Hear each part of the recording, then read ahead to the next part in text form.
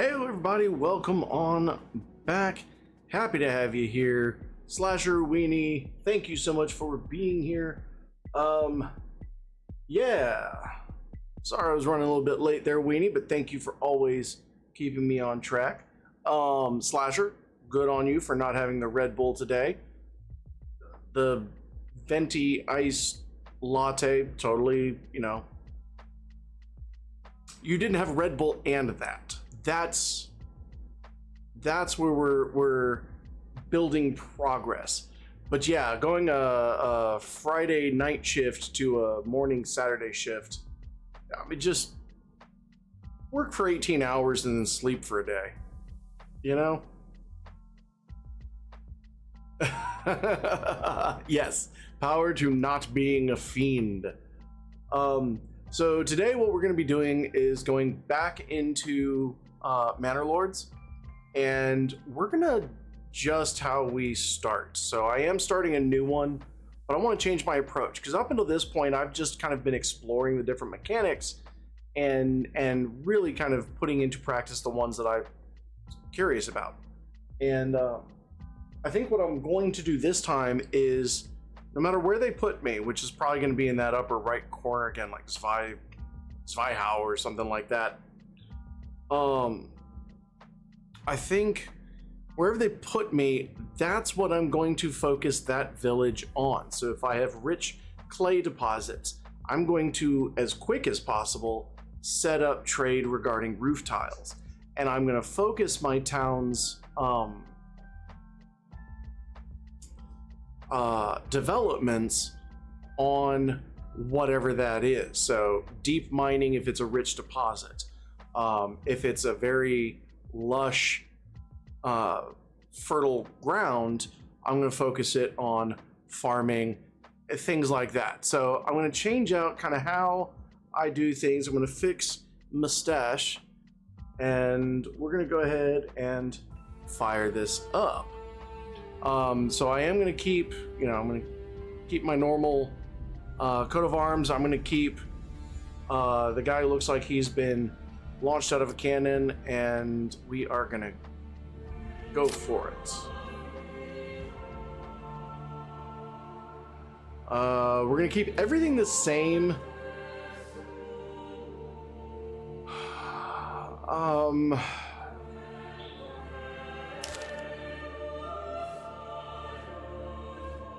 actually going to make the AI aggressiveness reactive so that he will protect his own, but he's not going to try and lay claim to my land. I am going to change that. I didn't like that too much.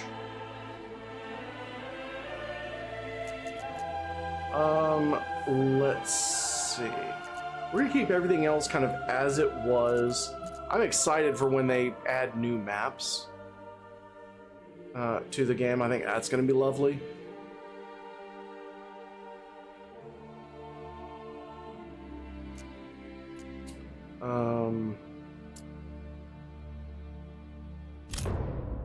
All right, let's go.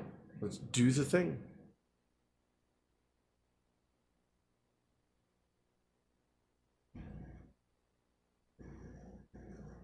So how's everybody's day been? How's everybody doing?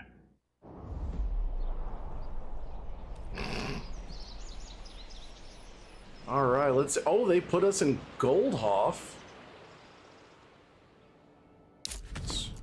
So they stuck us way up here. We have a rich stone deposit, which is really just a lot of stone.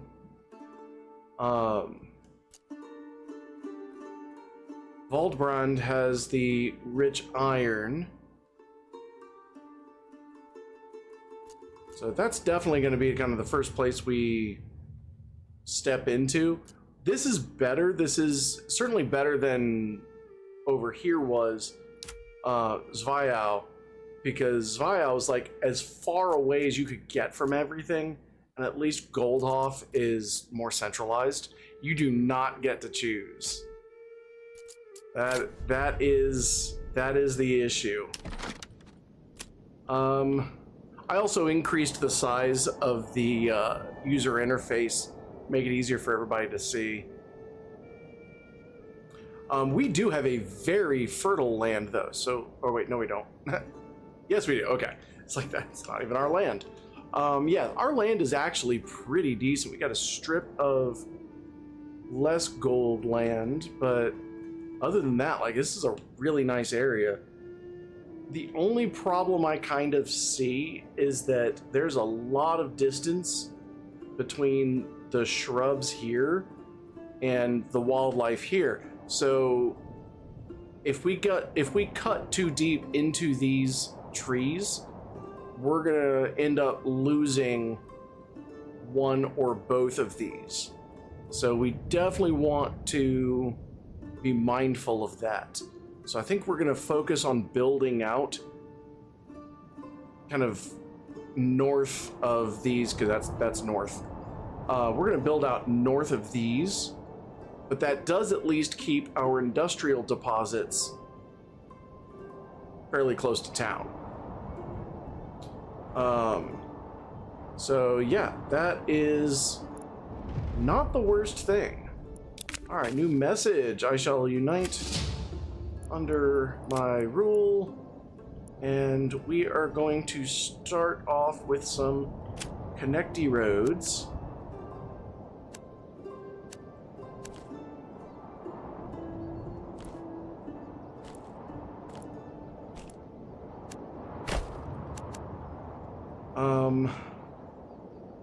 You know, I gotta say, I think that user interface is just a bit too huge. Graphics, accessibility.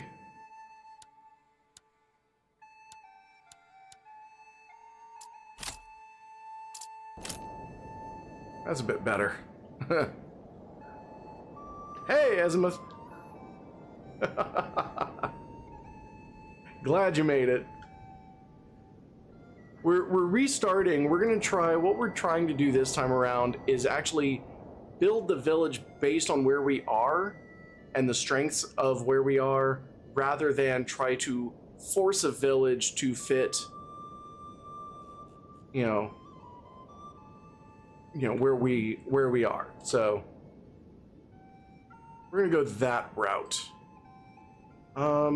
Let's go ahead and start up, actually, put our other road here.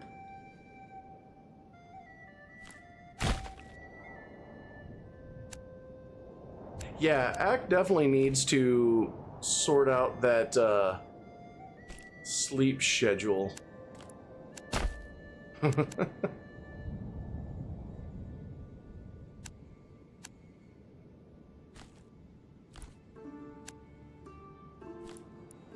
There we go. All my people are down here. That is a terrible location, guys.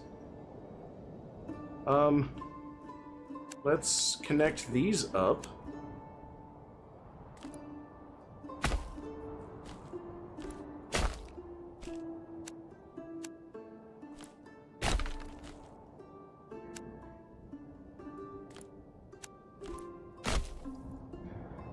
Better.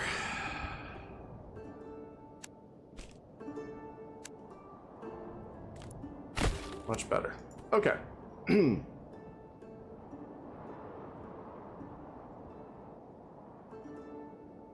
We are going to go ahead and plonk down storehouse, granary,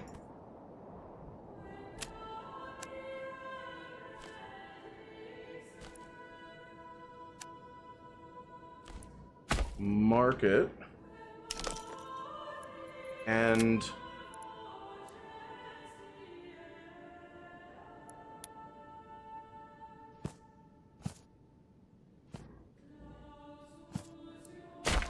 beautiful. Try and get some rest in. You go on the hard on studying, recovering from being sick. Studying while recovering is a rough position to be in, because it makes it really hard to focus on either of those things.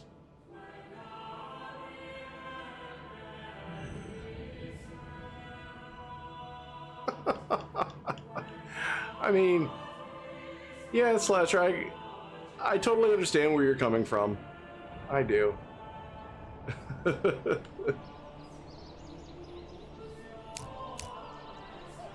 Alright, we are going to fire up the speed of everything, and I think actually one of the things we're going to do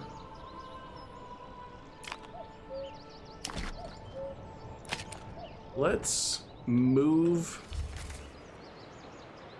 the hitching post.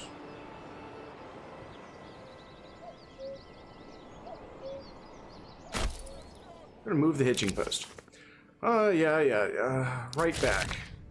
Oh, fuck yourself. I'm not gonna do that. Well, I like the idea of being able to compose letters back to them, but there's like there's nothing you can really do just yet with it, but I love the idea.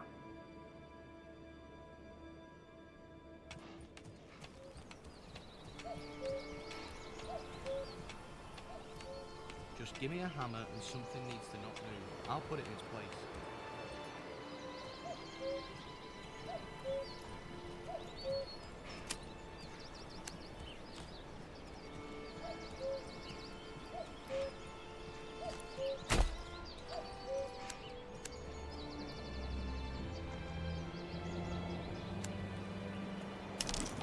Okay, let's get these as a higher priority. And then we will have our loggy camp.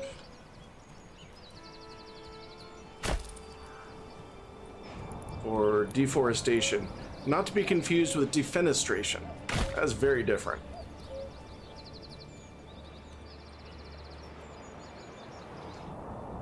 Yeah, Ack and Slasher have sort of like the ultimate sleep schedules of youth.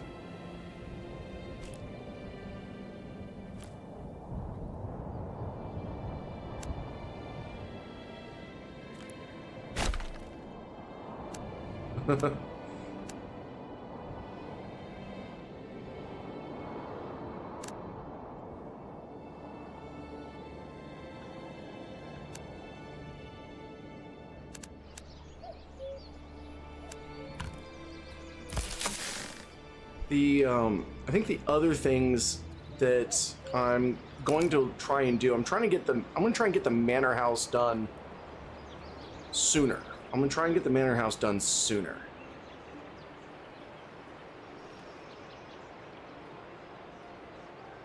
Yeah, online, I do not have the discipline for online classes.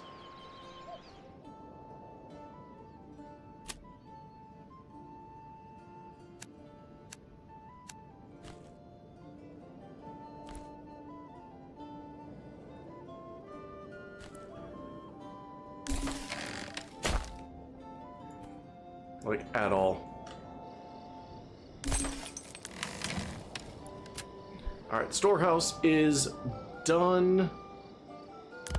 The hitching post is moved. Oh, and I've also made it so that it will decoratively turn nighttime. It's just a cosmetic thing. I don't know how much I like it yet.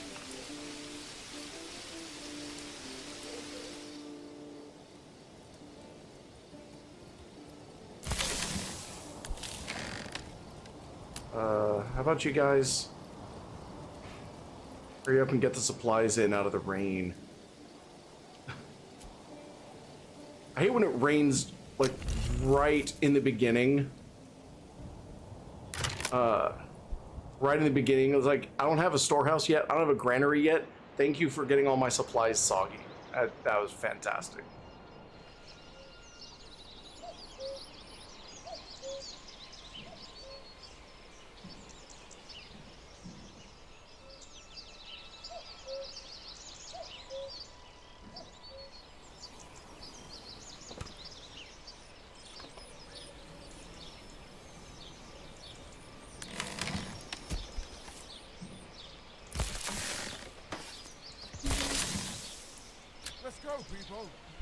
All right. We've got the granary finished. We've got storehouse finished. They're gonna build the logging camp. And let's go ahead and get our berries coming in.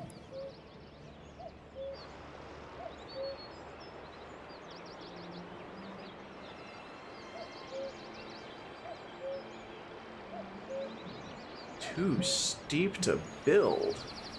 Oh, that's no good.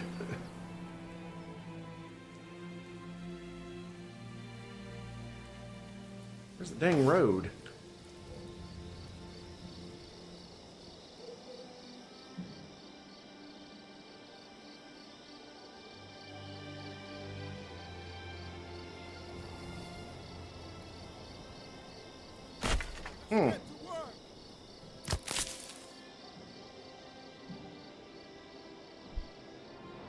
That was different. Oh no.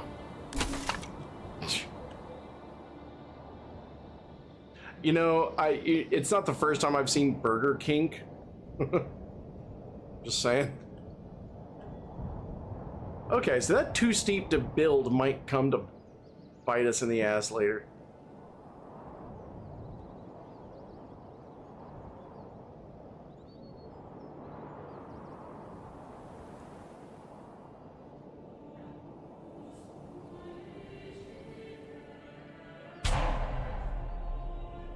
Don't say that. Don't say I'm running out of food, please.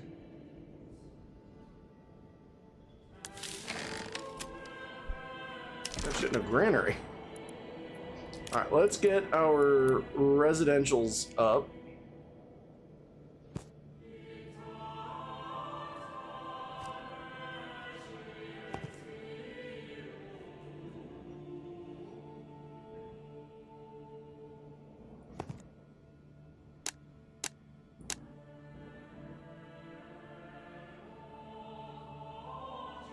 Let's see, that would be... Oh, great.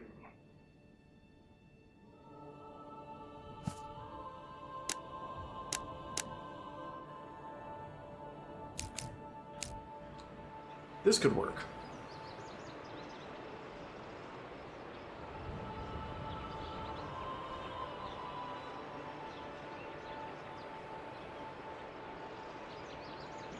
We just need to get our wood sorted. Oh, that was the problem. They built the woodcutter's lodge first. Whoops. There we go.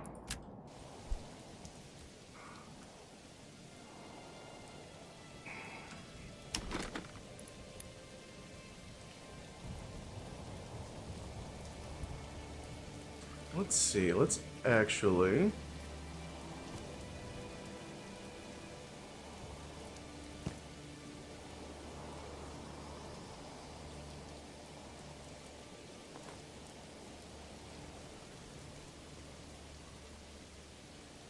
Nope, that's not gonna work.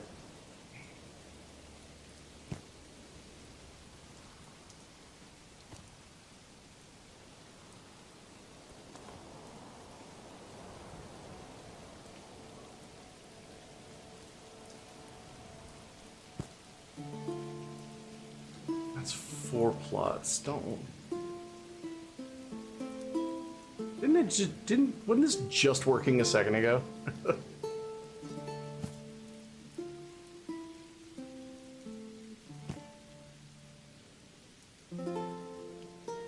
There we go. That's 5.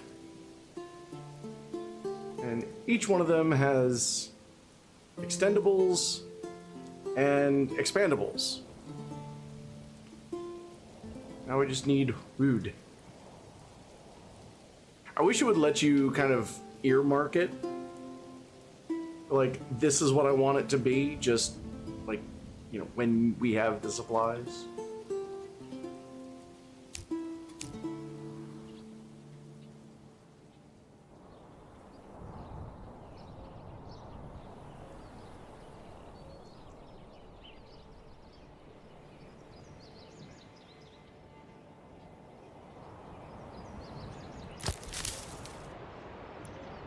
One of you chuckle fucks, please build the forager's hut. We wouldn't be in this problem if you guys had just brought our stuff in out of the rain.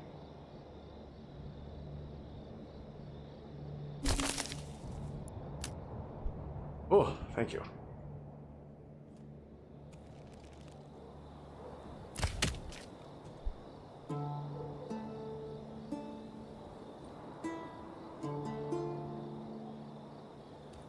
Let's actually go ahead and build out this direction, I think. Where even can we... Okay, we do need the well there.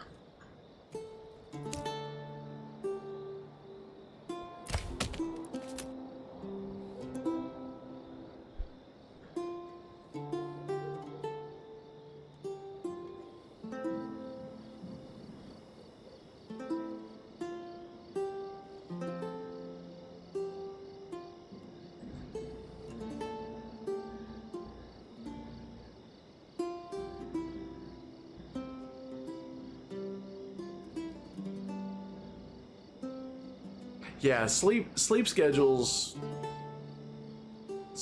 are like the weirdest juggling act.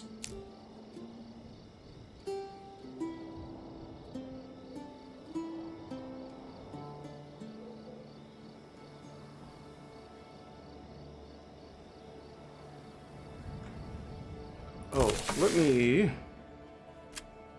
Advanced, right. No flour. No grain. No wheat, no rye. Storehouse. No stone. No flax, no barley. Not yet, anyway. No hides. No clay. No iron ore.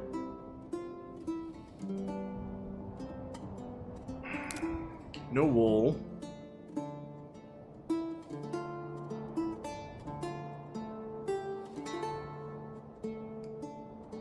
Basically, no raw materials. Raw materials should stay in the places that mine them.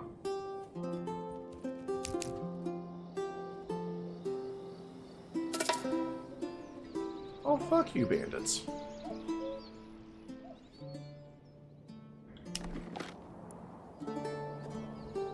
I can't even make one. What are you guys doing?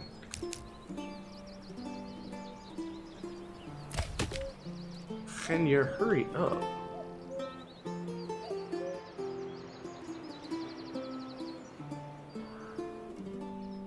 There we go.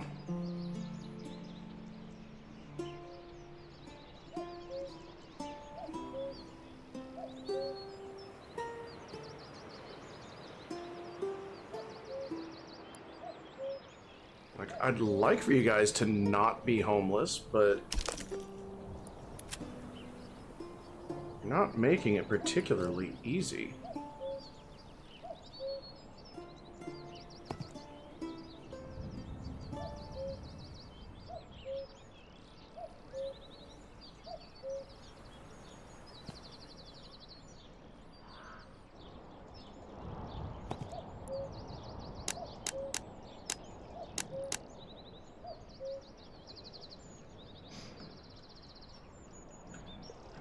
Alright, as soon as we get 10 wood...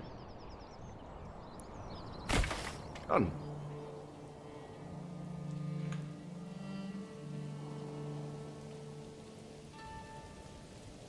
Oh, right. I need somebody to build.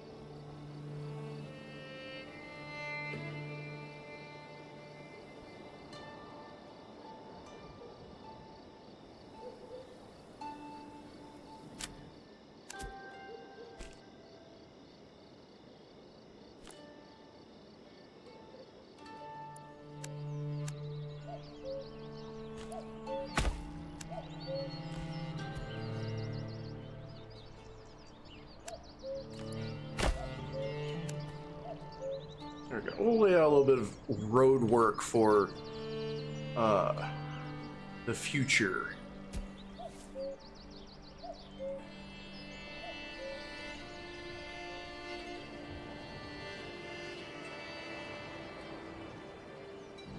Let's see where the bandit camp was. It was stealing our shit.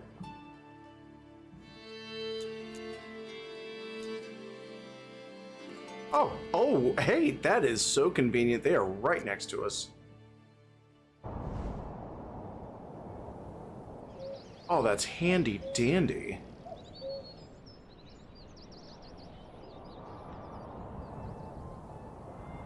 So the manor house actually does a couple of things. One, that's what gives us the retinue.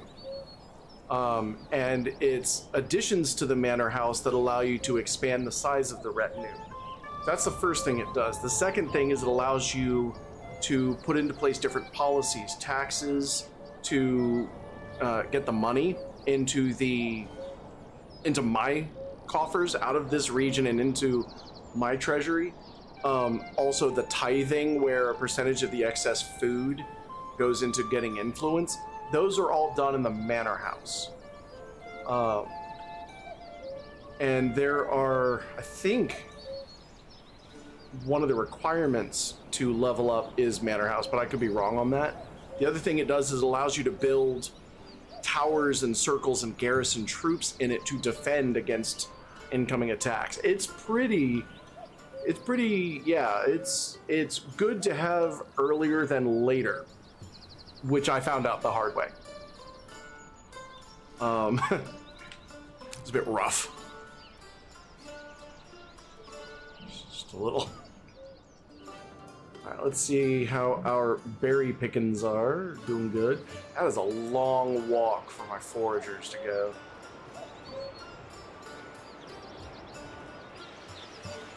Yeah, look at that.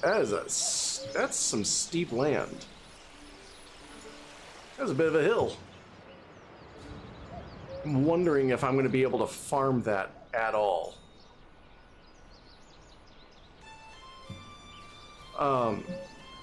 Now, one of the things about the game is, like, you can build a wall. You can build, like, palisades around the manor house. But if you build that wall around any other buildings in the game, it renders them useless. You can't click on them because it just assumes they're all in the manor house. So they stop being whatever building they were. I'm hoping I'm sure they're gonna fix that later. Because, like, the ability to build walls around your town, pretty good idea. Like, we'd like to be able to do the thing.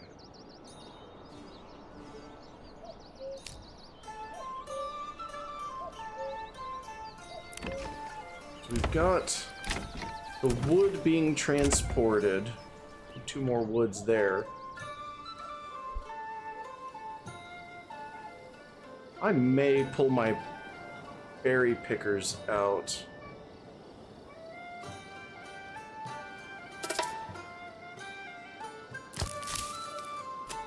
One of the other things, the tools, see how my tools just got stolen by bandits? Tools do nothing. I'm pretty sure that's a bug. Originally, the tools were supposed to be required. They were a good that was required for building, or like it gave a buff to build speed. They took that out. They didn't take the tools out. So you can build tools and they do nothing. But by the same token, the bandits can steal the tools and it does nothing. So at least there's that.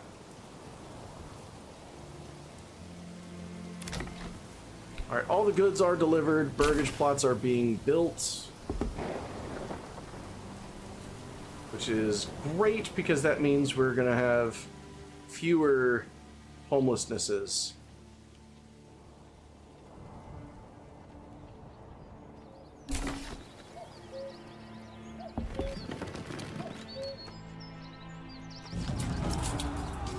That's another bandit camp. Directly beneath us. Look, so we got bandits on 2 sides of us.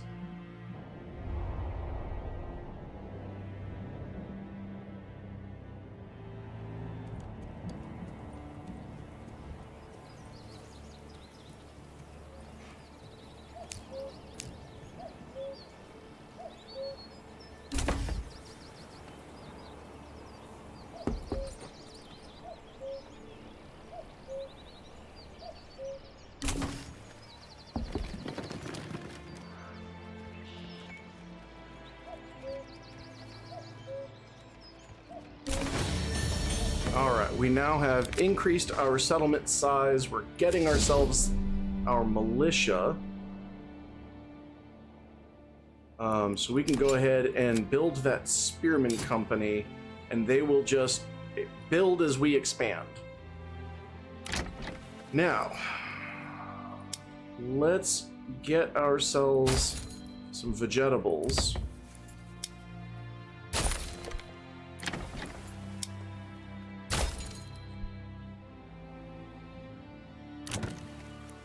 And expand a couple of these living spaces to bring in some more families. While that's going on, since we've got our boost, we can go ahead and reassign our foragers. Next people who come in, I'm going to set them as hunters, probably.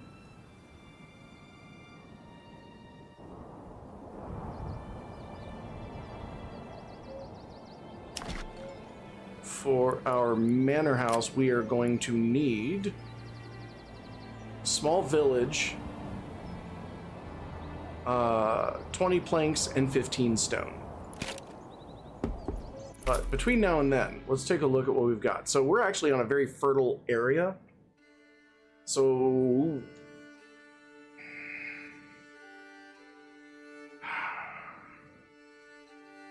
I kind of want to go back up the route of the heavy plow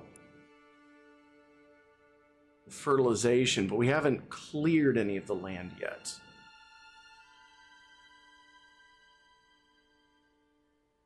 We definitely don't have the people.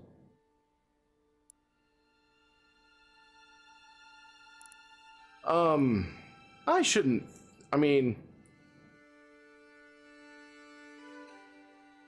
as long as you're nice about it. Can't imagine anybody'd be that upset. So, not that that's ever stopped anybody. Let's build a well real quick, because fire's a thing.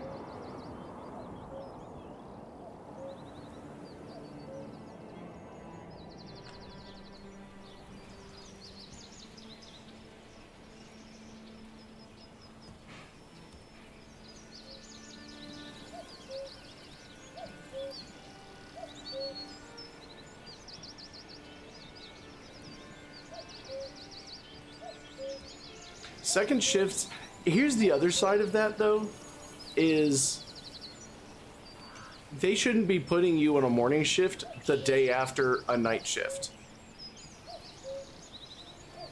Like, that's just, you don't do that. Give them at least one day in between to acclimate and adjust.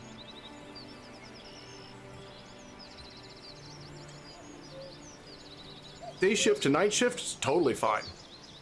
But night shift to day shift, not enough downtime. I've had jobs where I worked at a restaurant. I'm the worst server in the world, but I worked at a restaurant and it was like the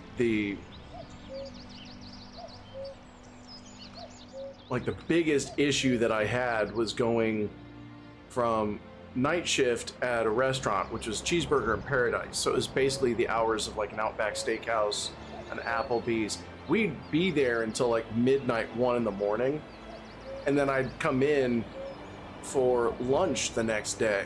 Well, the lunch shift started at like 10, 11 o'clock.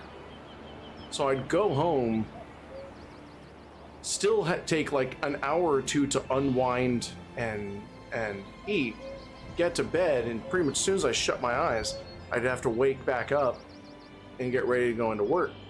And it was getting to the point where if I closed my eyes, I could see the back of house. I could see the place where we would, you know, put in the orders, fill up the drinks, and pick up the food from the expediter and take it right back out.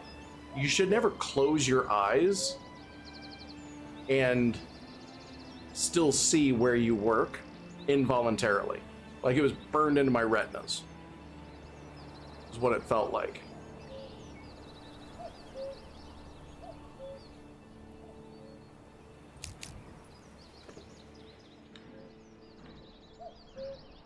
They were homeless for quite some time.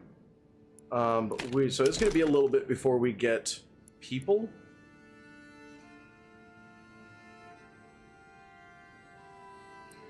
We need a saw pit.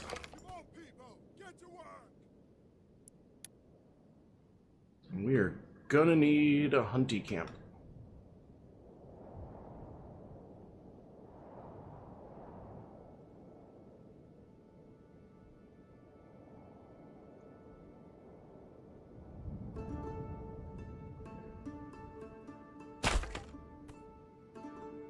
Looks like it'll be right there.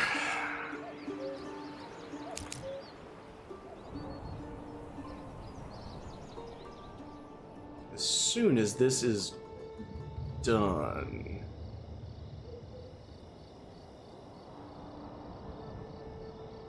Yeah, that's the thing. Like, if they treat you bad enough, they're just going to end up more shorthanded than where they are now. And they don't want that.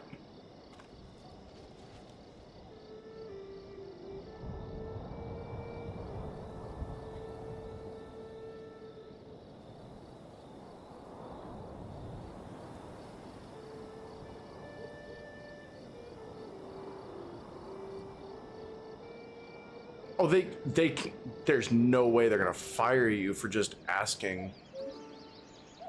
I assure you, there is no way. No one would fire you for that. That's not a fireable thing.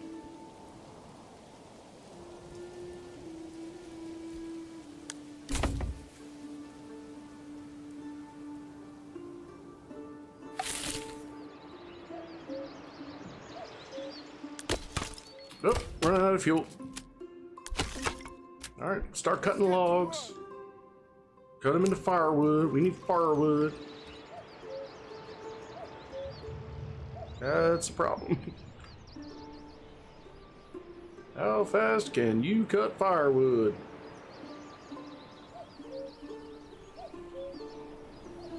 There it is. I don't want to keep losing track. I've never actually built in this zone before. So this is one of the things about this this location is that it really, or this game, it's like you get used to certain locations.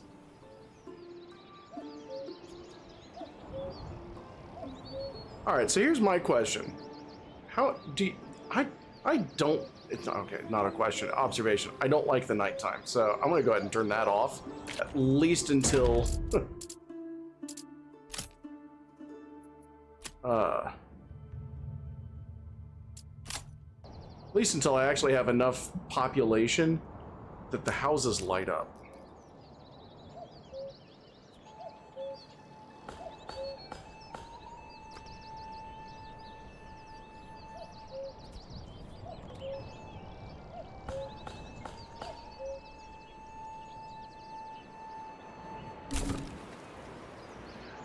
You know, it's actually kind of remarkable how much certain games like role-playing games and dating sims and things like that, like the really good ones, actually do feel like you're being somewhat social with people. Especially as more and more people seem to have pre-programmed responses. It's a bit weird.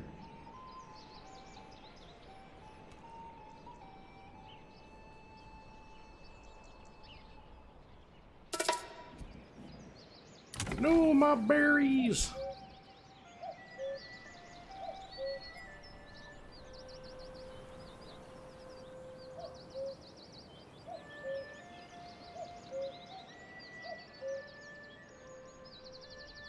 All right, let's see what's going on with these.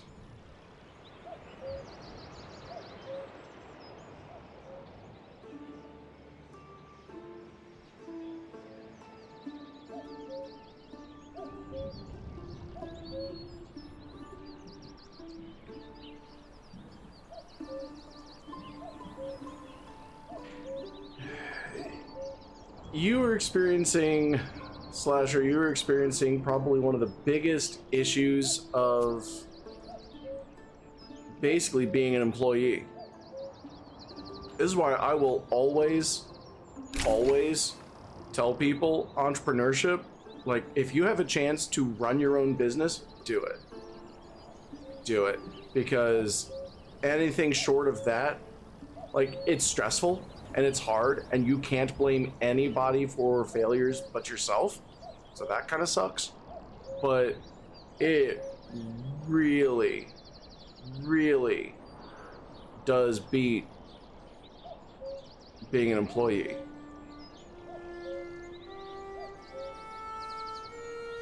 You know, that was the thing is Weenie's got it right. Just blame me. Like, well, Dancy said I should be an entrepreneur, and this sucks. This is stressful. I'm gonna give myself an ulcer.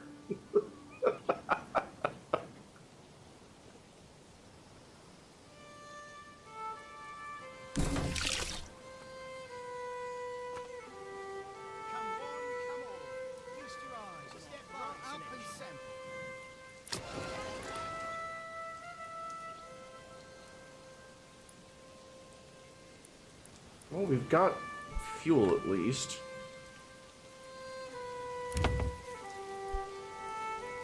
Or, we got some fuel. But do we have Fa? And do we have Dabba Jabba Za?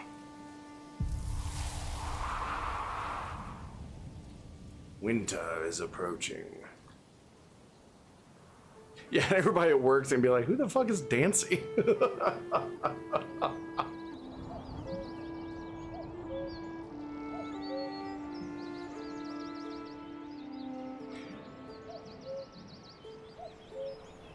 Yeah, well, here's the thing. A lot of times, like, if you're doing culinary class, that's not necessarily going to teach you how to run a bakery. It's going to teach, or it's going to teach you how to cook, which is, you know, don't get me wrong, that is a valuable skill. But the kind of the drawback to that is you're going to find yourself in a position where,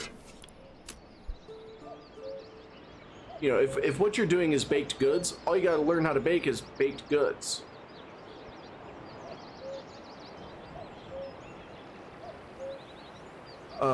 There's a barbecue place. Actually, there are a couple. I've heard of several barbecue places that do this, where they set their barbecue up to cook overnight. Slow cooks, like 12 hours. They cook it overnight. They come back in the morning, break it down into pre-packaged lunches, and then they open until they sell out. Many places will sell out with between 30 minutes to an hour. And they just make sure that what they're selling is enough to cover the expenses of cooking it, and they make bank.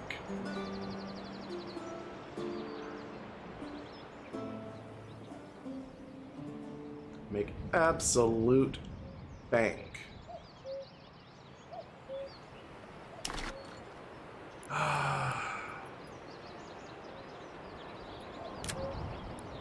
Let's get a tannery in here next to the hunting thing.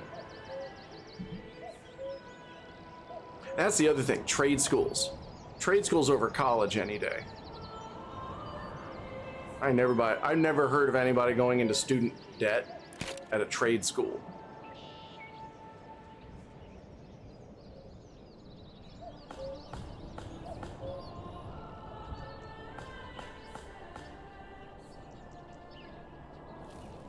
Yes. You will with entrepreneurship, you are constantly learning, and you're learning from the best teacher of all, failure.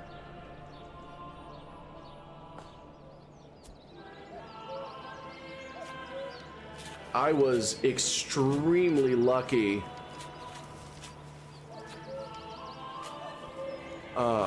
I was extremely lucky in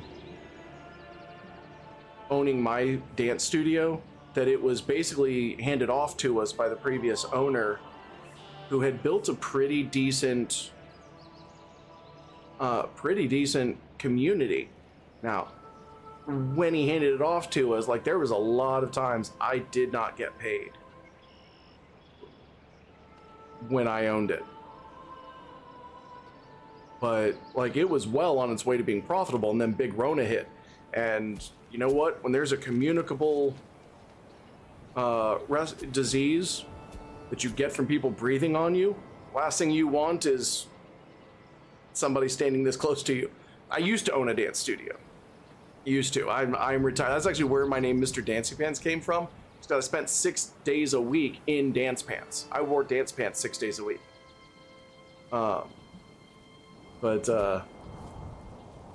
It was a lot of fun. It's actually how I got this mustache too.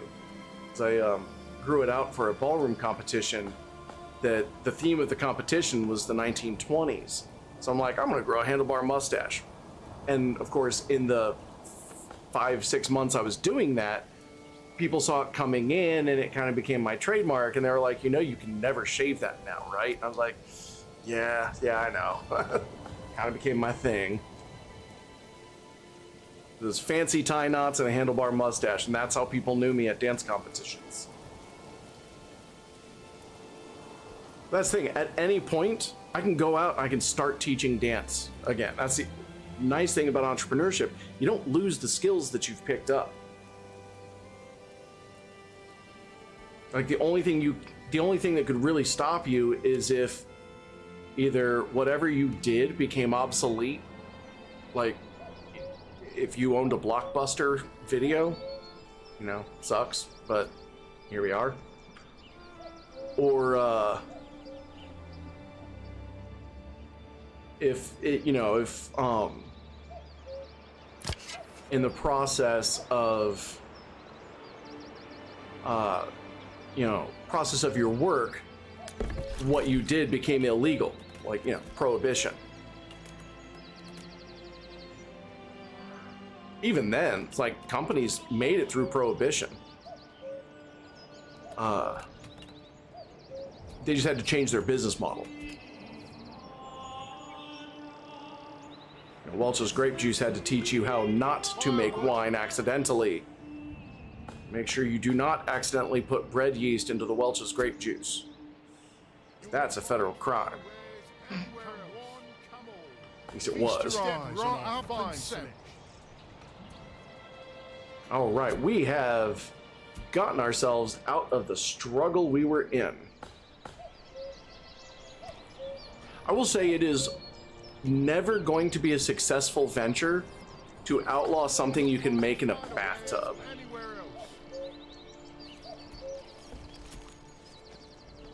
That's why I always think, like, outlawing weed was such a strange move. Like, it literally grows in the wild. Like, it's a weed.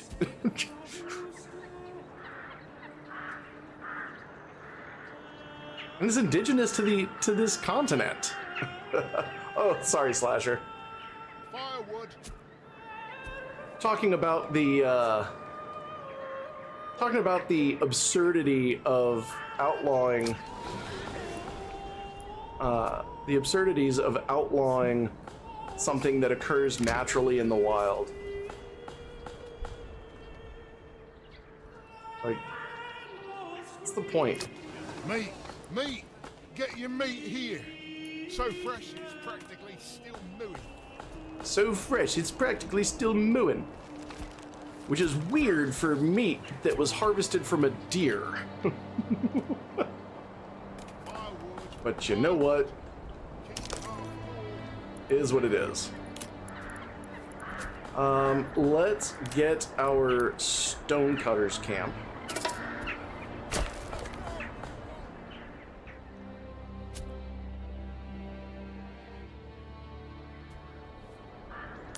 Started.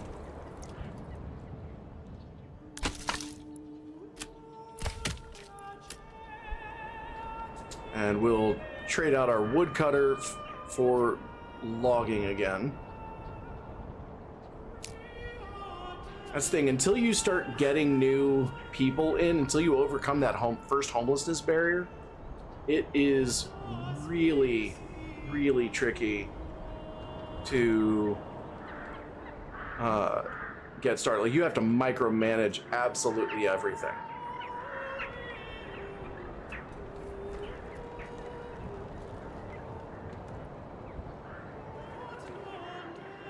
All right, so now our hunters.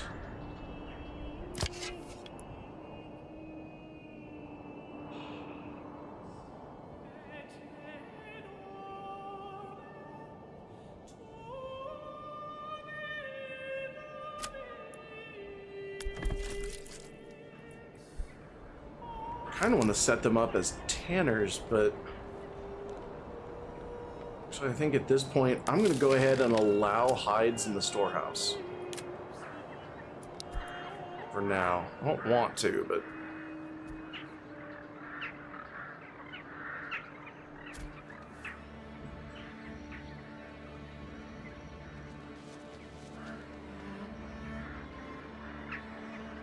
Slasher, everything about that was weird.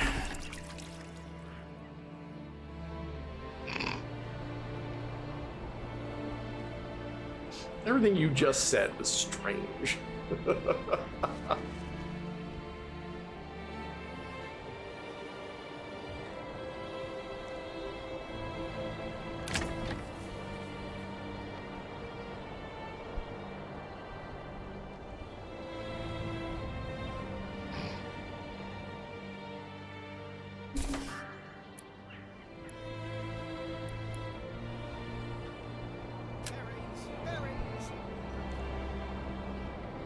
Let's get some stone cut.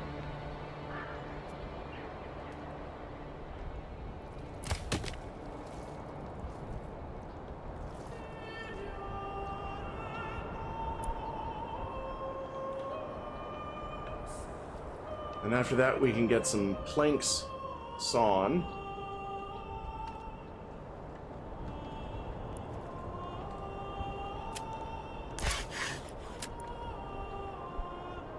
Then we can start working on our manor house. It's always important to have good manners.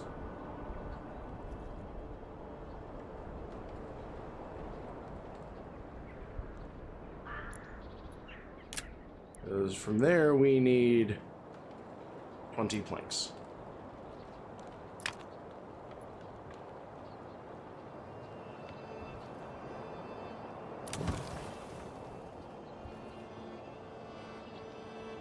And we need a church too. Ew. Okay.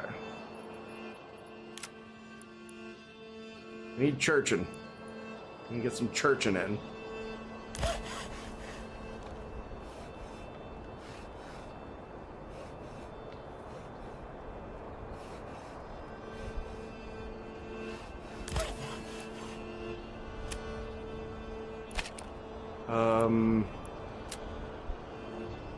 Let's see. Church is.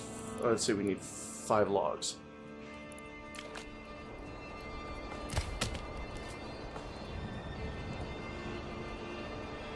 We're on wood. Doing okay on fuel. Let's see. Finished.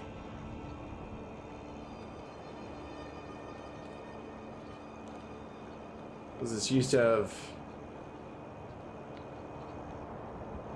Yeah, that's the other thing. Like, time will speed up on you, and you will not see it flying. At all.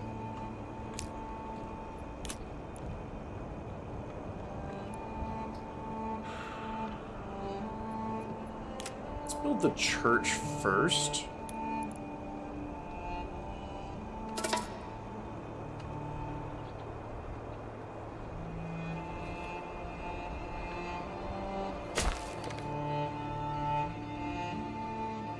I don't know why I stuck it all the way out there.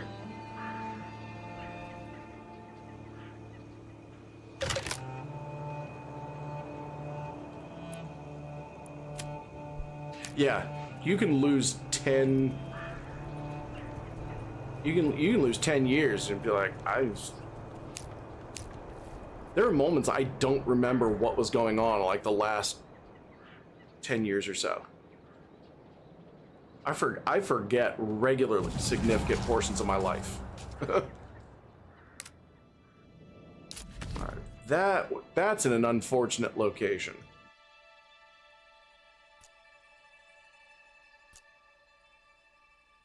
These are okay. That kind of sucks.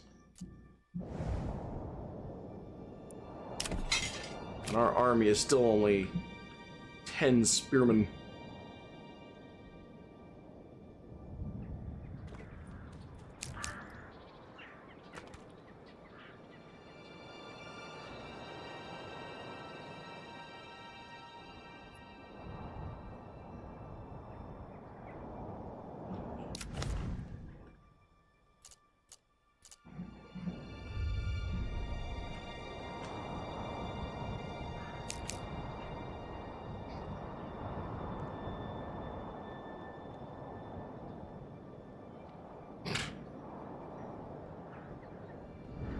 I will take a look when I can. Alright, we're gonna track their movement.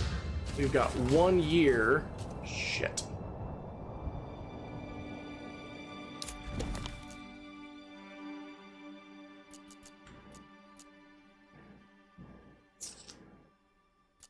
Well,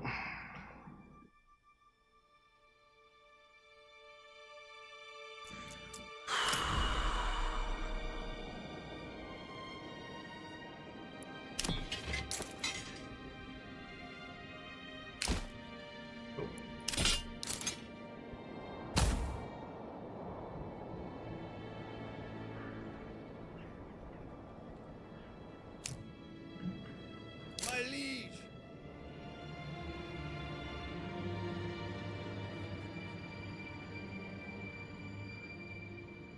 where are they going? It looks like they're going to this camp. Which actually, I'm okay with. Run!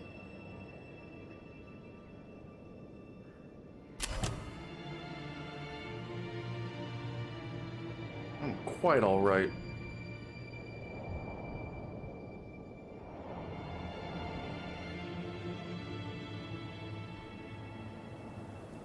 Advance!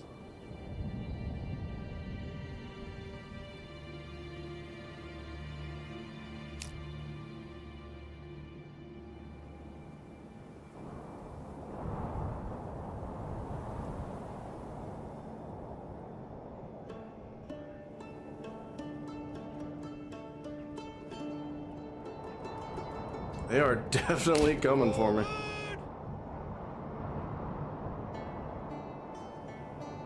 You're like, how do you do, fellow warriors? March!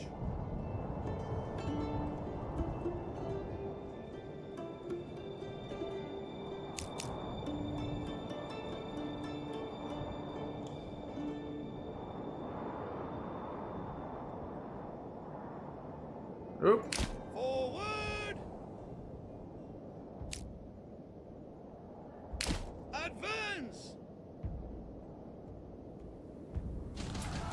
March! Yes, sire! Advance! This is gonna be a little bit of a juggling act. Advance! Advance! What I don't want to have happen. Where are you guys going? Shit, I'm back. What I don't want to have happen is me engage the brigands down here, and then have the swordsmen, the light infantry, run away. Like, I don't want that. I don't want that at all. Cannot set them on fire yet.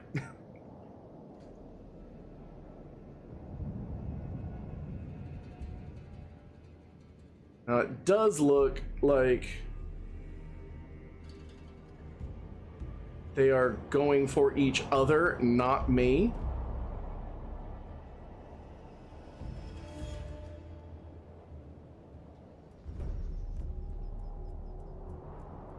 Forward! Which I think is great.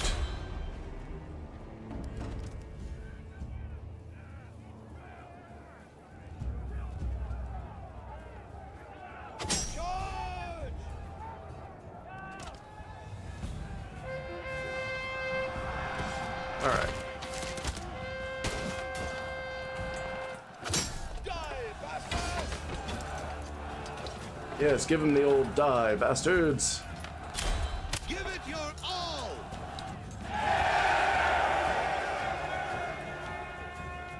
Faster! Okay, well. Move quickly. Yes, sire.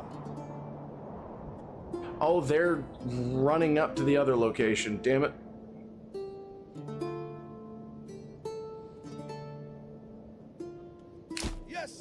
So I might be able to get lucky if I can grab that quickly enough.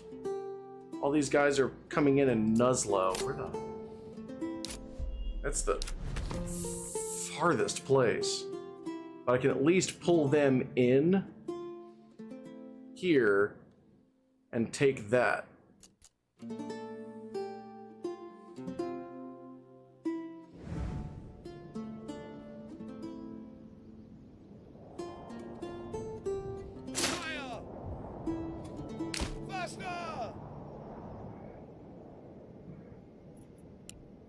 Boys, I'm gonna need you to pick up the pace.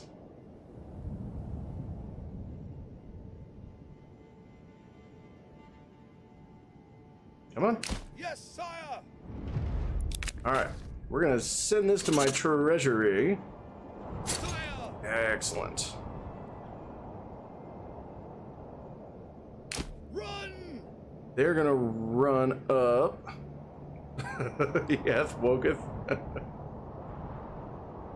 Now let's get ourselves some mercenaries. Let's go with the... Ooh, God. Ravenous vultures are expensive. I'm perfectly fine with just brigands for hire.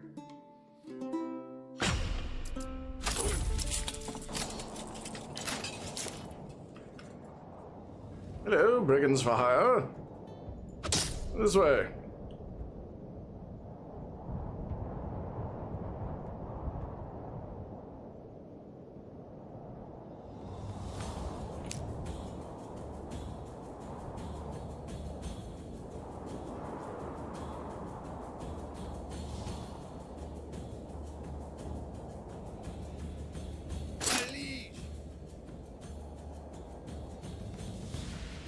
God, we're actually catching up to them.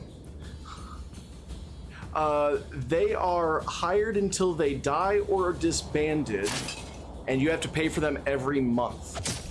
So those guys who are like 100 gold, like that's a lot. Hey GPB, how are you doing? You guys just go ahead and attack.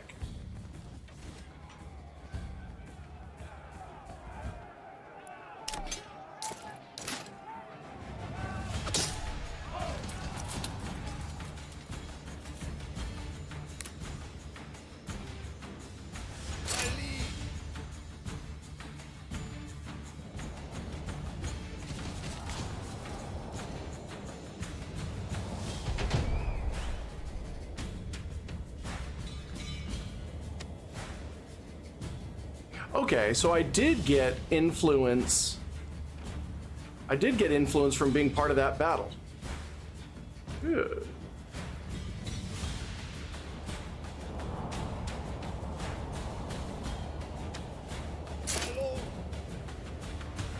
Yes, sire. So we're gonna do this. You guys can walk and rest a wee bit.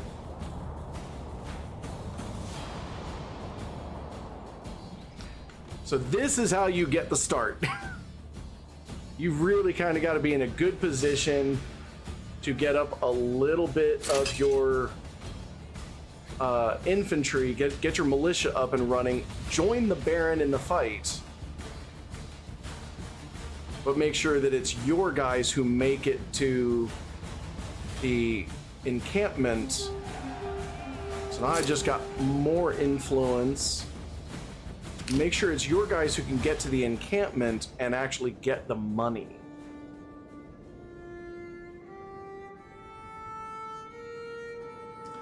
The fire boom boom kapow ow explosion, as far as I know, hopefully doesn't happen, because this is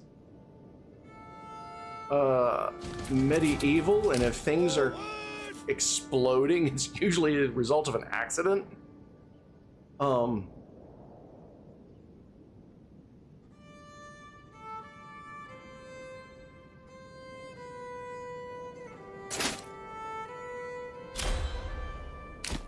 You guys run over here, because as soon as you get there, the sooner I can stop paying you, which probably a little weird. They did have, yeah, they did have some gunpowder. The black powder weapons of Europe were interesting.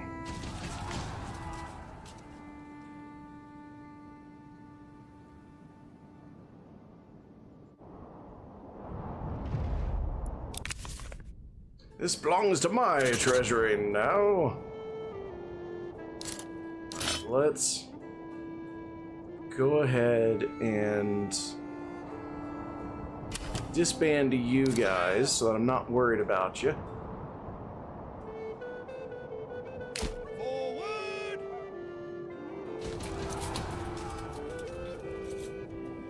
March! Yes, sire! Forward, march!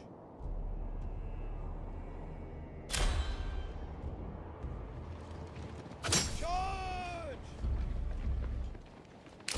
Move quickly!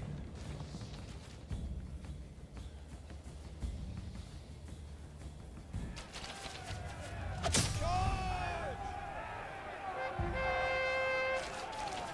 Attack! All right, boys, get in there.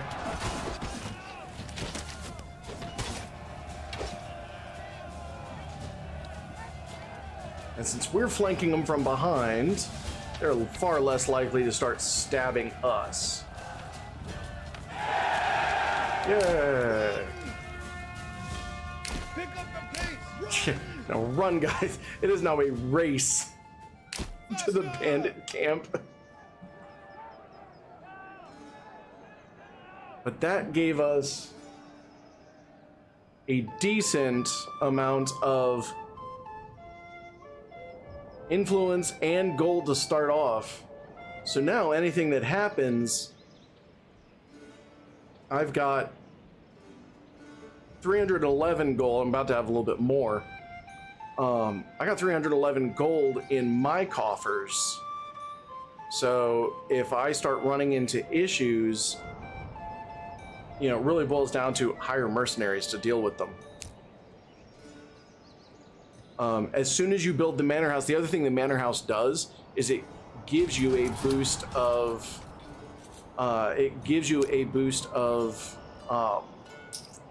influence. So it gives you like 250 influence. March! So as soon as I get that, I'm at 960 now. As soon as I get that boost of influence from the manor house, I can claim this region here, just right out of the get-go. And I will have enough gold to Advance! I will have enough gold to go ahead and start the town there. So that I will be, right now, 1 year has passed. Like a total of 1 year has passed. And I'm really close to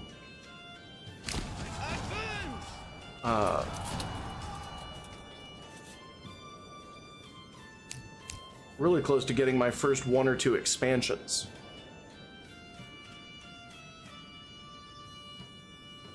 My liege! All right, you guys go home. And I was able to do all that with just 10 guys, no retinue.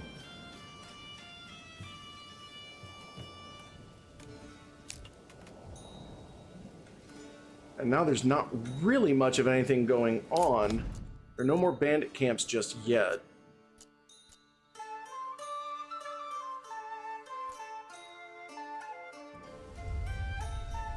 And if Duke Igthorn starts pressing a claim, I can now bring up some mercenaries and challenge that claim, and I can fight him for it. Because I got the money to do it. And if I fight him for it, I win the land. Which is very nice. We're about to get our churching in. I did all that with only 5 families. Like, I still have not made it high enough to get a family to move in.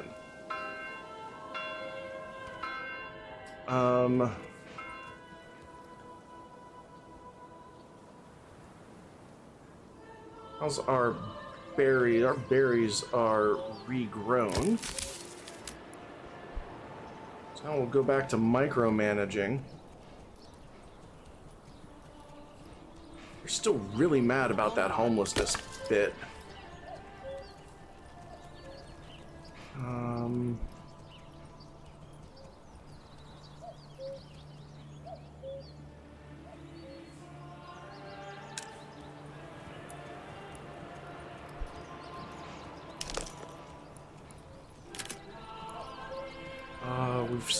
Actually, as soon as we can get our manor house done, as soon as we get our logs cut.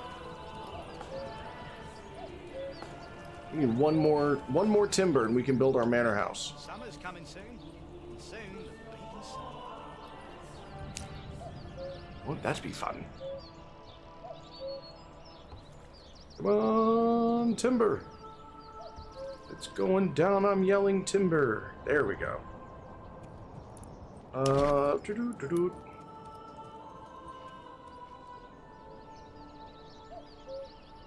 Manor house.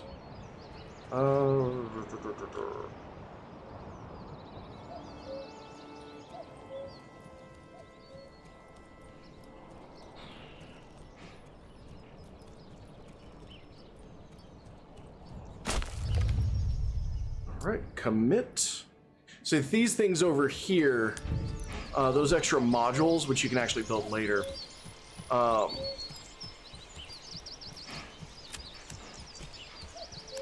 those are the things like the extra garrison towers, the walls, stuff like that. There is a tax house, but it is purely cosmetic for now.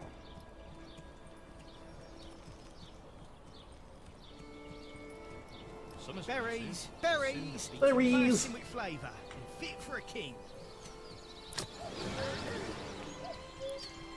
Bubbies, bubbies.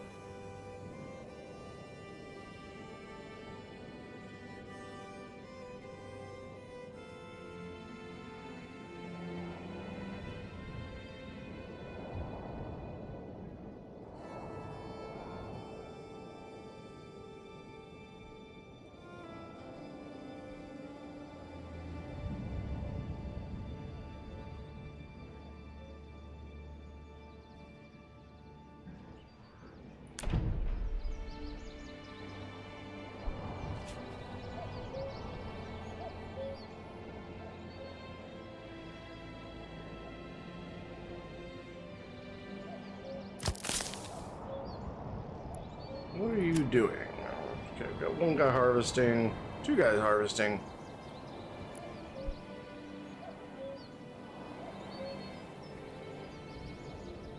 Oh, we're at 50%. So we're going to start, now that we've hit 50%, because of the church and the market food variety, we'll start getting families in. So if you've got the space, if you've got the empty burgage plots, once you pass 50%, one family will immigrate every month. Once you pass 75, 2 families will immigrate.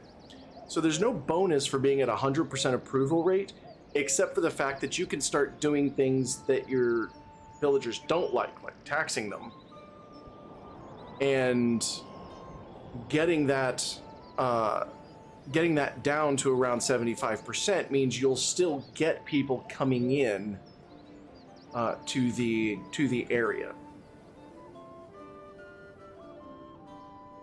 Yeah, it has to be, they've got to really start liking it. Now, I don't know if people move away. I've not played a game that went downhill so much that people have left. So I don't know if that's a thing. But you can absolutely have raiders killing your people. Like, that is the thing.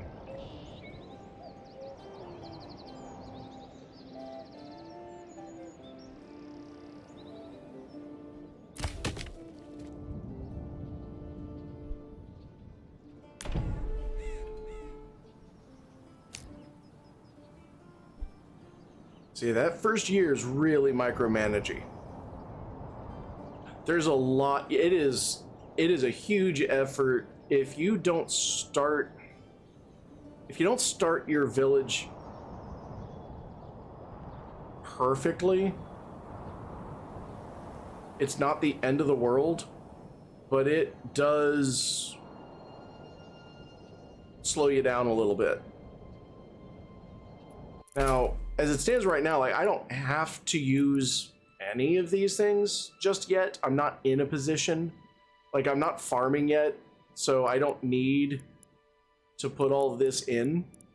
So you can keep your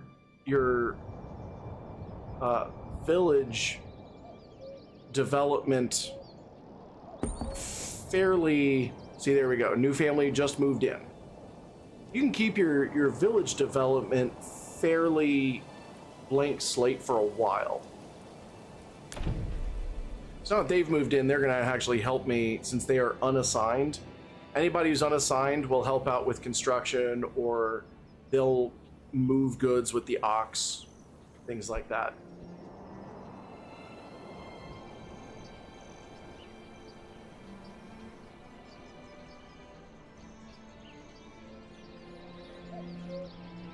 And because they've moved in, my army is actually slowly, my militia is slowly building.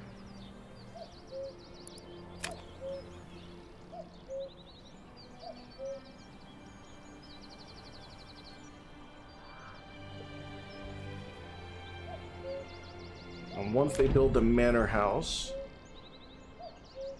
we'll probably set them to woodcuttery.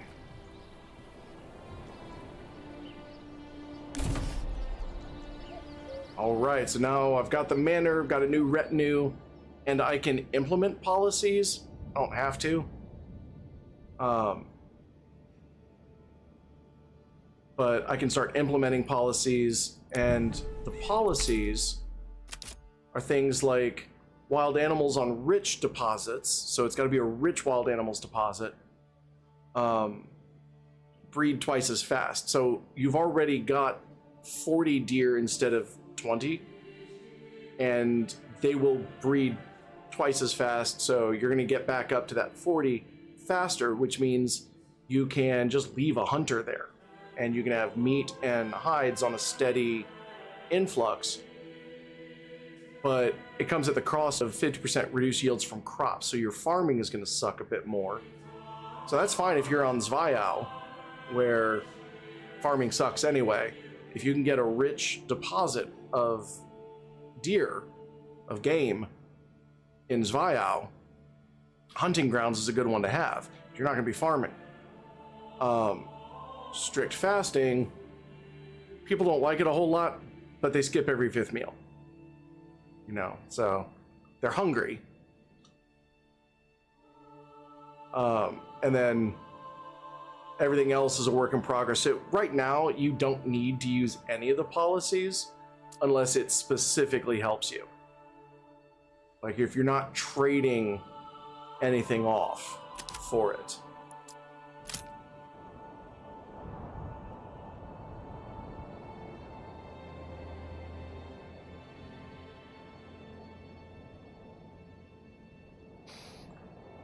And I'm actually going to go into my retinue. One of the other fun things you can do with them is customize how they look.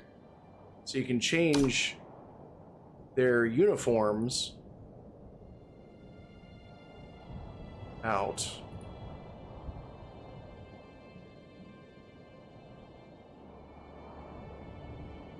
And you can change out their weapon.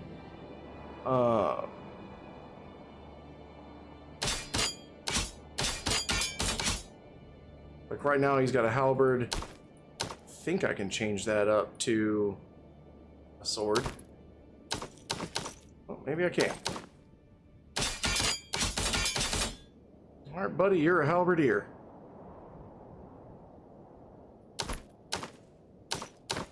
Oh, I like that. Pointy. So you see, like here, he's got a shield. So we're gonna give him a different.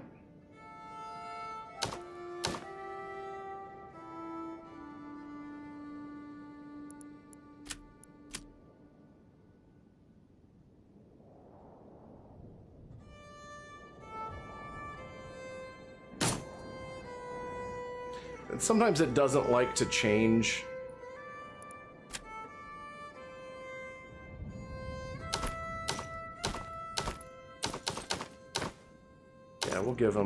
We'll give him actually a uniform. You can make them all individual heroes, which is kind of cool. But I kind of like making them like look like a personal house guard.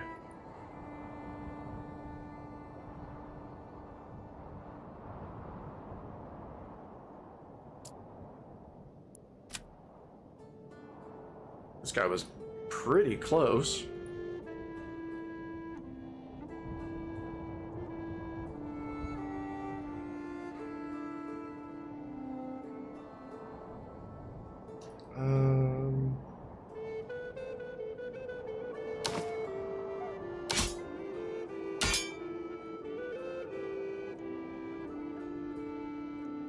Let's see.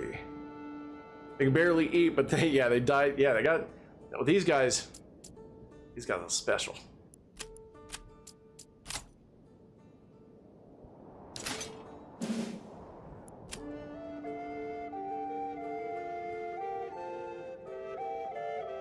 There it goes.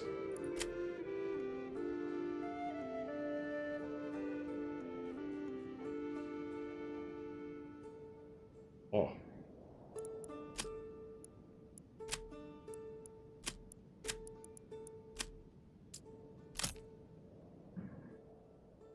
So now if we were to call them up. Pick up your weapons!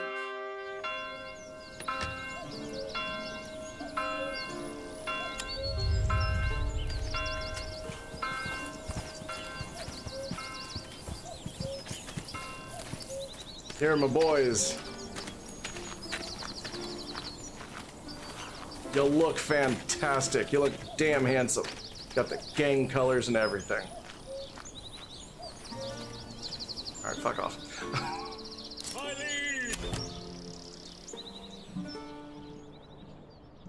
Come on. It's like if they're not wearing the gang colors and they got, it's all wrong.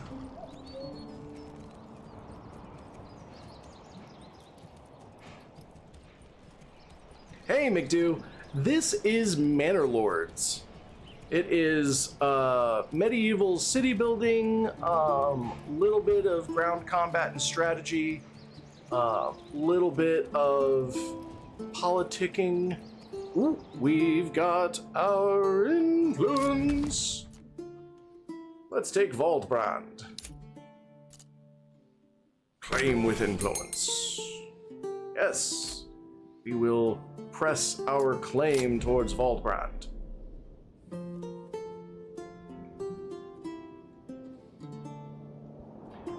Now there's a hotkey. If you hit T, if you have multiple locations, you can hit T and it'll take you to the different villages.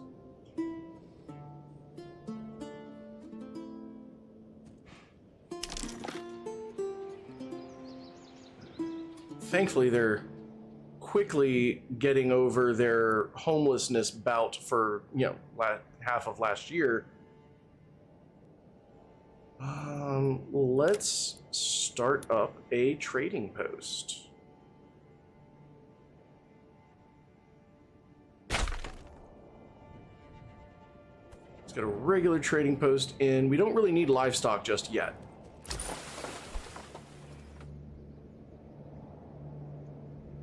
What we do need is fuel. So give me fuel there. Get that worked on. This is a little bout of homelessness. Hoboery.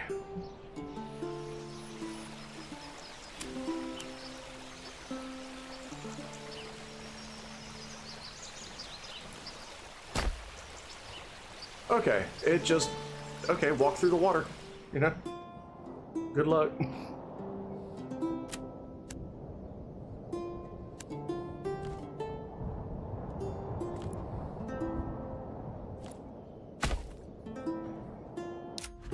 So that will be the road that we take down to the center of Waldbrand.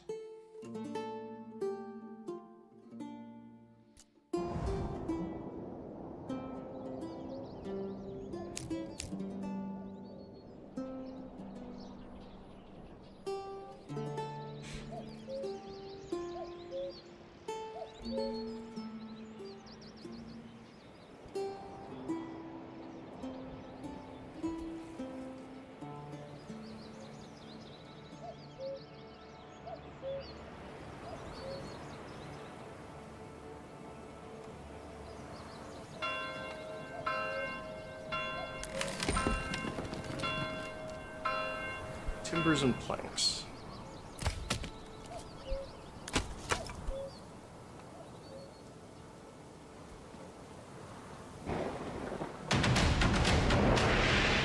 Region claimed.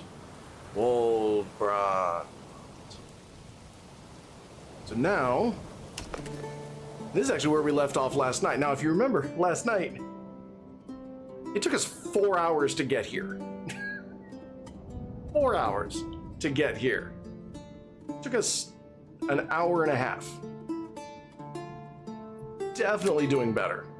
So now we're going to get a settlers camp. And we are going to plonk down some settlers.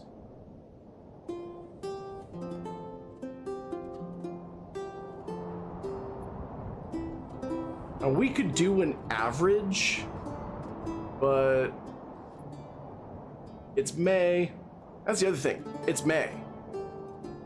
It was May when we started this case. This took us 1 year to get to here. I think it was May. So we're going to go ahead and do a modest town.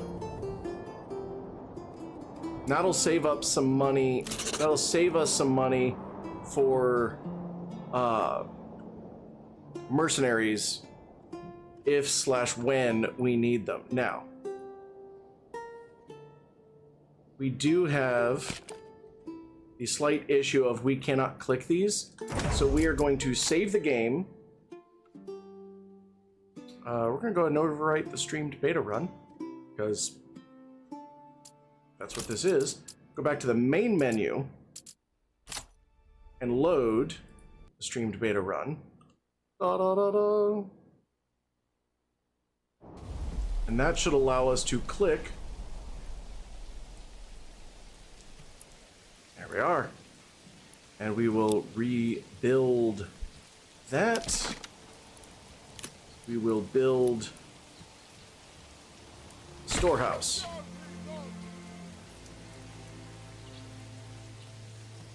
gets rainy like this is the wife when I get out of bed. There's a head like telling me all the time. Fresh start. Prioritize those. I love it. They're talking about a fresh start. You go. You get that fresh start. Now these guys not only have really bountiful land, but they've got a rich iron deposit, so this town is going to be focused on iron trade, which will be quite nice. The other nice thing about this is that if you get too close to, if you start building too close to the herd of animals, they'll just move. They'll just go somewhere else on the map where they can survive. So I am far less worried about deforesting this area than I am where the berries are. The berries don't move. They'll just die. Just be like, fuck it. That's it. We're done. So I care far less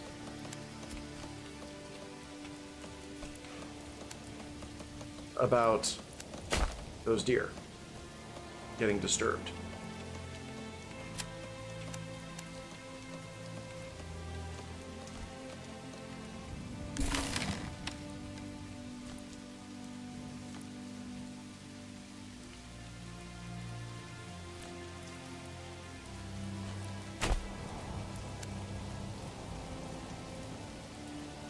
So we got our storehouse. Let's get that granary finished. And we'll pop. See, just hitting T is enough to pop you back up.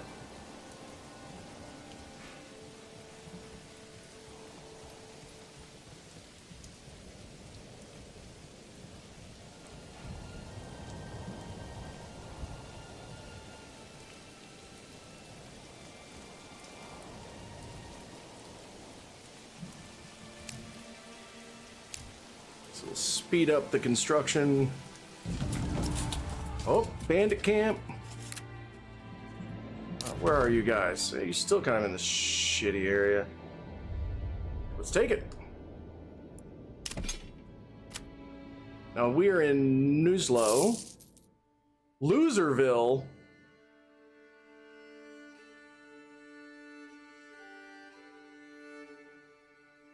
I'm sorry, what?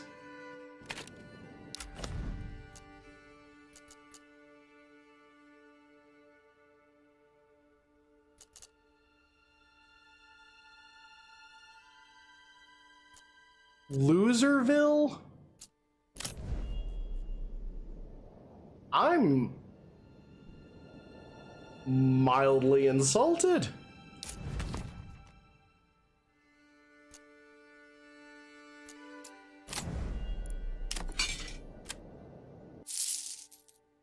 Okay.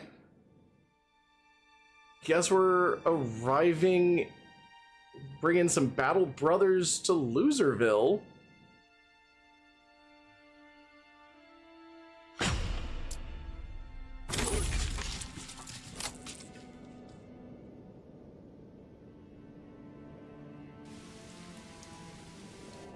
Wait.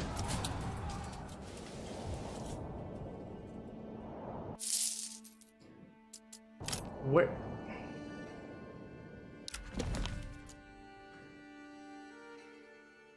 So there's...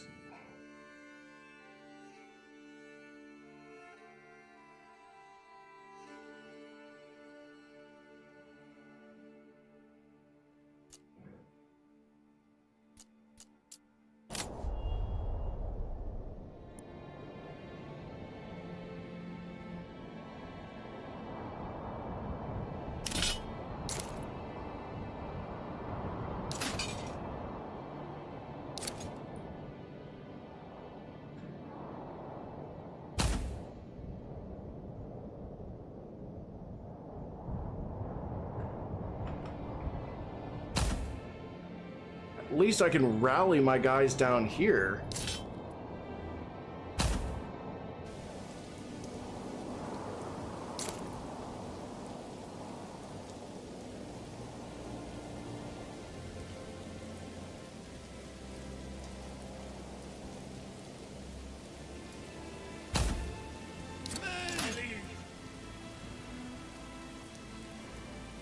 Loserville, huh? Yes, sire. Sounds good. I will still be here.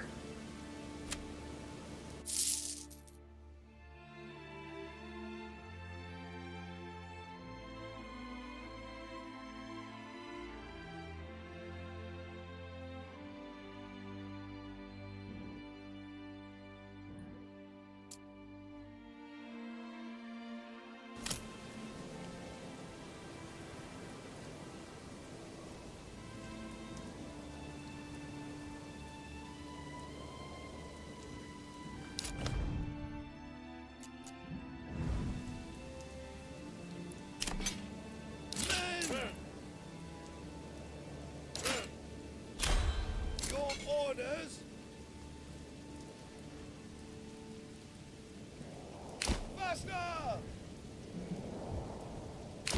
Move quickly!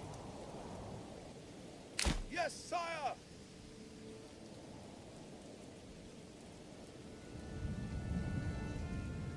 That was not what I expected. All right.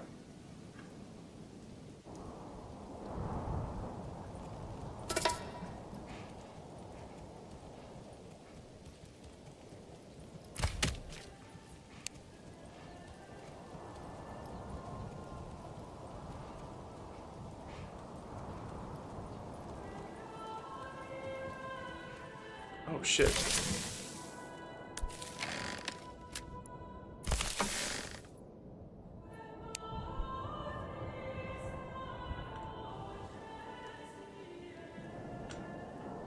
There's a lot to micromanage right now.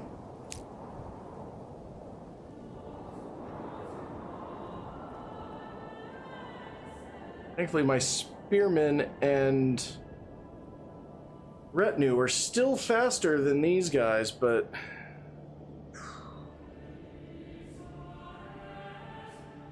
it's gonna come at a price.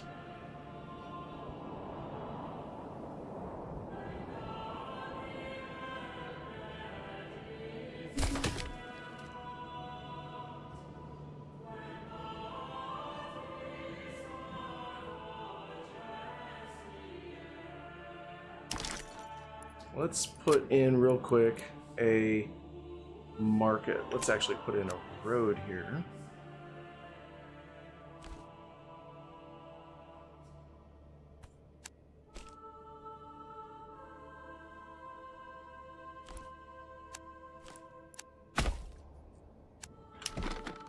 Market.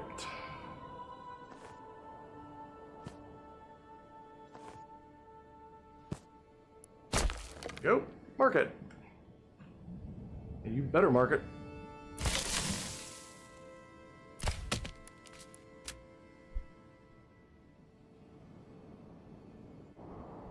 All right, now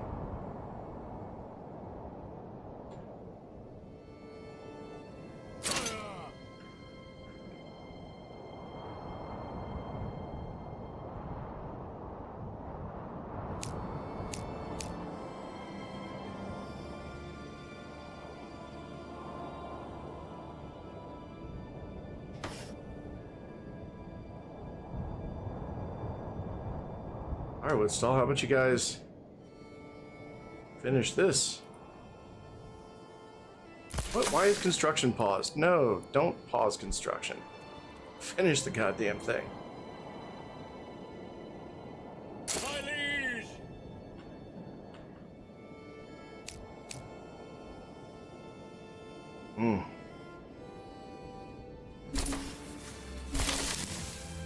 There we go. Large granary in Waldbrand is finished. Someone there.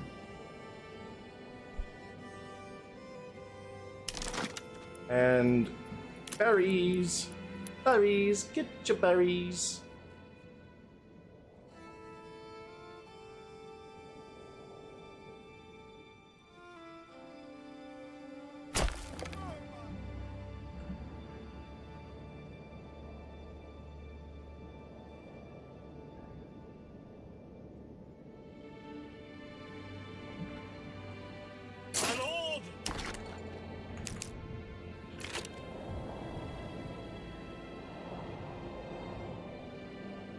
So the good news, we're definitely going to beat My lord!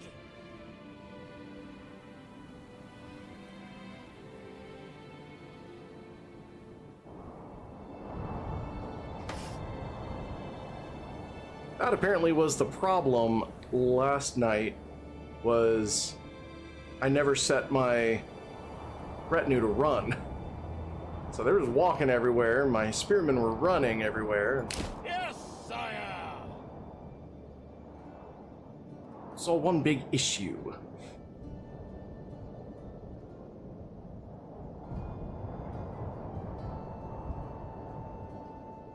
So now, like right here, this would be a good opportunity for the rich deposit, where crops are half off or produce half, but the wild animals breed twice as fast. This would be a prime opportunity for that, even though, oh, actually not especially, because this is usually really fertile, but here it's not. So this would be a perfect place for that one policy that I was talking about earlier.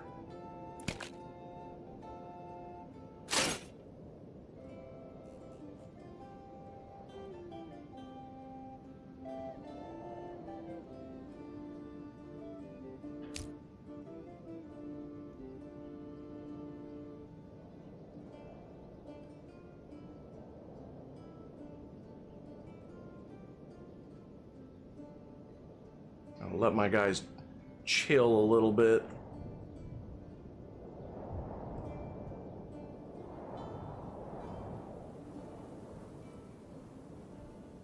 Got down here decently fast.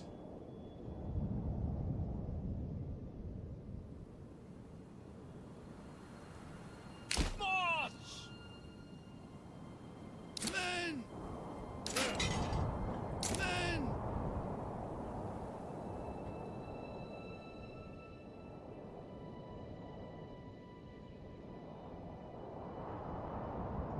Forward!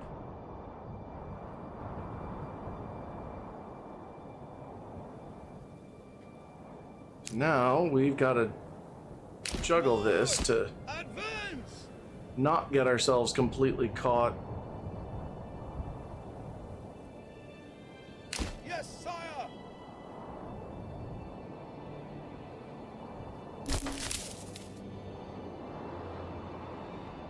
All right, the forger hut done. Let's get somebody over here on food. Let's go, people. What is our firewood's looking good. So let's go ahead and start on some bergageries.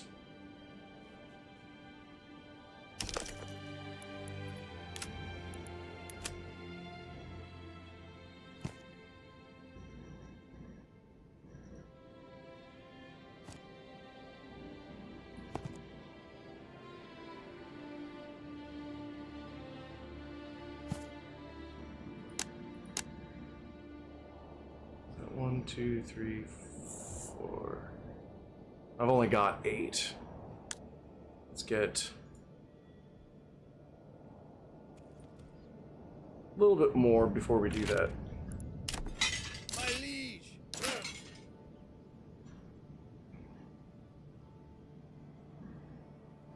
Sack!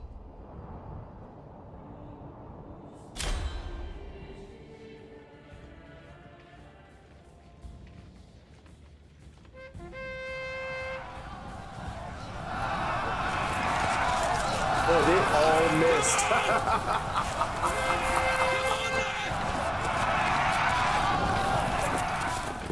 They just ran right past him.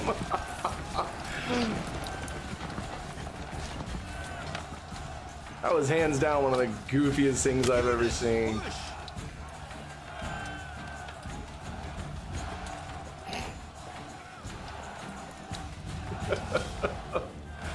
Oh boy. got... This area is being claimed. We do not want that. So we are going to go ahead and let this go up a little bit. Then we are going to purchase some mercenaries. And we are going to take Nuslo. And hopefully we can do it after these guys leave. I'm actually fairly certain they might have been the people that we wanted.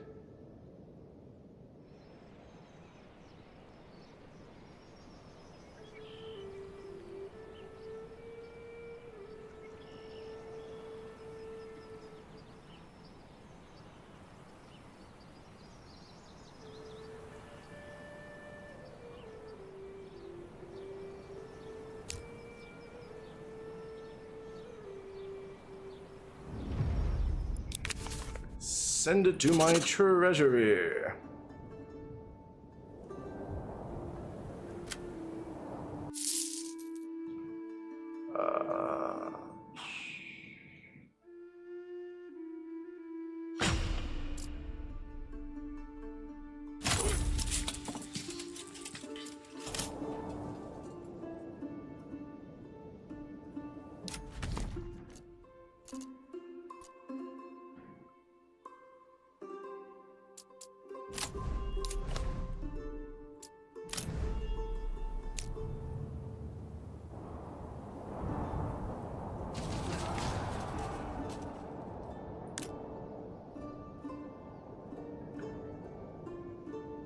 I don't know where.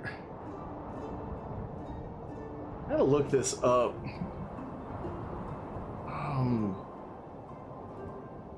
Manor Lords, Loserville.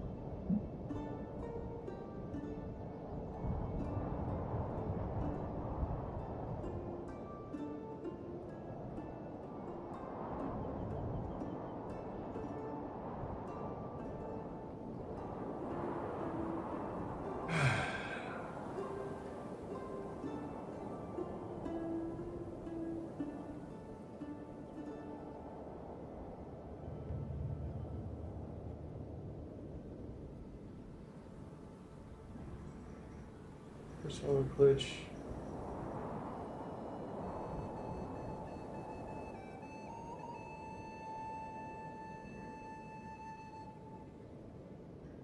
So apparently this is all supposed to be one big glitch, which is fine, except it's supposedly patched out.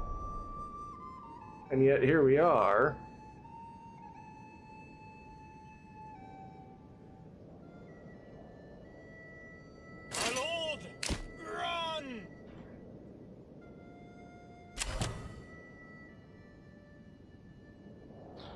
I'm gonna save.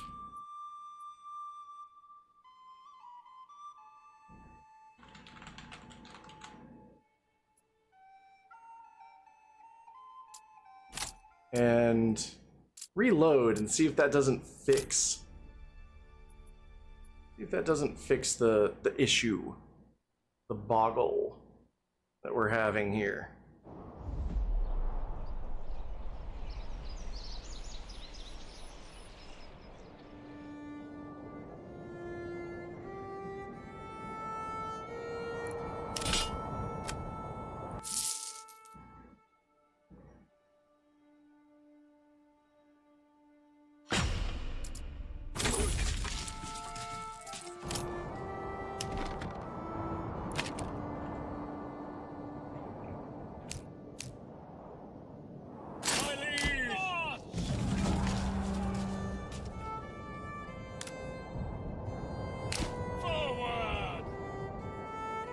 Well, Yes, sire. this area's got itself a new bandit camp in the place that's being claimed. That's not gonna go well.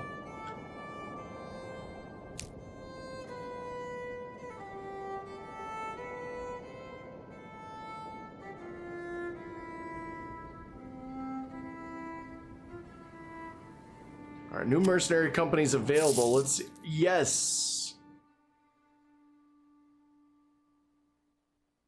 Excellent.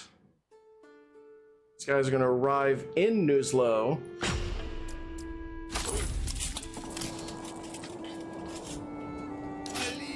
Where now I can also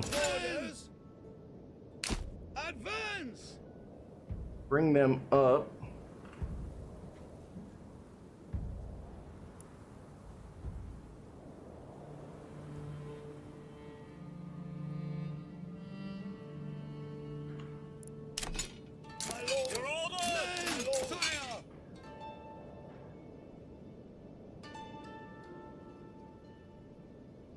Perfect. This is kind of dumb.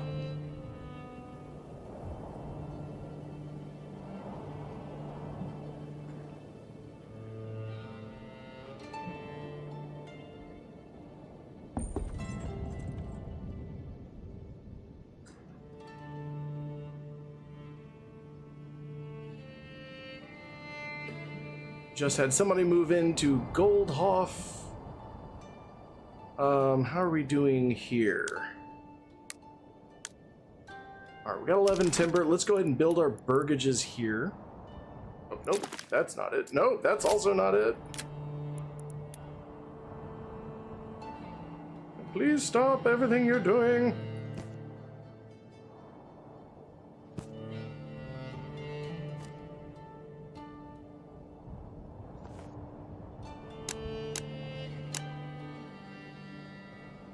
Says 1, 2, 3, 4, 5 with space to grow. Let's actually bring that all the way out.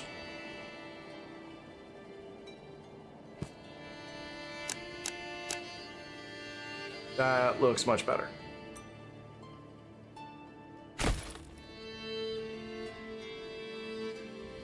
So if they can do that, get back to my military.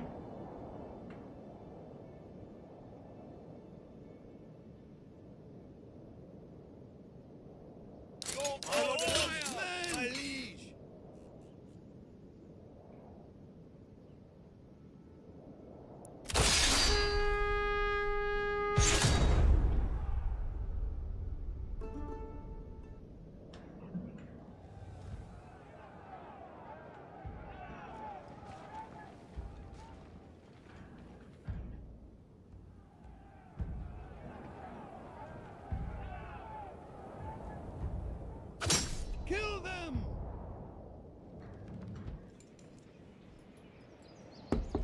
March!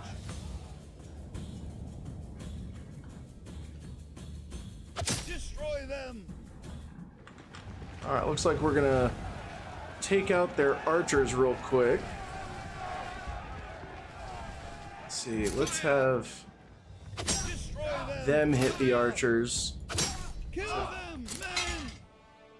Destroy them! Everybody else hitting the retinue. Actually, Men! I have everybody hit the retinue. We'll have our spearmen and our retinue hit their archers.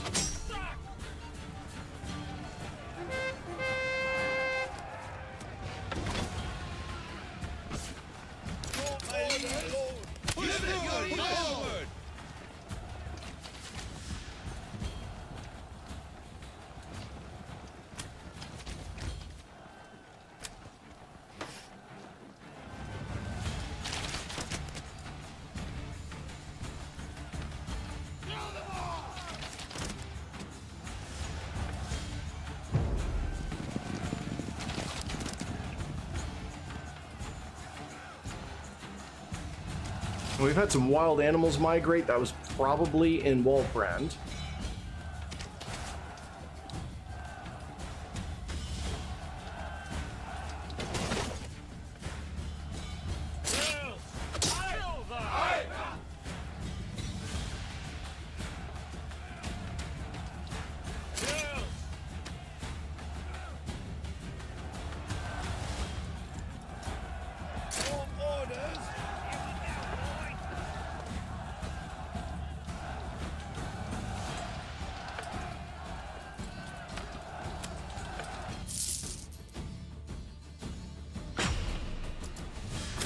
Let's bring in these brigands as well.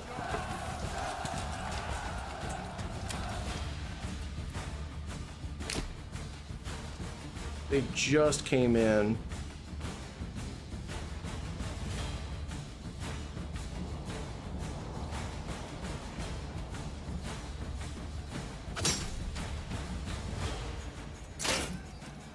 See what's happening over here. Oh, it's not good.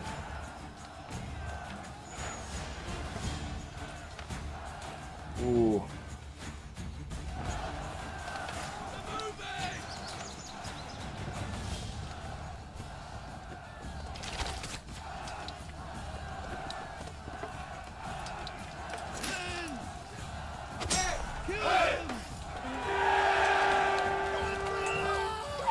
Damn it.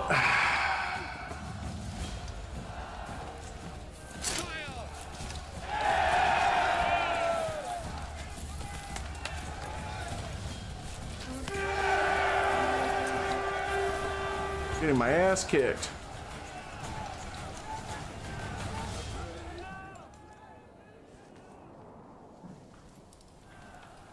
Like everywhere.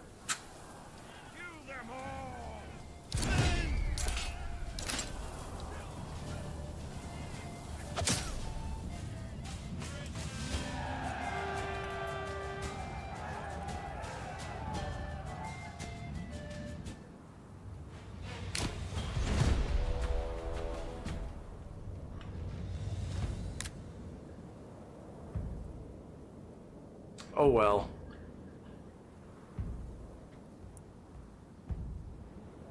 Oh God, the battlefield was even supposed to be up there.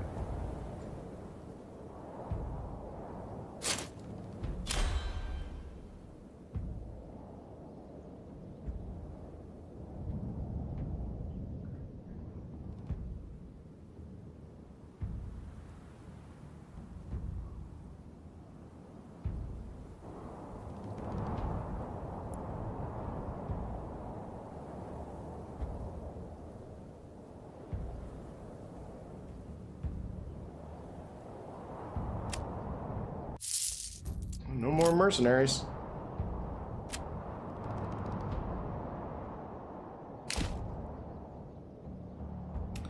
Yeah, I got a little overextended. So when I challenged this,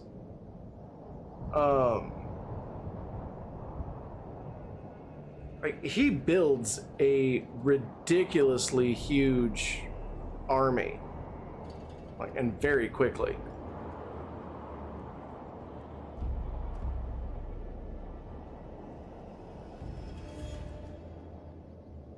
That's kind of one of the drawbacks.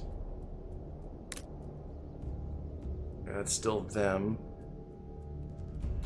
Yeah, I was fighting the Baron. He started claiming this land that I was trying to clear out.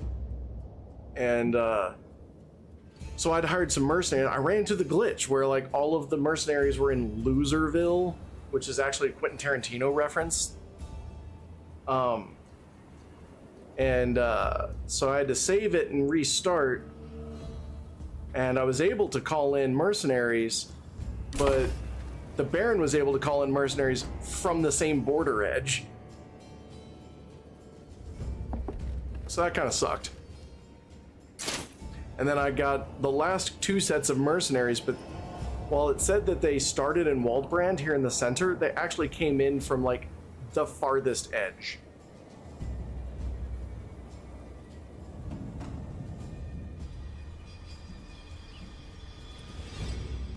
And it's only two brigands, 2 units of brigands, which is not going to be enough to take on the rest of his army.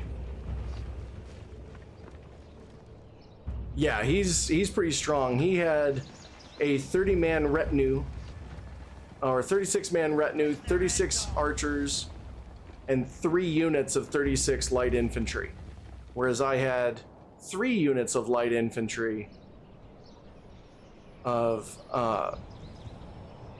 similar size, but my retinue was 5 and my spearmen I had 17, and so his retinue shattered absolutely shattered the light infantry that I called in.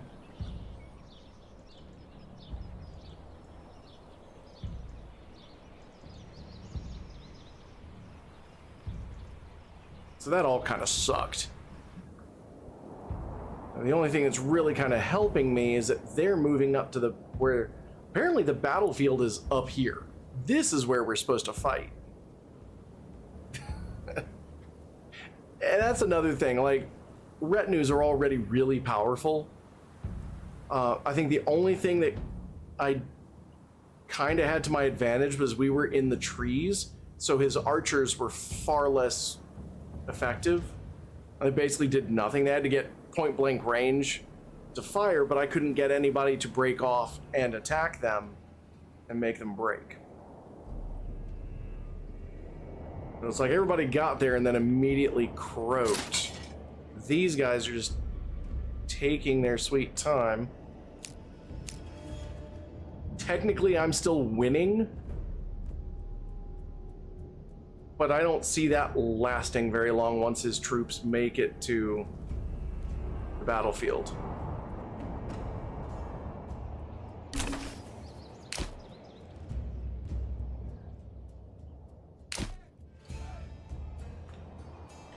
What's weird is I think somewhere along the line, the bandits got involved. And that might have been part of the issue as well.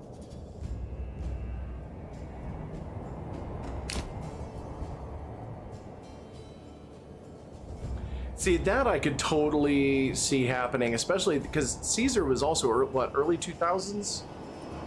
Thereabouts? Early to mid 2000s? AI for real-time strategy combat has definitely gotten better. I remember that was one of the things I actually really liked about Dawn of War, was that the combat AI didn't feel really stupid. With Warcraft and StarCraft, like, every unit was an individual person. So you really had to micromanage each individual soldier. I wasn't a huge fan of that. I really liked that Dawn of War was you had a unit of guys, and that unit moved as one unit. They maintained a cohesion. Yeah, see, as soon as they got to the thing, it's like, I'm losing. I'm like, okay.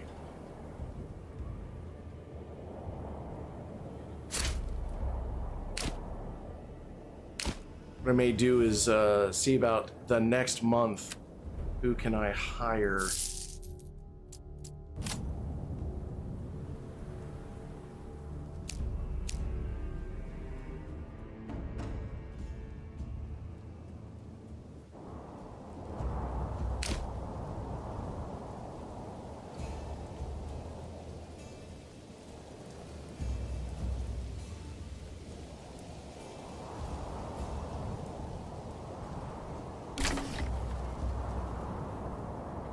So we are getting our burgage plots built over here, though.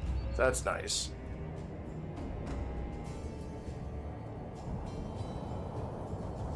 Age of Empires, yeah. Controlling individuals just really always kind of feels like a mistake. Where's the...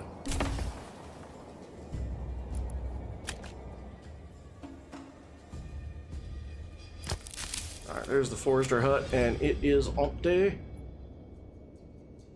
We need fuel. So they're going to get their...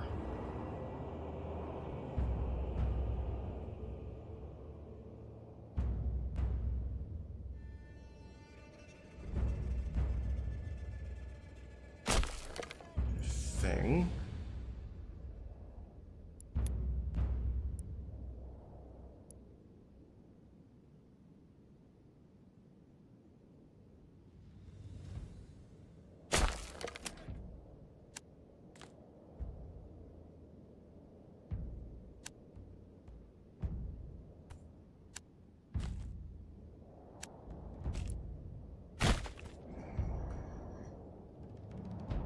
can build that as well. Okay. My liege.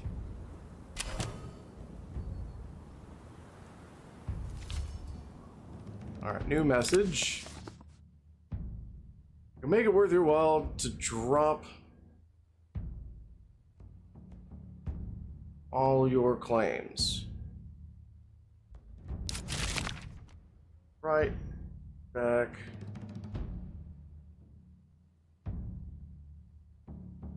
Eight.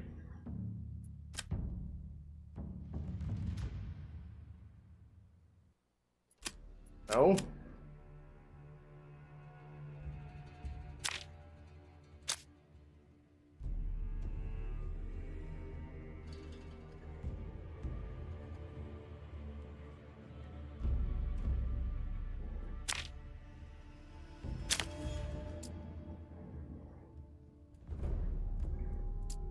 I'm just gonna not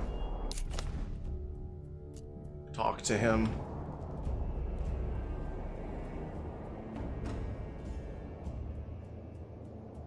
Really doesn't feel particularly useful. Yeah, I guess this is rhetoric. I should give him rhetoric.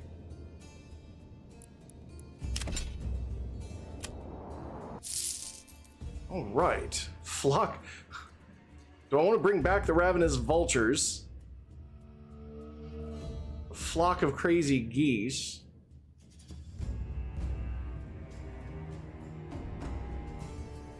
I'm gonna both.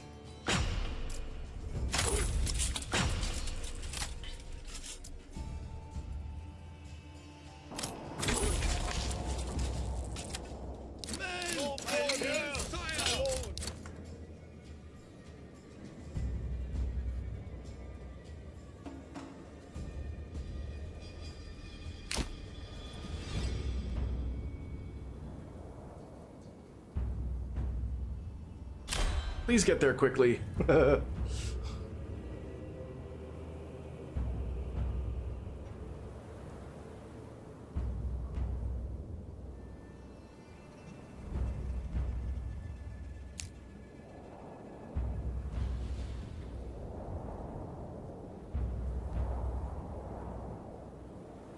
I hope so. Like, I really hope this works.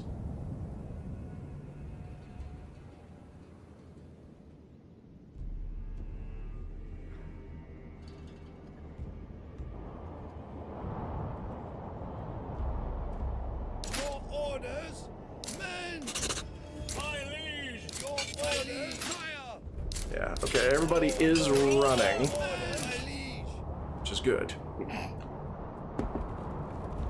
Basically, yeah, it's like I really, because his retinue is still like 16 guys.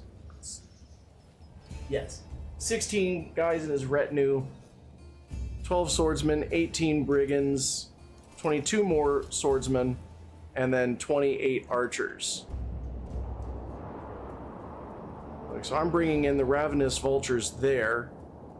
So that's 90. It's 108 men there. Bringing in these guys. Yeah. Theoretically, this should kick his ass.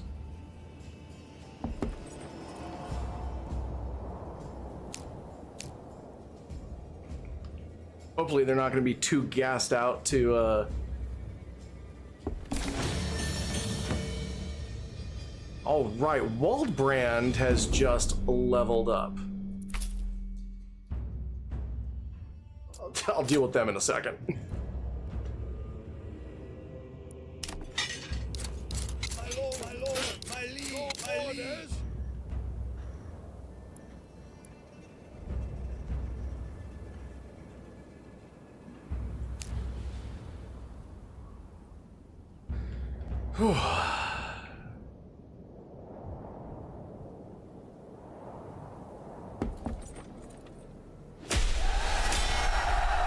Oh.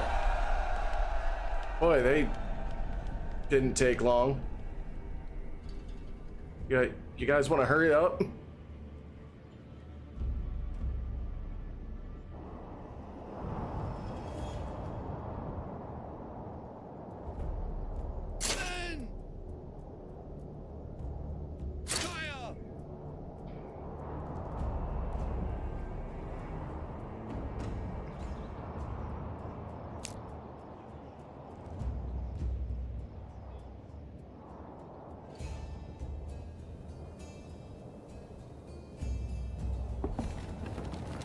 do like how the brigands just kind of stand around and they have no battle doctrines that you can use, but the light infantry and the archers will line up and use strategies. So we're gonna set you guys here. Run! Gonna have you guys flank over there. Gonna have you guys actually stand there.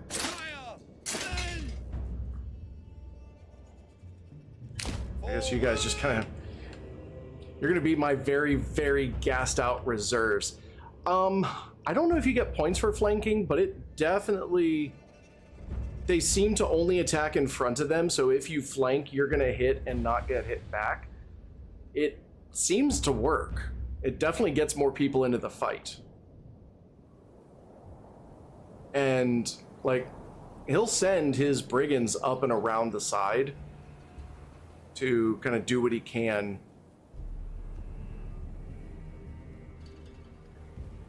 with them.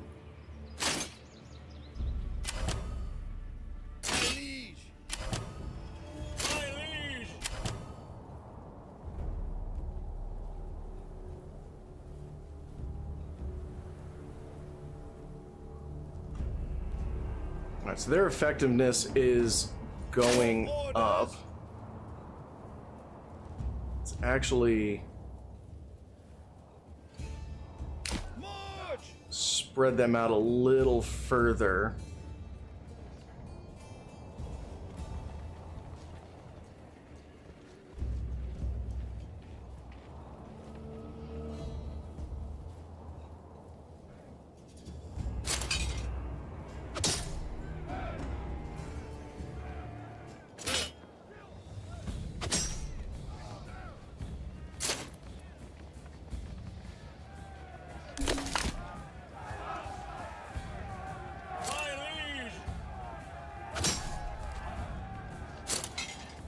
So now it's like a really weird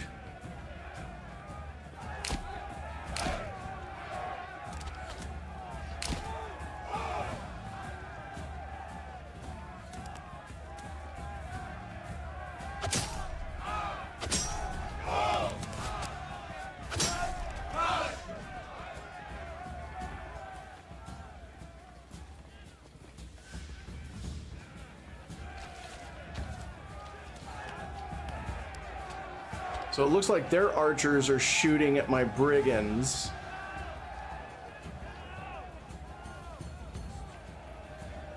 Got swordsmen going up to attack my brigands.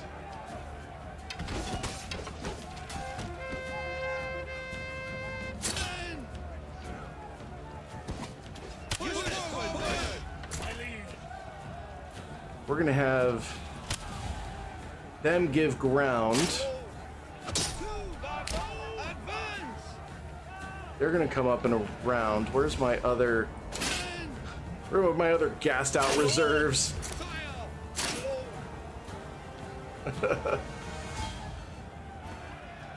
Sacrificing the brigands pulled away the swordsmen, and I still got a good walloping on them. Oh. They broke.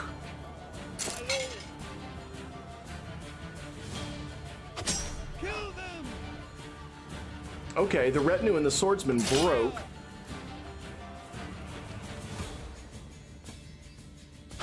Kill them. Attack. Cool.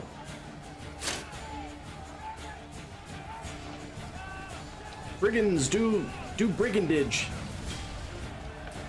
Come on. Pay good money for you. Don't fuck this up.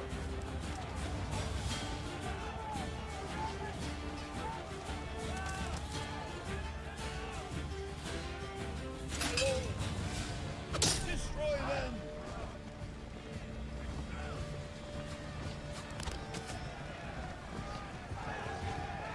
Yeah, you better run.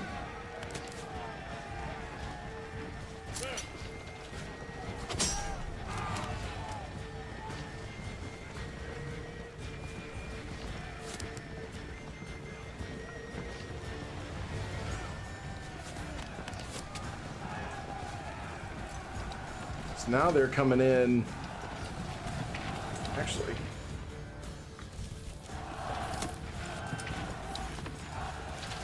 That's the stuff. Let me...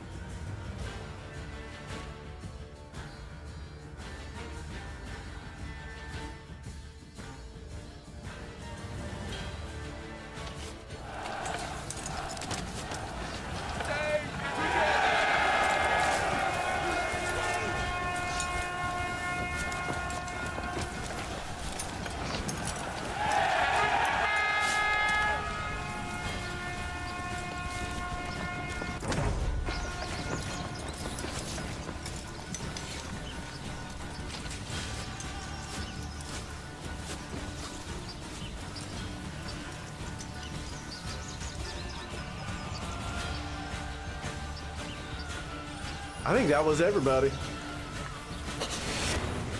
Peace has been declared between Hildebolt van Berkendurken and Nancy Pants. Orders. And now, because I won the battle, I have Loserville. I have Nuzloa.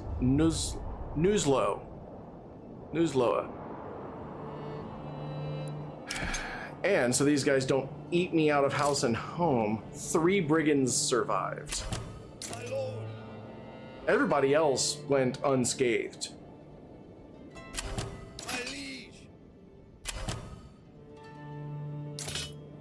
Oh wait, no, I lost an entire thing of ravenous vultures.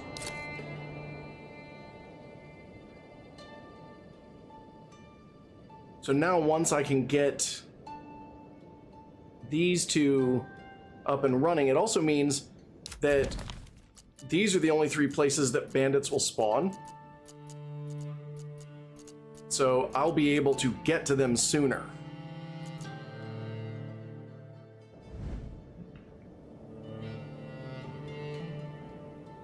And everybody here is now no longer homeless. We are running a spot low on food. There it is. Second, this is the hunting camp is in there somewhere. My relations with him normally would go down. I started this so that I think my relations with him would go down. When I started this particular run through, I made it so that he would not press claims against my territories once the neutral territories are all gone. So in the one that I started yesterday, there was that one territory left, and he would eventually have tried to claim it. And if he had, whether he got it or not, whether he had gotten it or I had gotten it, he would then start pressing claims and attacking my land. I'm not interested in that. What was that, Slasher? Oh, the cinematic view? You must be a little bit behind. Oh, that. Never mind, I forgot to bring myself back. I'm sitting here gesturing at the camera. But, yeah, that basically, he would normally, once these 3 are gone, he would normally start pressing claims against my land. And I just don't want to do that. I'm so used to not seeing myself. I don't notice when I can't be seen. Yeah, so you definitely got to be skilled first. And it's getting to the point, like, I'm able to build up both of these townships a little bit. And, you know, have a bit better of a start. So, like, right here, I've got enough people, I can put somebody in the trading post, and I can start working on trades. And by starting the trades, I can also start taxing what's left over, but I need to start exporting. So what do I want to export? I want to export planks. Planks are an excellent thing to export simply because, you know, you're gonna have trees, you know, trees will regrow, so it's a renewable resource.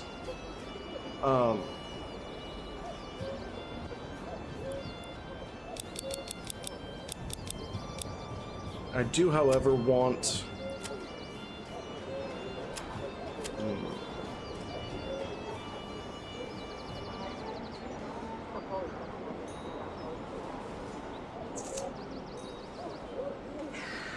Hey Dancy. /simp wants an AI inspirational quote. AI inspirational quote. We can do that. Actually, this is... one of the nice things about this game is that generally, unless you're... I mean, you can pause no matter what. AI inspirational quote.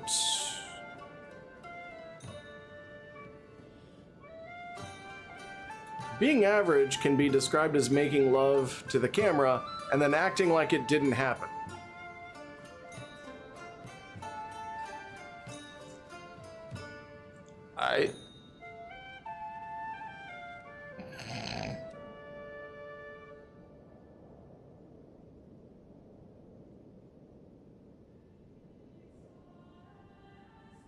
That's, yeah.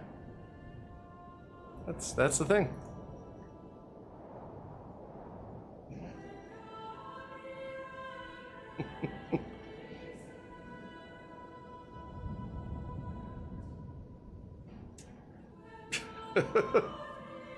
Oh yeah, no, when you're playing Phasmo, you die in some of the most entertaining ways. Let's see. What can I sell?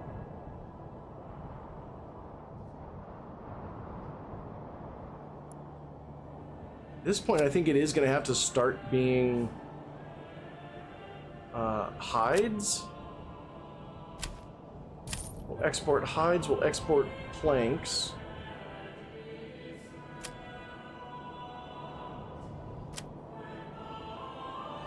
And that's about all I've got for now.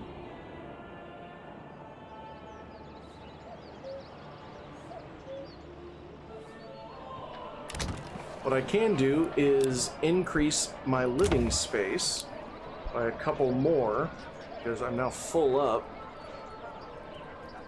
And then I can build some more burgage plots up here and have them working on eggs.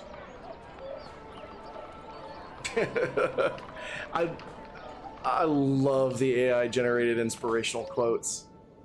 I think they are an absolute hoot. Now down here, we are trucking along. We do have space to expand our living area.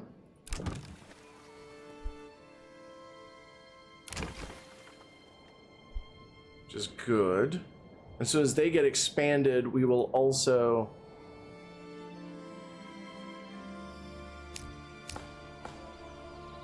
As soon as they get expanded, we will also start turning these into vegetable gardens. So we'll have better food variety. And you see up here, like, the, this group of wild animals were over here.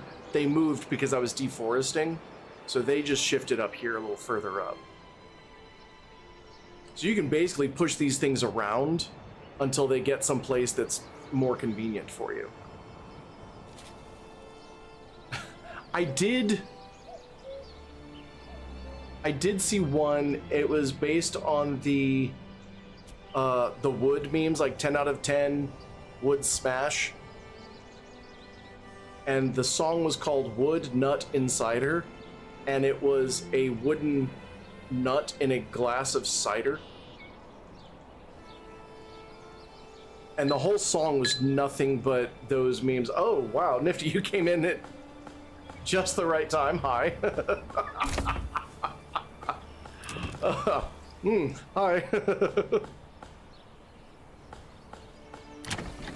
So let's veggie this up.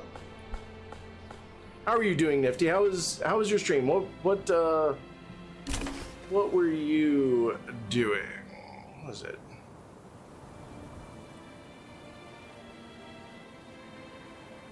I think I got it right. I did get it right. Oh, you're rocking some just shotting.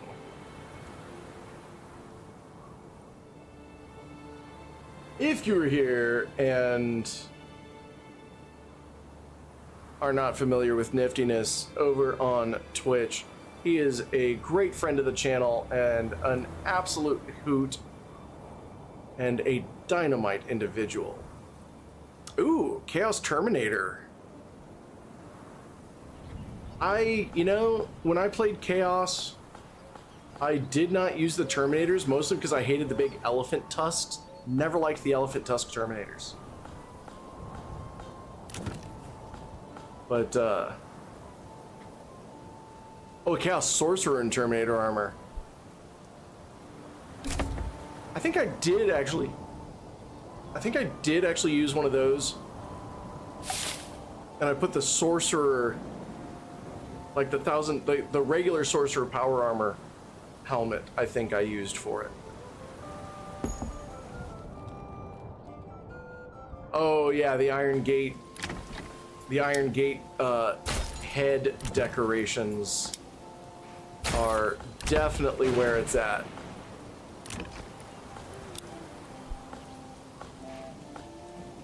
And upgrade that as well. What am I short on? I got plenty of food. I need firewood. What am I doing on? I got plenty of timber too. You, sir. Make those wood smaller.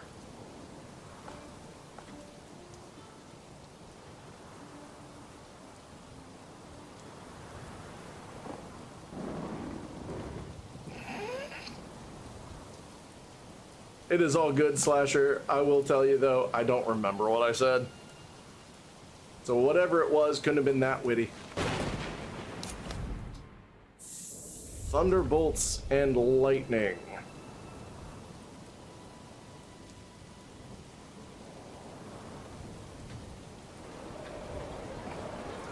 Alright, so these guys are doing pretty decent and they're starting to make some money. Holy shit. I feel like that was an accident.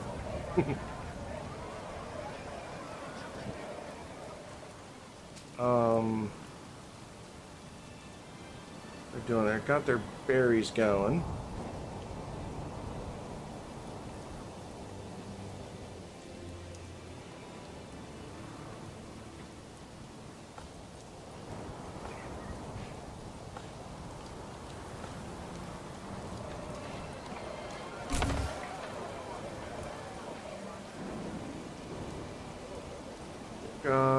What did we?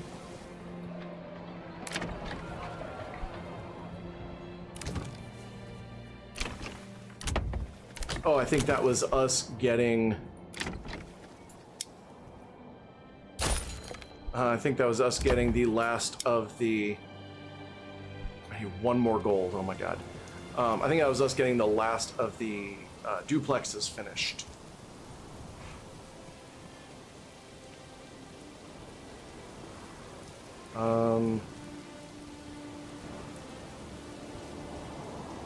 There we go. Alright, let's see what we're got happening here. Are you cutting the firewood?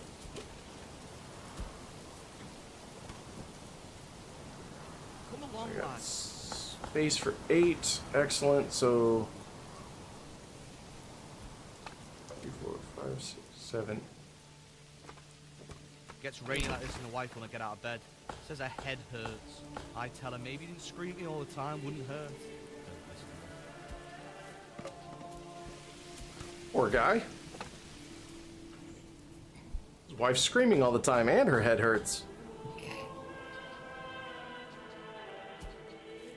Come on, laddie.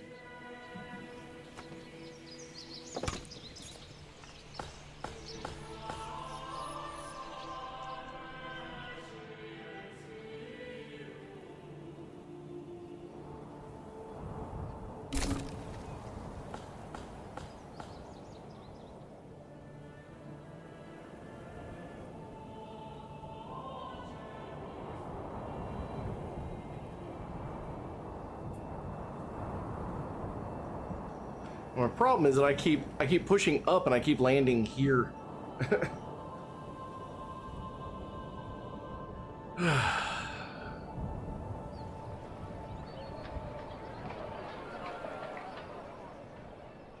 Well, we did make it to the second fall, and now we've got 3 territories and 2 villages starting up. So that's, you know, that's pretty decent. Spearmen are absolutely boned. And we need to rebuy a retinue.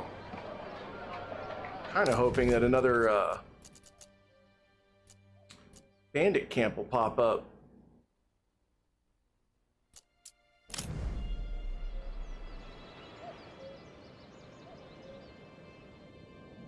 Yeah. I tell you what, if you get the rich clay deposit, if you get this rich clay deposit, not only does it have like a shit ton of clay, like normal clay deposits will have 134. Rich clay deposit has 3,795, but then you can get the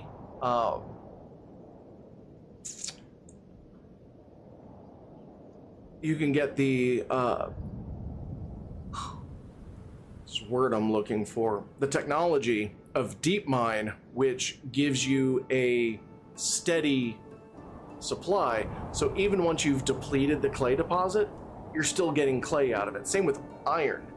You can get the deep mine iron deposit down here, and you can still get iron and bring that out. So that's what this is actually going to end up being, as an iron town. This is going to be Pittsburgh. This is going to be my Pittsburgh. Yeah, and this one in Waldbrand, I got a rich iron deposit. Whereas up here I got rich stone, and there is no deep mining for rich stone, I don't think.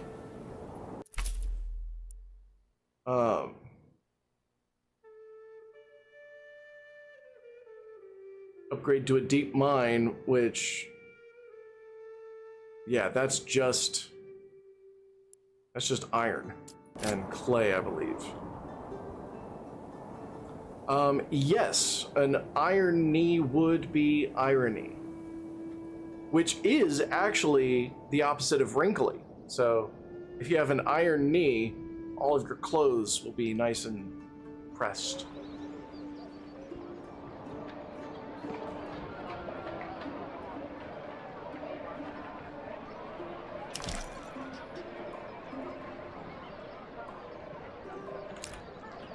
So we're gonna pop this up.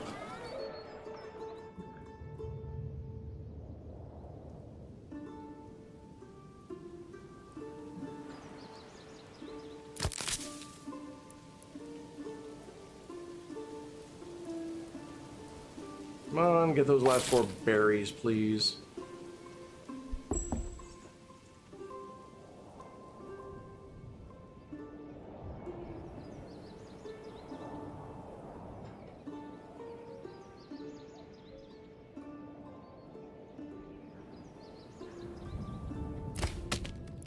Alright, now we can actually get somebody logging and cutting wood.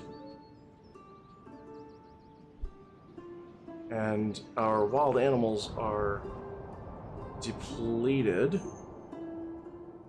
Where's the hunting? There it is. It's like, where's the hunting camp?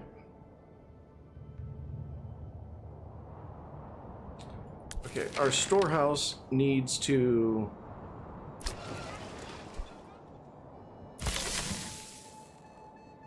be adjusted. This needs to be adjusted.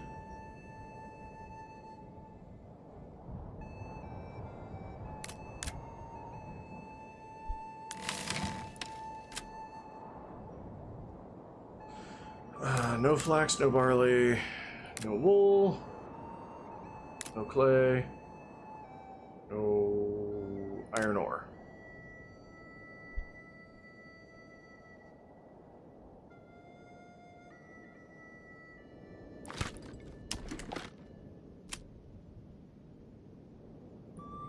Very fertile landscape, though.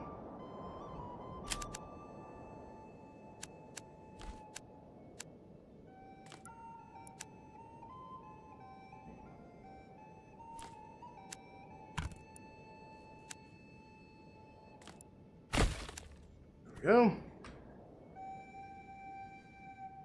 Everybody here is feeling pretty good, so we're going to be still getting some peoples in. Let's expand. And yeah, then we'll start farming. That'll be the good stuff. A rich iron deposit also has like a ton of iron in it. So it'll be a while before we really need to research deep mines there.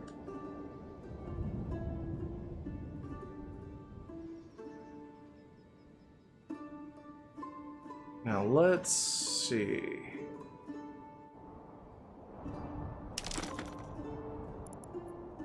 Let's get some more ergogery going.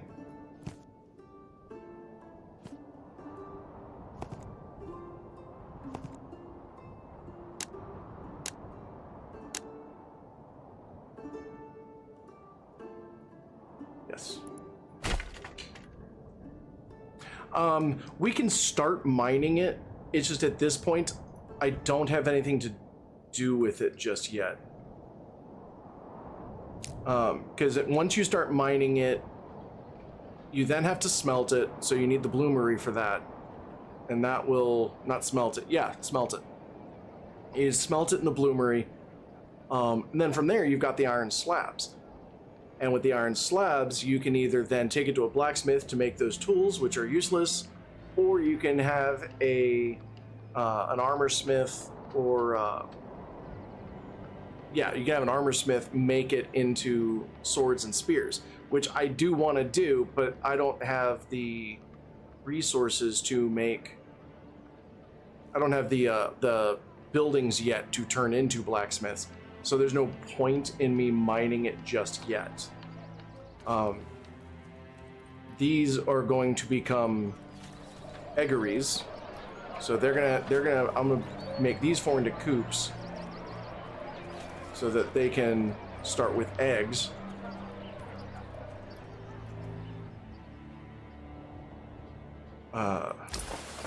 But I also need these guys to start trading, and like right now I just don't have any planks being made. I don't have what else am I trying to do? Hides. I'm out of hides, so kind of fresh out of the stuff. I suppose I could actually set somebody. It would help if someone were making planks. Yeah, and that's the base economy is really the most important thing. First and foremost, like, this is a logistics simulator. This is all about really managing the economy. Come one, come all.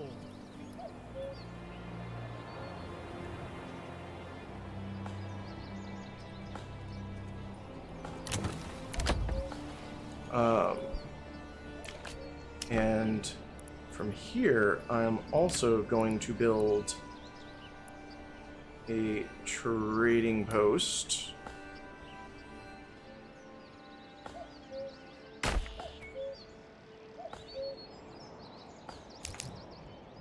Meat so tender, it practically melts in your mouth.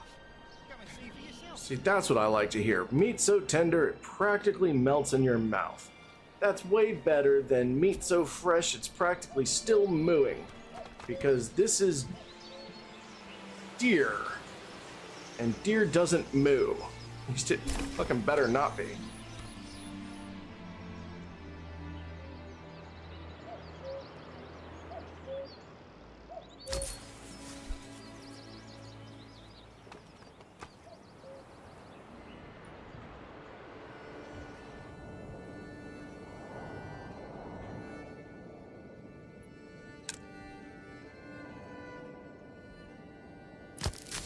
Alright.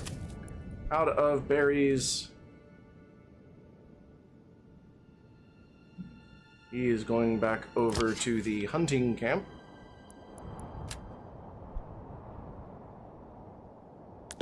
And since we have a tannery, we're going to stop selling hides and start selling leather. No more trade there. we're gonna start. Gotta be lower. Oh, leather requires a trade route.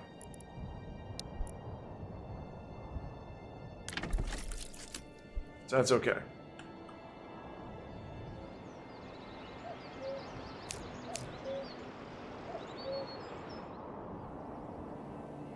We'll make our money on planks for now.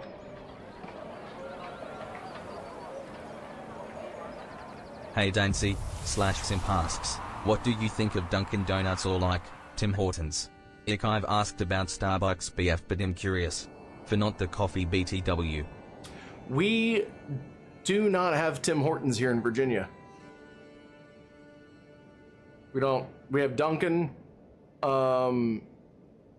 We have Dunkin' Donuts, Starbucks, Sheetz, Shenandoah Joe. Shenandoah Joe, like as far as coffee goes, Shenandoah Joe is really good, and it's a local thing. Yeah, we don't have a Tim Hortons. What, do we look like Canada to you?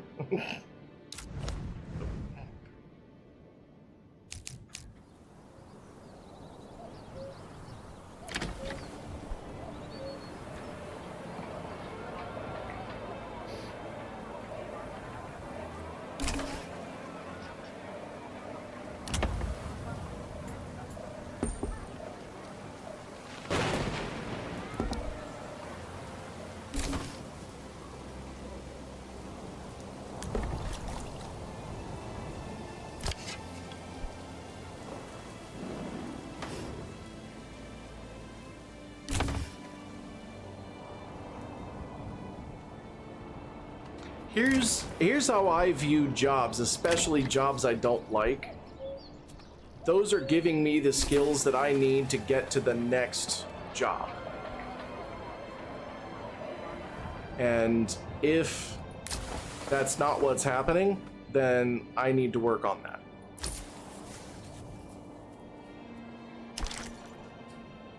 Let's build our saw pit here.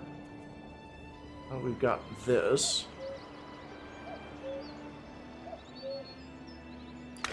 And then from there, let's begin our farming region.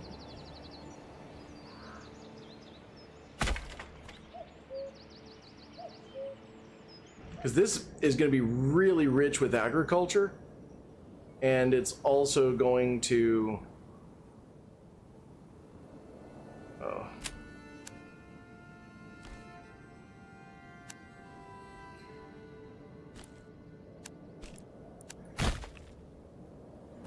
be really rich with agriculture on top of the steel. Like, this is generally one of the best locations you can start in.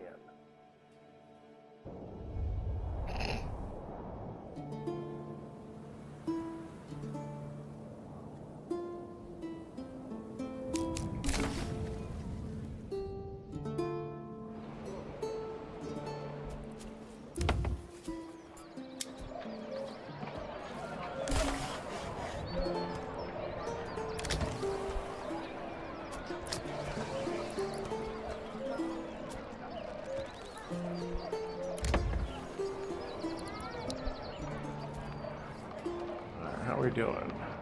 Timber's up.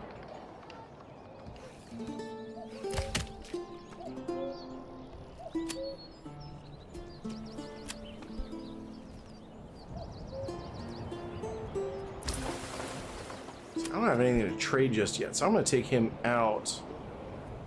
And what are we going to do? Actually, let's go ahead and start building our mines. We'll put a mine there. Not enough goods.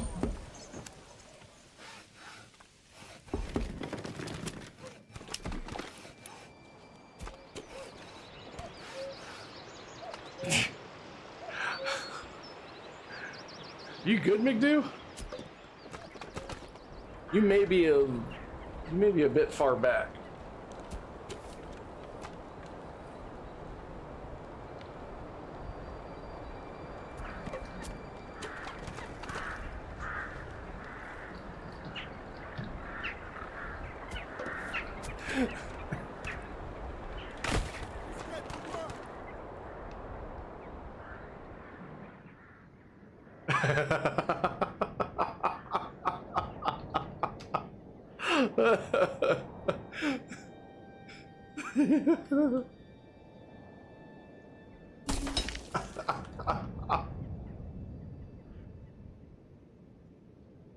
Oh, you're talking about, I thought when I said up to date, I meant like, were you live or you're in the DVR thing? But no, you're talking about Slasher's old people problems with the coffee shop. I see, I've got the context now.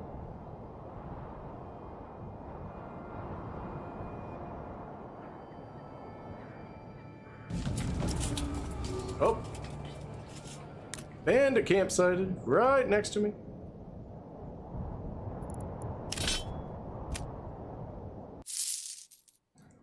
Time to hire some mercenaries and attack.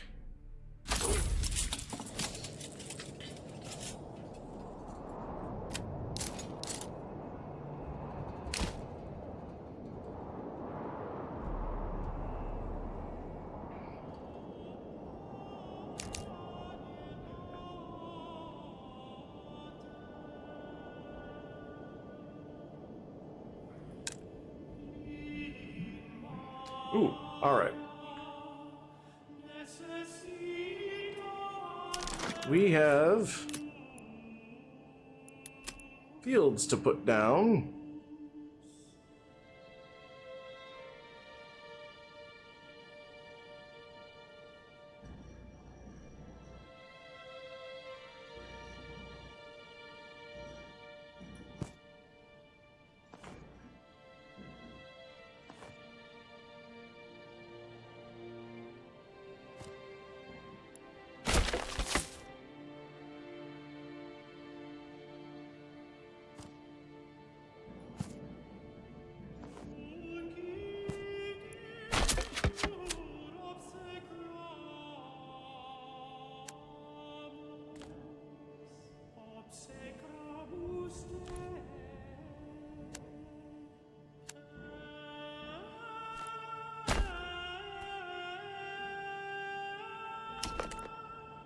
Let's put down 2 more fields here.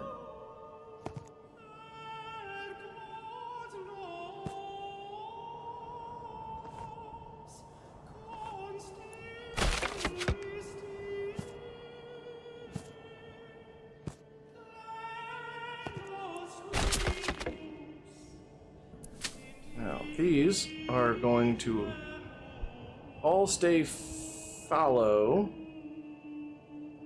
certainly until the next year.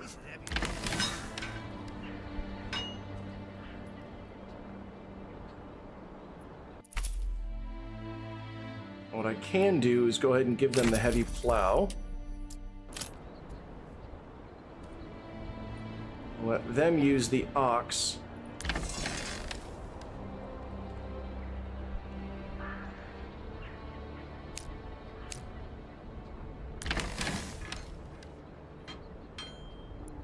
Oh, I definitely got heavy plow.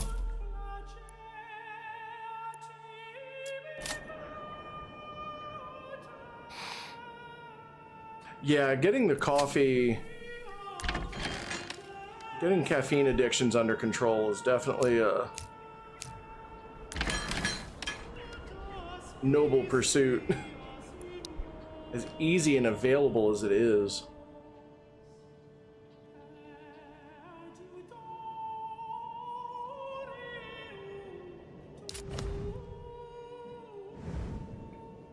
Oh, damn it. I didn't want... Son of a bitch.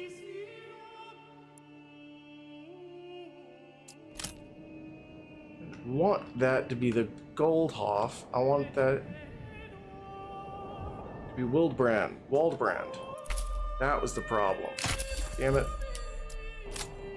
Okay. That sucked. That may have screwed me a little bit.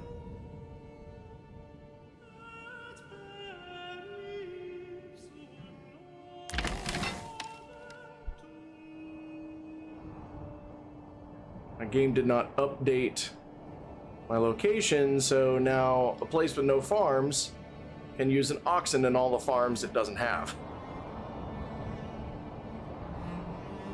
Although I was thinking about building farms there anyway.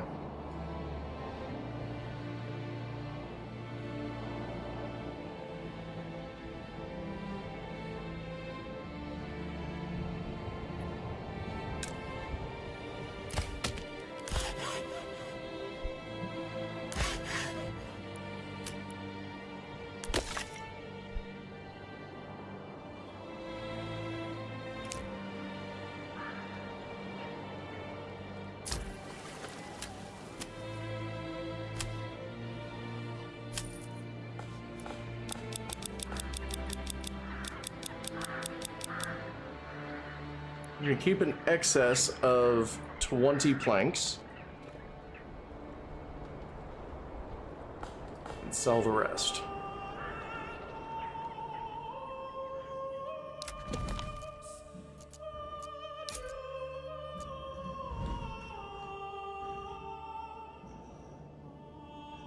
Fuck are you guys? There you are.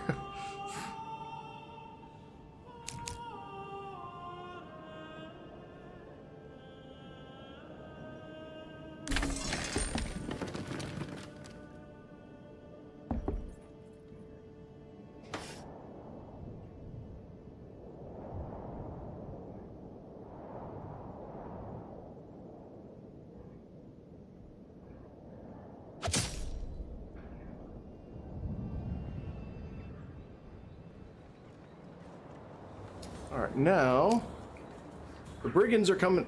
Their brigands are coming out to meet my brigands, but I've got double the brigands, so I don't care.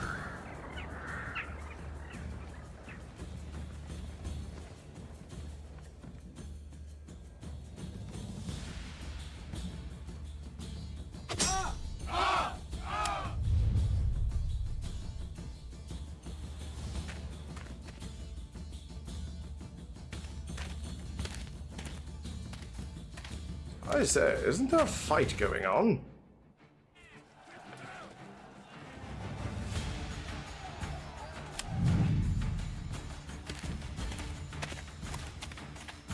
I have no idea where I am.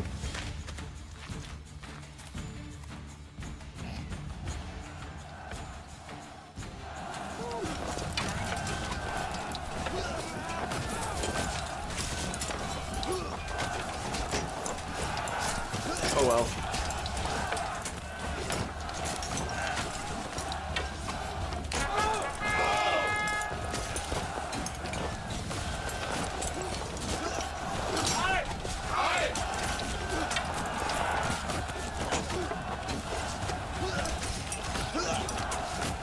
Say, what a rambunctious group of ruffians, just fighting in the bush? Like that's something to do?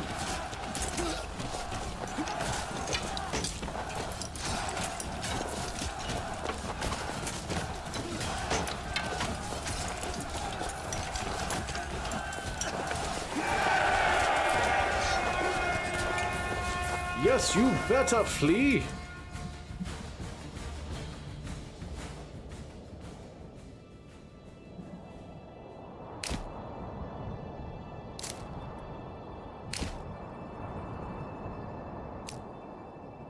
Alright. At the double. Step lightly. Seize their assets.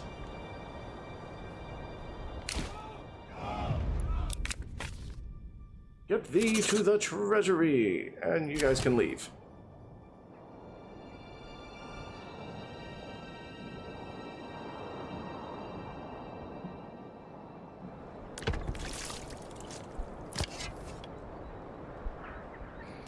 Yeah, fight in the bush is definitely the Sunday night out.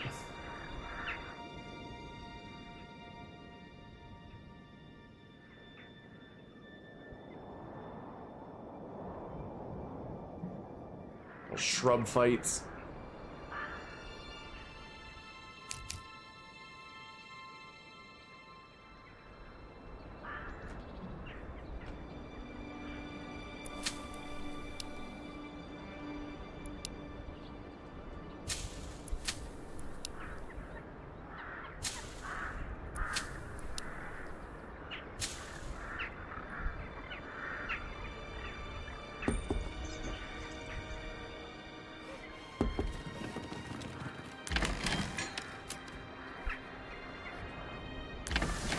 Alright, let's transfer one of the livestocks.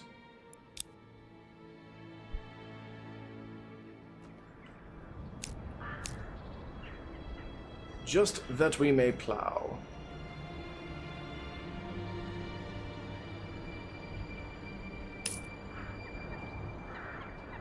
Ooh.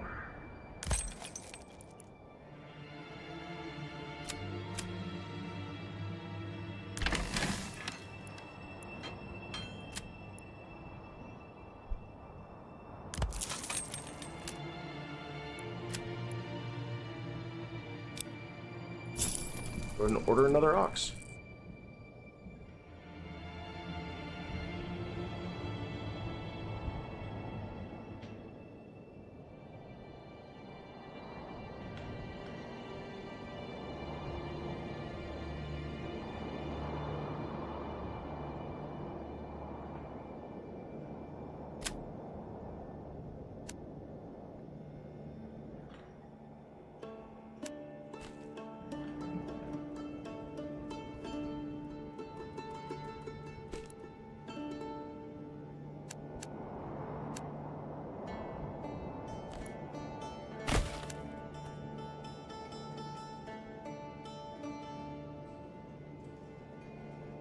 Now both of our towns are connected. It's quite nice.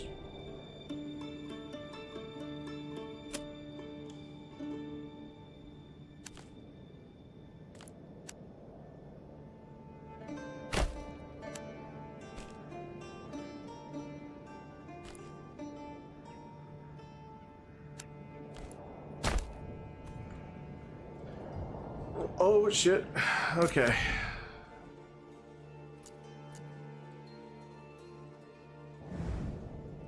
There are going to be another group of... Not another group, this is the first group.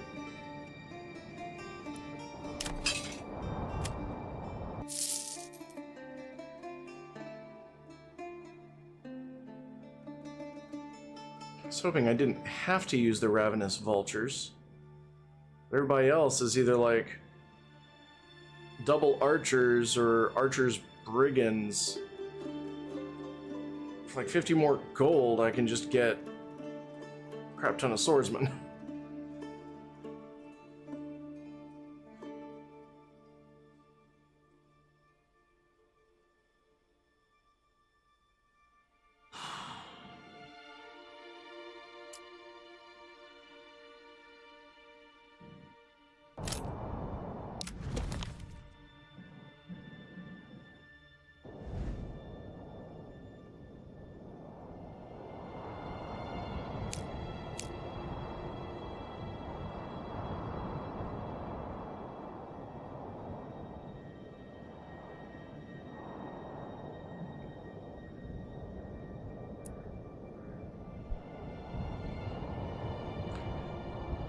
Yeah, there is a morale. So there's like the number of men who are there.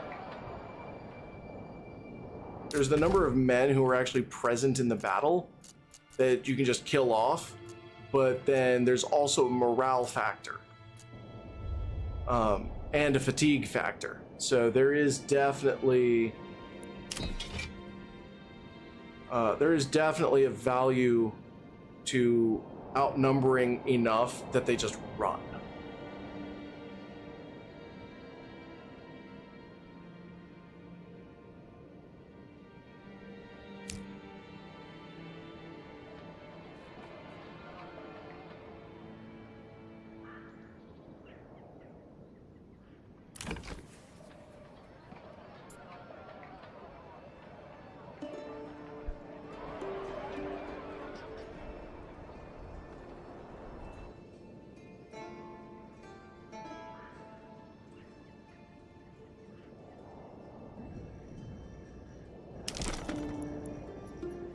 I'm gonna move my logging camp. There's just not enough stuff going on up here.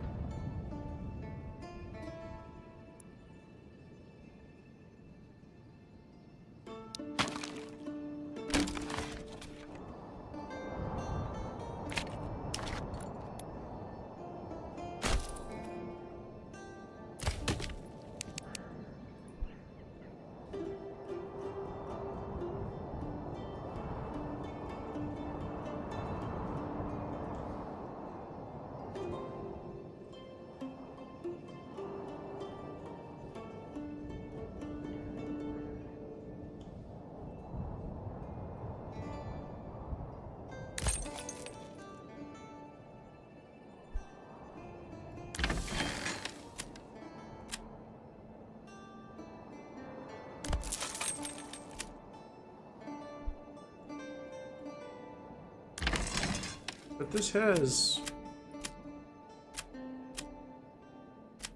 permanent livestock, I thought.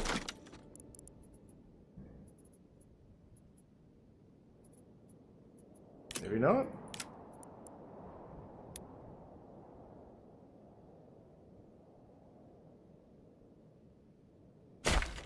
Well.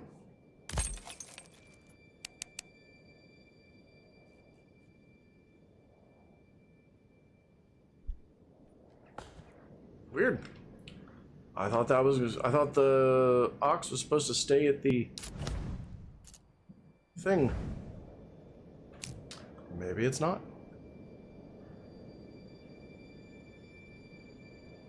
I liked theater. I struggled with memorizing lines.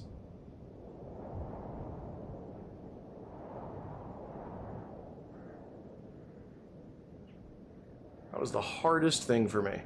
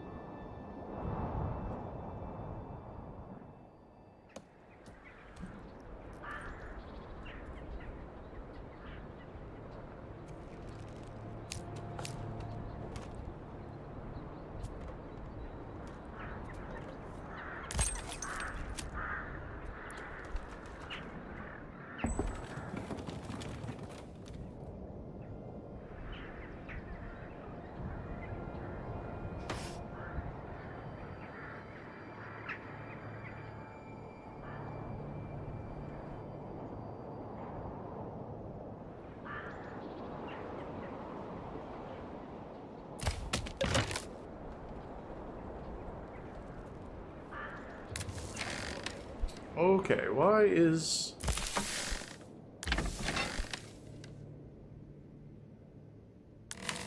my storehouse full? It's full of firewood. I have so much firewood. I have 36 months of firewood. Please stop making firewood.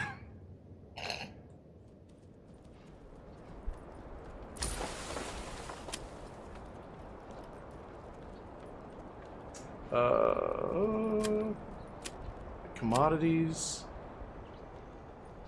No. Not crafting materials. Not construction. Crops, no. Gotta be commodities.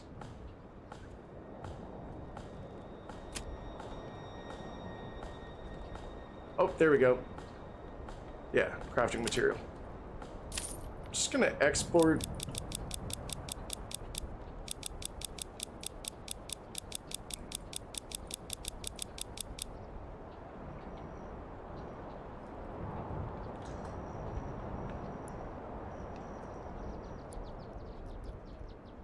A lot.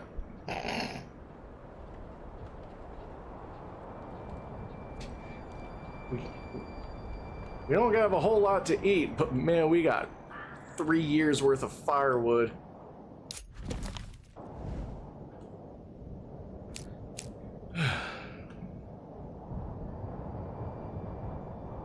Alright. We are about to get invaded.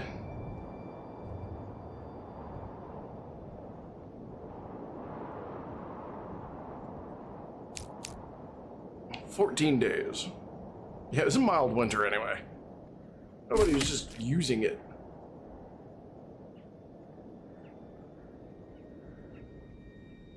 Goldhoff's logging camp is done.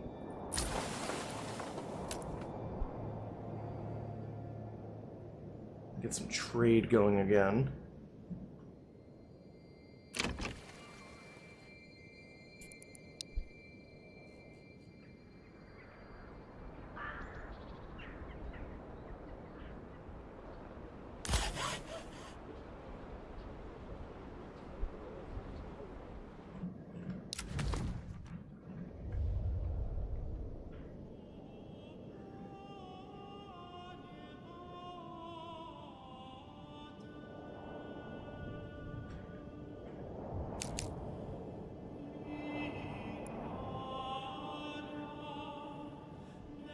10 days. 9, 8.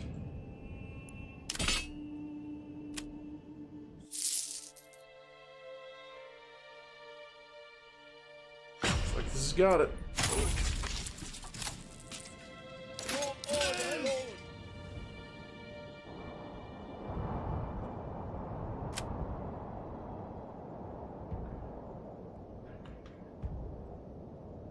I didn't even look to see where they were coming in.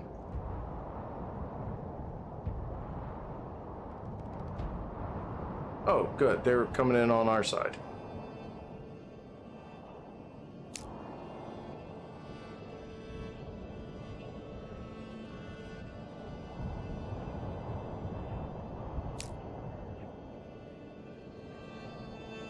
I've got them for 30 days, so kind of wherever...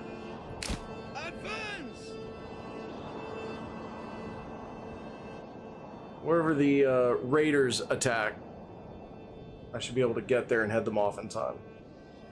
Theoretically. Yes, sire!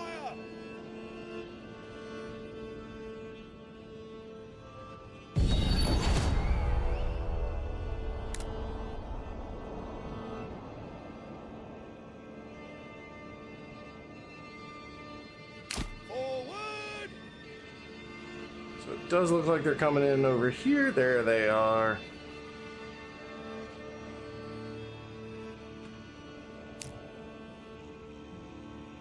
Yeah, 2 units of 18 brigands.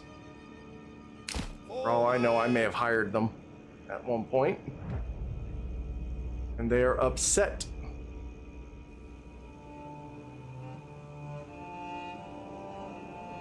That I kind of killed all of their buddies and relatives. Question is, are they headed to this town? Which is not what I would want. You guys could just kind of hurry it up. That'd be great.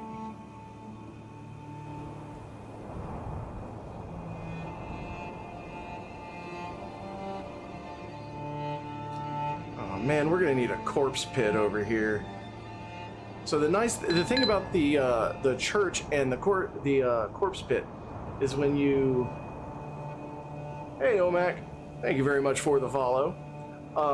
When your villagers die in battle on your territory, you bury them at the church. So you need a church, otherwise, you know, people get unhappy. When Pick up the pace! raiders die on your land, they're not your people. You just throw them in the corpse pit. They don't get buried at the church. They don't deserve it.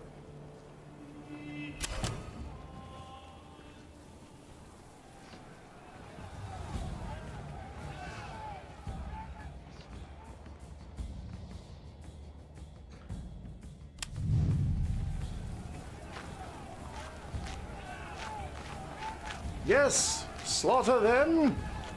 Get my money's worth. Actually,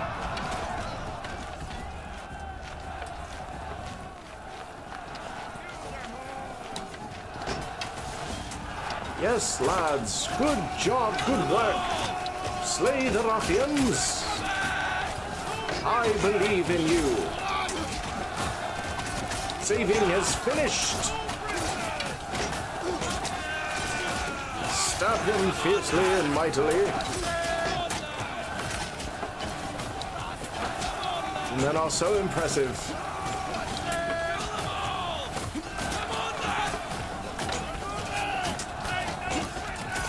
Take no prisoners, yes. Take 0 prisoners.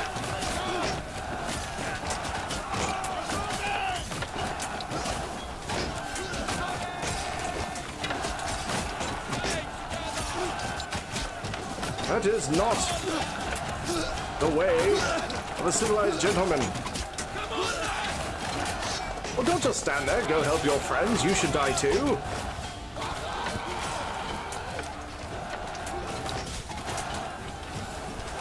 There you are. Have Have you no decency stabbing the man holding the flag?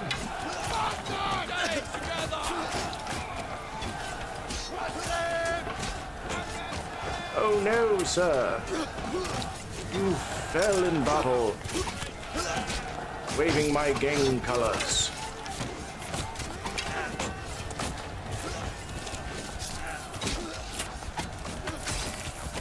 I say, sir, you are quite brave.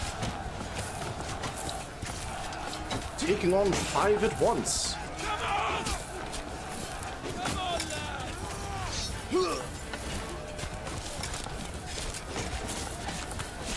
I shall remember you, sir. I think.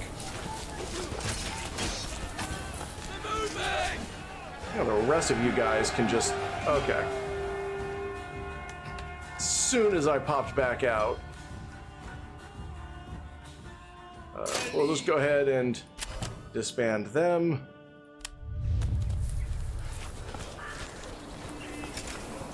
Goodbye.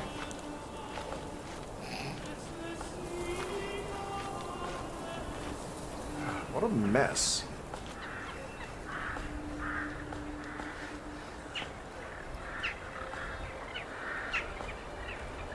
Well, now we definitely need a corpse pit.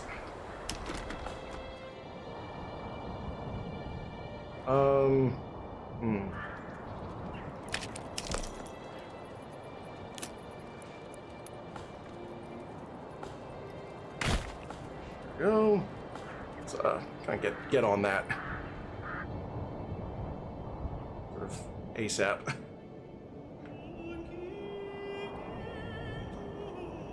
There we go. Now I know where way north is. Yeah, no, it's a church corpse pit.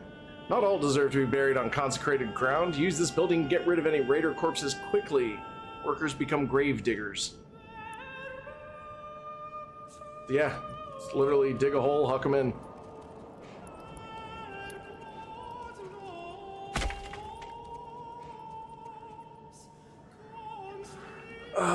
Let's see. Let's also maybe build our stone quarry. Oh, there it is.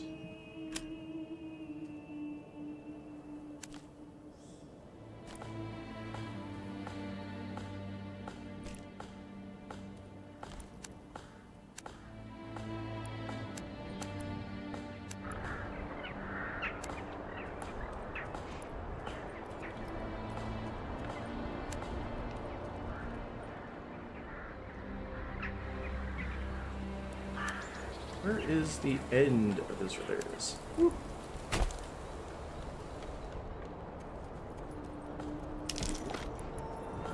Now we can actually build our stone cutting place and our mine pits.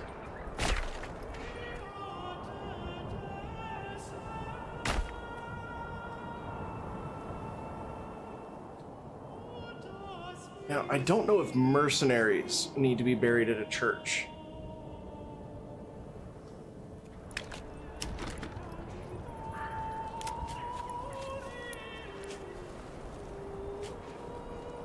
Either way, I feel like it is good to have a church.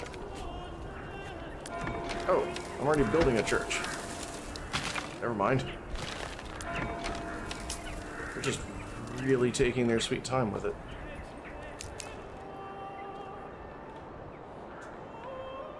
Wait, did I just put the church down? I don't remember it. Maybe I did.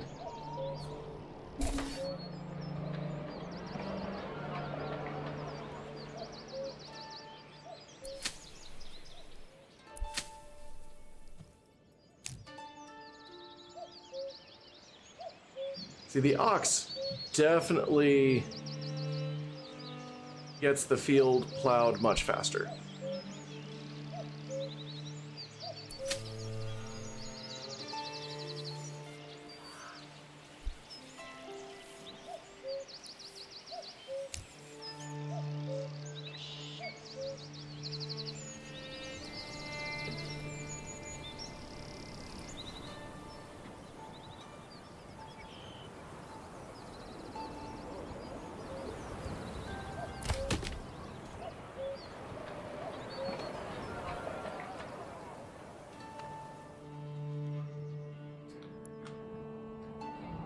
The village require be buried and hauled. Okay.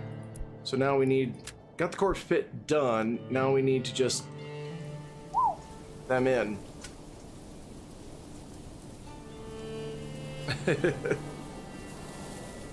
So where there are no oxen, the trough is clean, but more increase comes from the strength of an ox. Yeah, basically, like...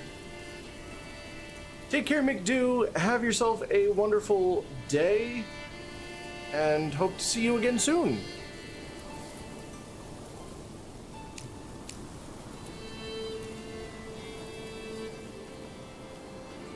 Rain and snow still.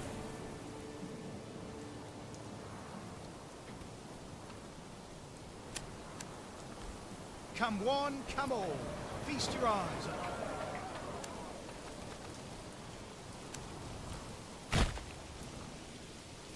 Summer's coming soon. Soon. If you don't build a corpse pit, they will start, your approval will start going down. People will start getting mad.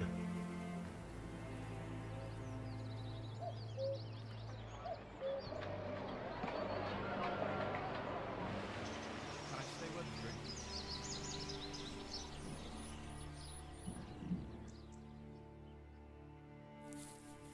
Oh, fuck are you going? Summer's coming soon, and soon the beating sun.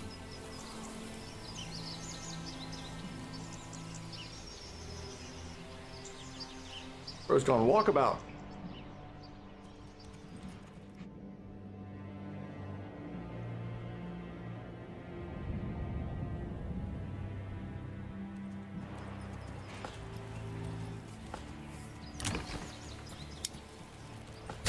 More vegetables.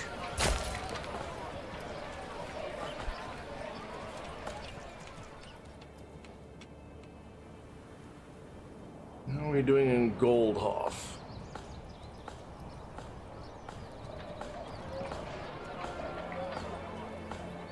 Okay.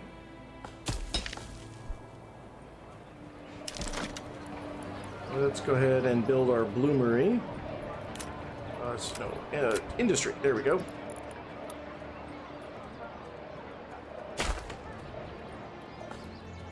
Ah, the octocode is from Proverbs. I'm not a religious person myself, so I might recognize a verse.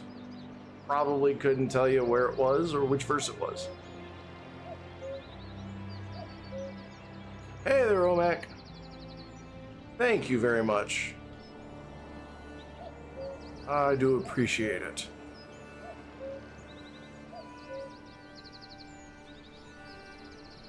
Okay, that is done as well. We can actually go ahead and start doing that. We can build a kiln or clay furnace right next to it.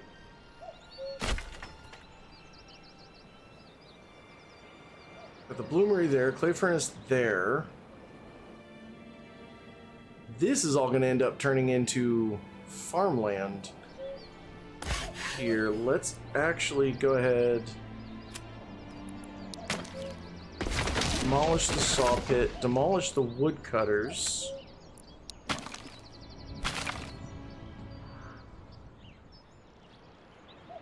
And let's rebuild those down here.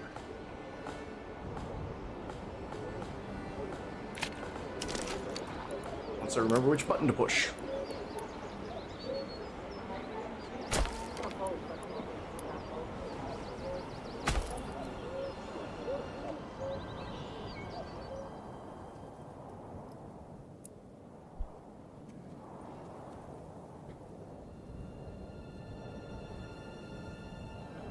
Let's see how you guys are doing. This is all starting to go well enough. Let's go ahead and rebuild the windmill.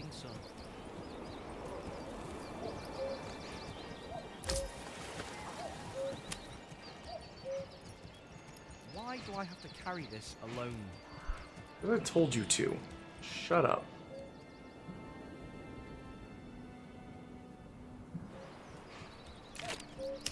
And let's let's go ahead and build our bloomery up here as well. Come on, then. Come along. So in the central location of Waldbrand, it starts with a destroyed large granary and a destroyed windmill, so that if you start in Waldbrand, you actually have a really, really good start, because all you got to do is repair it. And it's very centralized, so you can get to the different camps easier.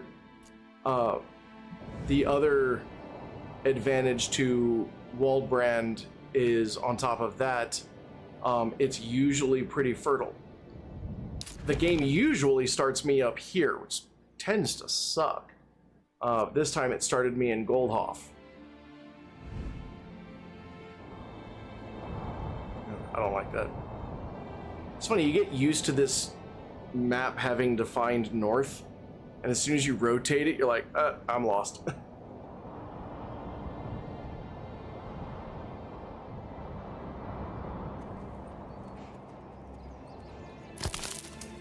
Let's do that. We'll upgrade that for herbs. Get the herbs going. Where is my hunting camp?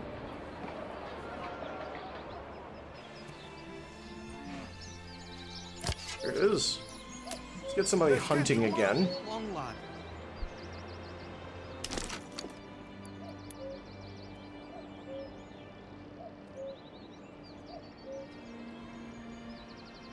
Build a tanner. Oh, awesome. It is, the first year is very important. You want to make sure you don't expand past your food capacity. And the easiest ways to get food is the berries, hunting, and then build your burgage plots. Actually, I'll show you what I mean. It'll make more sense to show you than to explain it. When you lay out your burgage plots, what am I doing?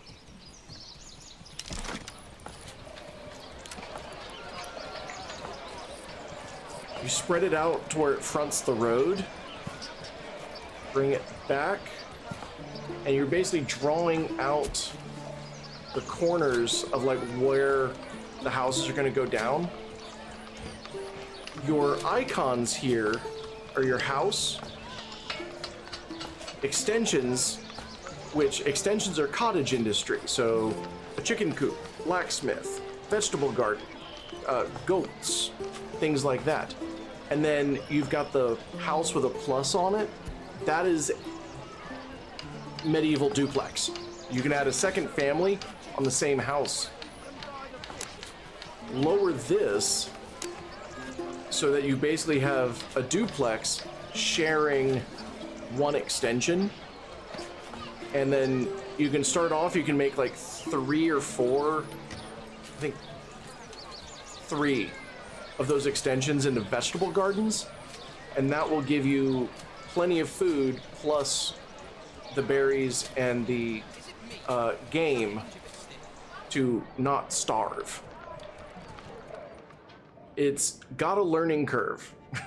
The game has a very steep learning curve in the beginning, but there are a lot of really good tips and hints, and actually on YouTube, this stream, if you go back and watch it from the beginning, I start this brand new, and within the first year, I've claimed 3 locations and settled one, or I had my starting location, I claimed and settled the center one, or the second one, and then claimed a third one. So there are a couple of glitches that I encountered. Those are easy to deal with.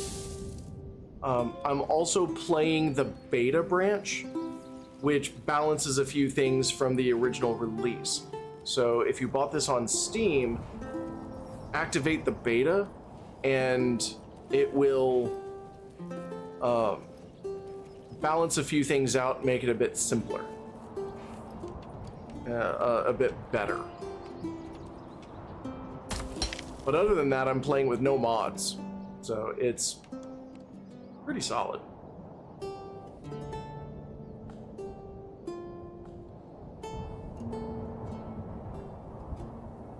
But yeah, the important thing definitely is to not try to force the village into what you want it to be.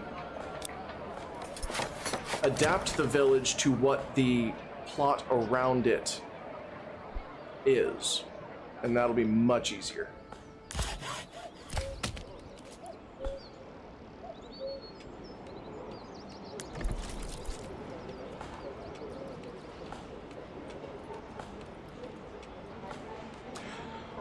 Yeah, yeah, accidentally selling your only ox. What you can do, if you don't have any gold, you are definitely shit out of luck. But if you go to your hitching post, you can hit order another ox, and if you have 20 gold, you can buy it. Ooh, I've got 1.6.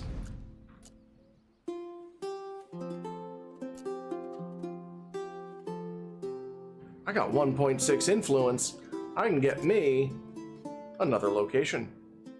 Let's go with Immeruth. Immeruth has rich berries and rich iron.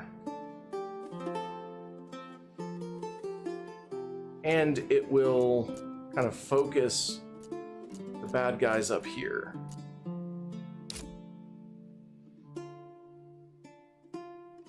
Bad guys.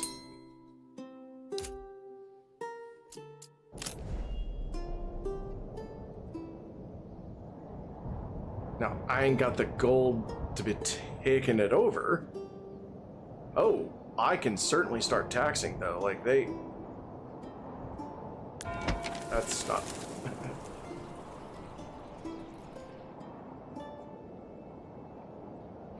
There's my manor house. So now I can just go ahead and do taxes. They're gonna like me like 8 less.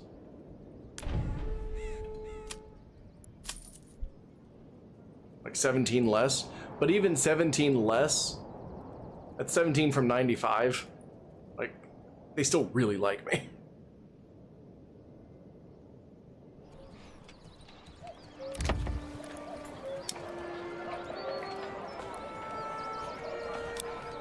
We'll upgrade that to level 2.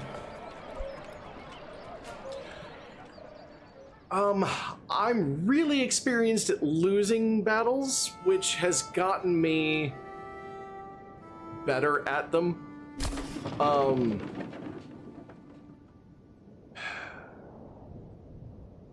The trick to battles so far seems to be have at least equal numbers and don't necessarily just blindly attack. If you can set up battle lines, now I tend to set my battle lines in a V if I've got the time. So I will set one unit up to be the front, and then I will set another unit up a little bit away at about a 90-degree angle. So whichever line gets hit, the other will swing in to flank and come around the back. And that works really, really well. They did increase in the beta branch update. They did increase the usefulness of bows by like 3 times. They went from like a 4% to a 12% damage. So like they got buffed pretty hard. But again, they're bows. They're really only good out in the open. I found that having the Duke, the other Baron guy, this dude, Hildebolt von Burenkendurken, if you switch him to be reactive, where he won't try to claim your land, that definitely helps.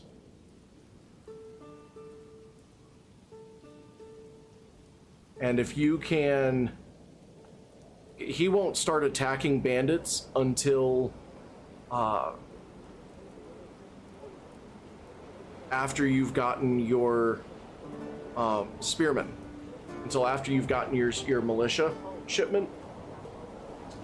If you join the battles with him, so as soon as you see his units appear on the field to start going after bandits or going after brigands, rally your militia and join the battles with him. And then make sure you run at the double quick to capture the bandits camp and take all their money. From there, you just use that to hire mercenaries and have the mercenaries go take care of any bandits that pop up. And the mercenaries theoretically should pay for themselves. And that's how you get not only the influence to claim your first new territory, but you will also be able to use that to get the mercenaries to tackle his army. You'll be able to use that to defeat his army when he tries to claim a new territory, and you just be like, nah, bro, that's mine. Just don't try to fight him too soon.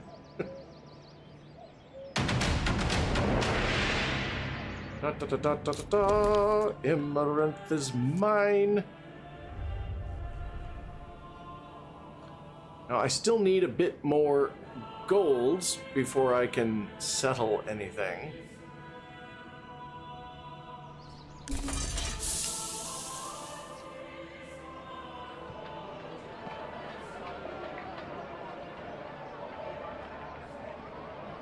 Now, for food, the burgage plot size for vegetable gardens matters. Same with orchards. I would not spend a lot of resources reinforcing the manor just yet. Oh, Becca! Thank you very much for the Prime sub. I do appreciate that. I would not spend much resources defending the manor, reinforcing the manor. So far, I've been spending all of my resources on either burgage plots, it's really burgage plots, because all of these extensions cost a bit of gold, but really focus on setting up food and then trade. And whatever your starting location is, it's rich deposits, that's your trade. So if you start off and you've got rich iron, prep yourself to trade iron. Get yourself an iron mine, a bloomery, and if you do that, you can actually start building your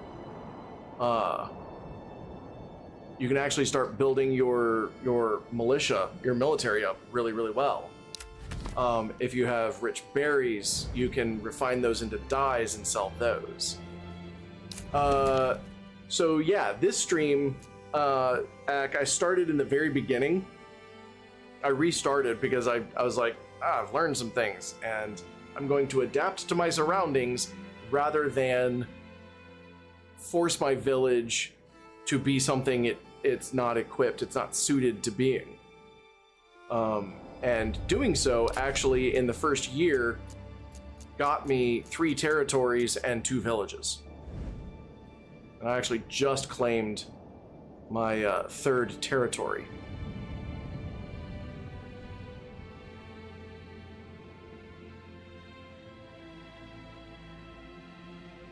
Yeah, I basically did exactly what the AI did, to the point where, like, I was sending my 10-man militia to join the AI when the AI was fighting the brigands, and that was getting me enough influence that I could actually expand faster than the AI. And so the AI is still stuck in those two locations. He doesn't have the influence for it. Absolutely, Omac. I'm thank you very much for the follow. And you can check me out on YouTube. I'm actually simulcasting on YouTube, Twitch, Kick, and Trovo. Just don't tell Twitch I told you that, because that's against the law, or against the rules anyway. But you can check out my YouTube channel, and actually, if you just kind of follow this, sorry, dying, choking on air. And what I'm going to do is I'm going to condense this stream's start down into a video, and actually upload that as, like, you know, how to quick start this. And the good news is it works no matter where you get started off. Now that I'm done dying.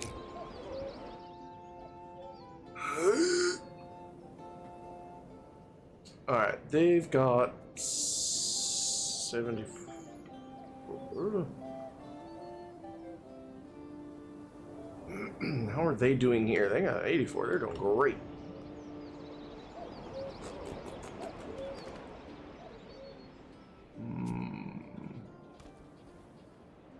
Yeah, nothing. I tell you what, man, nothing will slow you down faster than croaking. Like, as soon as you give it the big, you're done. You're just done. Okay. I need to expand. I have filled up. So you can see right here, I've got my main house, and then I've got my Viking, my medieval German duplex. That gives me 10, because I've got 5 plots. That gives me 10 families. I'm full. So I need to expand. And what I'm going to do... bring a road down here. Nope.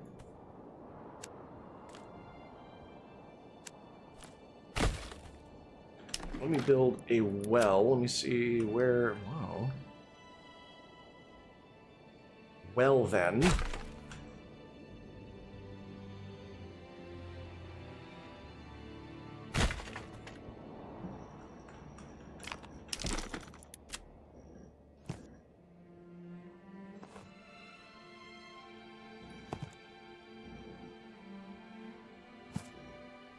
we're gonna do that. Everybody's got a little duplex, buddy.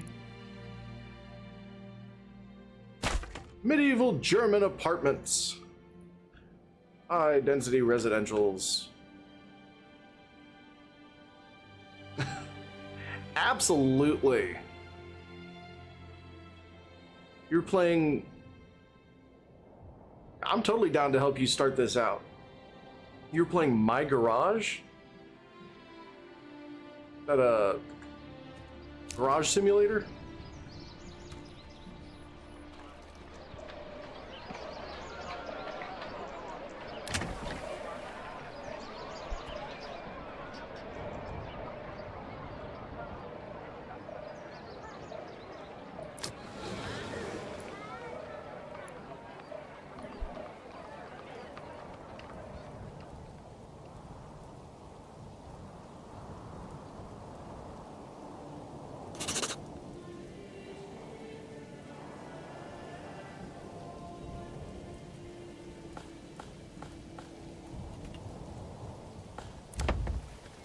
Rain or snow is still blur.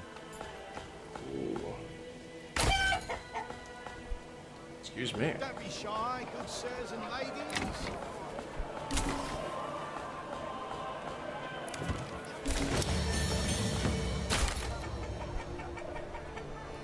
Oh. Okay, now I'm actually in Goldhof.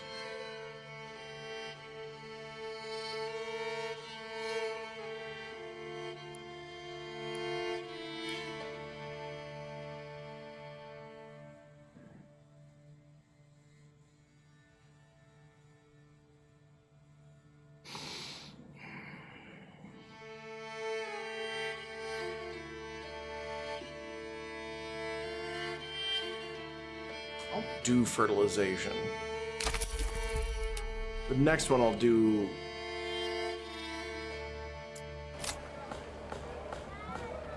might be sheep breeding.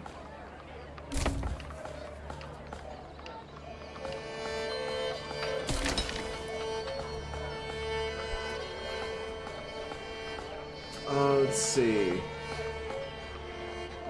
Solo dev game with a car fixer. Get junk cars fixed for money, take jobs fixed. Okay. Like every part that's on the car you have to do, there's no... Oh, so it just has, it's not intuitive. Probably would have to watch a music video. Wow, a YouTube video on that.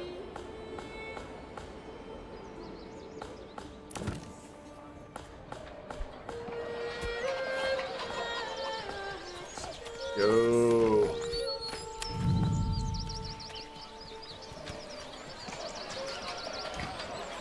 Chickens. Oh, excuse me. Sorry.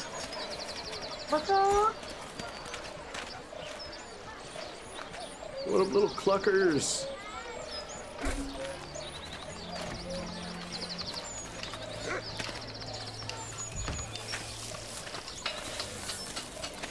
There you go. Yeah, you spread that feed. Spread that chicken scratch.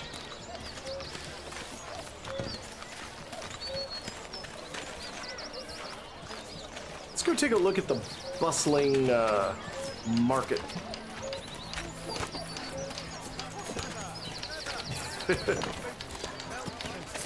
Well, anything really. Get your daily dose of green. You'll not find finer wares anywhere else. Fresh meat. Get your fresh meat here. Yeah, we got fresh meat, we got vegetable, we got one cabbage. Step right up and You've got a cabbage. Cabbages, turnips. This guy's got cabbages and carrots and all the berries and all the meats. Yo. You'll not find finer wares anywhere else. Meat. Vegetables. Get your daily dose of Vegetables. greens. Healthy and hearty. Vegetables. So fresh. It's very important. The wood guys are just stuck looking at, nobody. They got nobody to talk to except each other unless they shout through the Fresh curtain. meat. Get your fresh meat here. No finer Oh, cuts I in think all she the said it land. was meat so fresh it's still mooing. Or practically still mooing. Come one, come all. Feast your eyes on our fine selection. Yeah, meat so fresh it's still mooing. Feast your eyes on our Which fine is selection. weird because it's deer. Carrots and cabbages, turnips. So it shouldn't be mooing at all.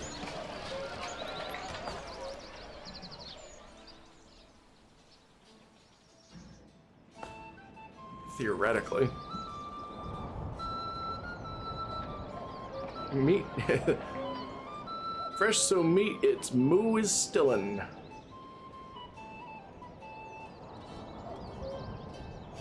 Oh, we need... We're gonna upgrade this to a herb garden, which will give us more money for exports. And we can put the dude fella back to work.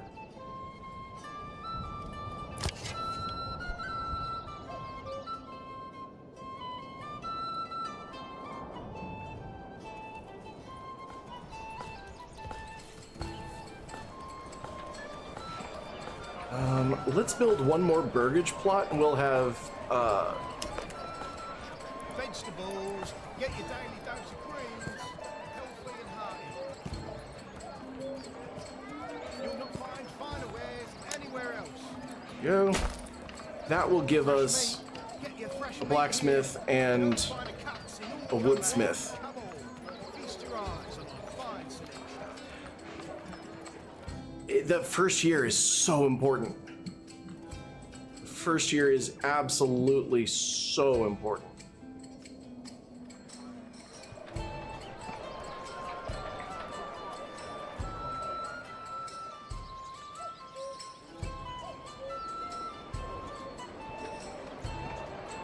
An easy way to know you need more homes or families. Okay, so if you find that if you find that you've got like over a year's worth of food, now that's a little misleading, but if you click on the marketplace, you see like everyone's got food, like a ton of food, and they're fully satisfied with it, and you've got your industries are filled up and you've only got one assigned family, one or two unassigned families, then you can stand to expand a little bit, because you need to start expanding your industries and you don't have enough families for it. But you need to make sure that you've got a buttload of resources and you are starting to make money. You basically need your logistics locked down first. So like up here, I've got 16 total families. 6 of them are unassigned. But that was because I moved my saw pit and my woodcutter's lodge. That's why.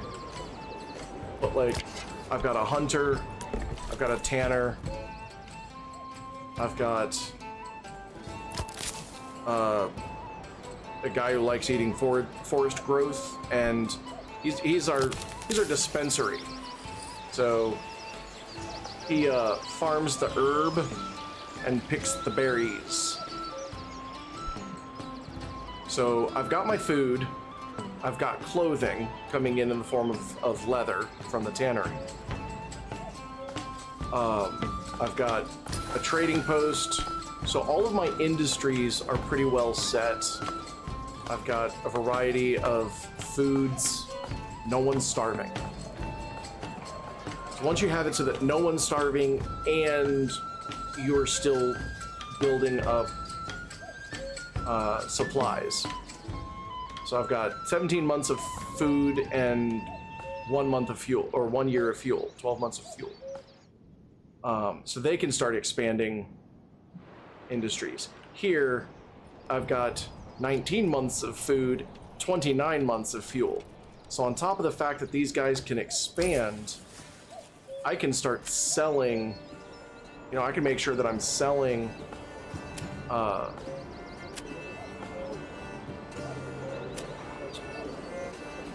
crafting materials.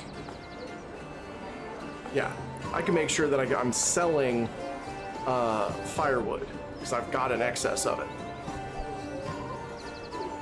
So every month merchants will come in and they'll start buying my excess.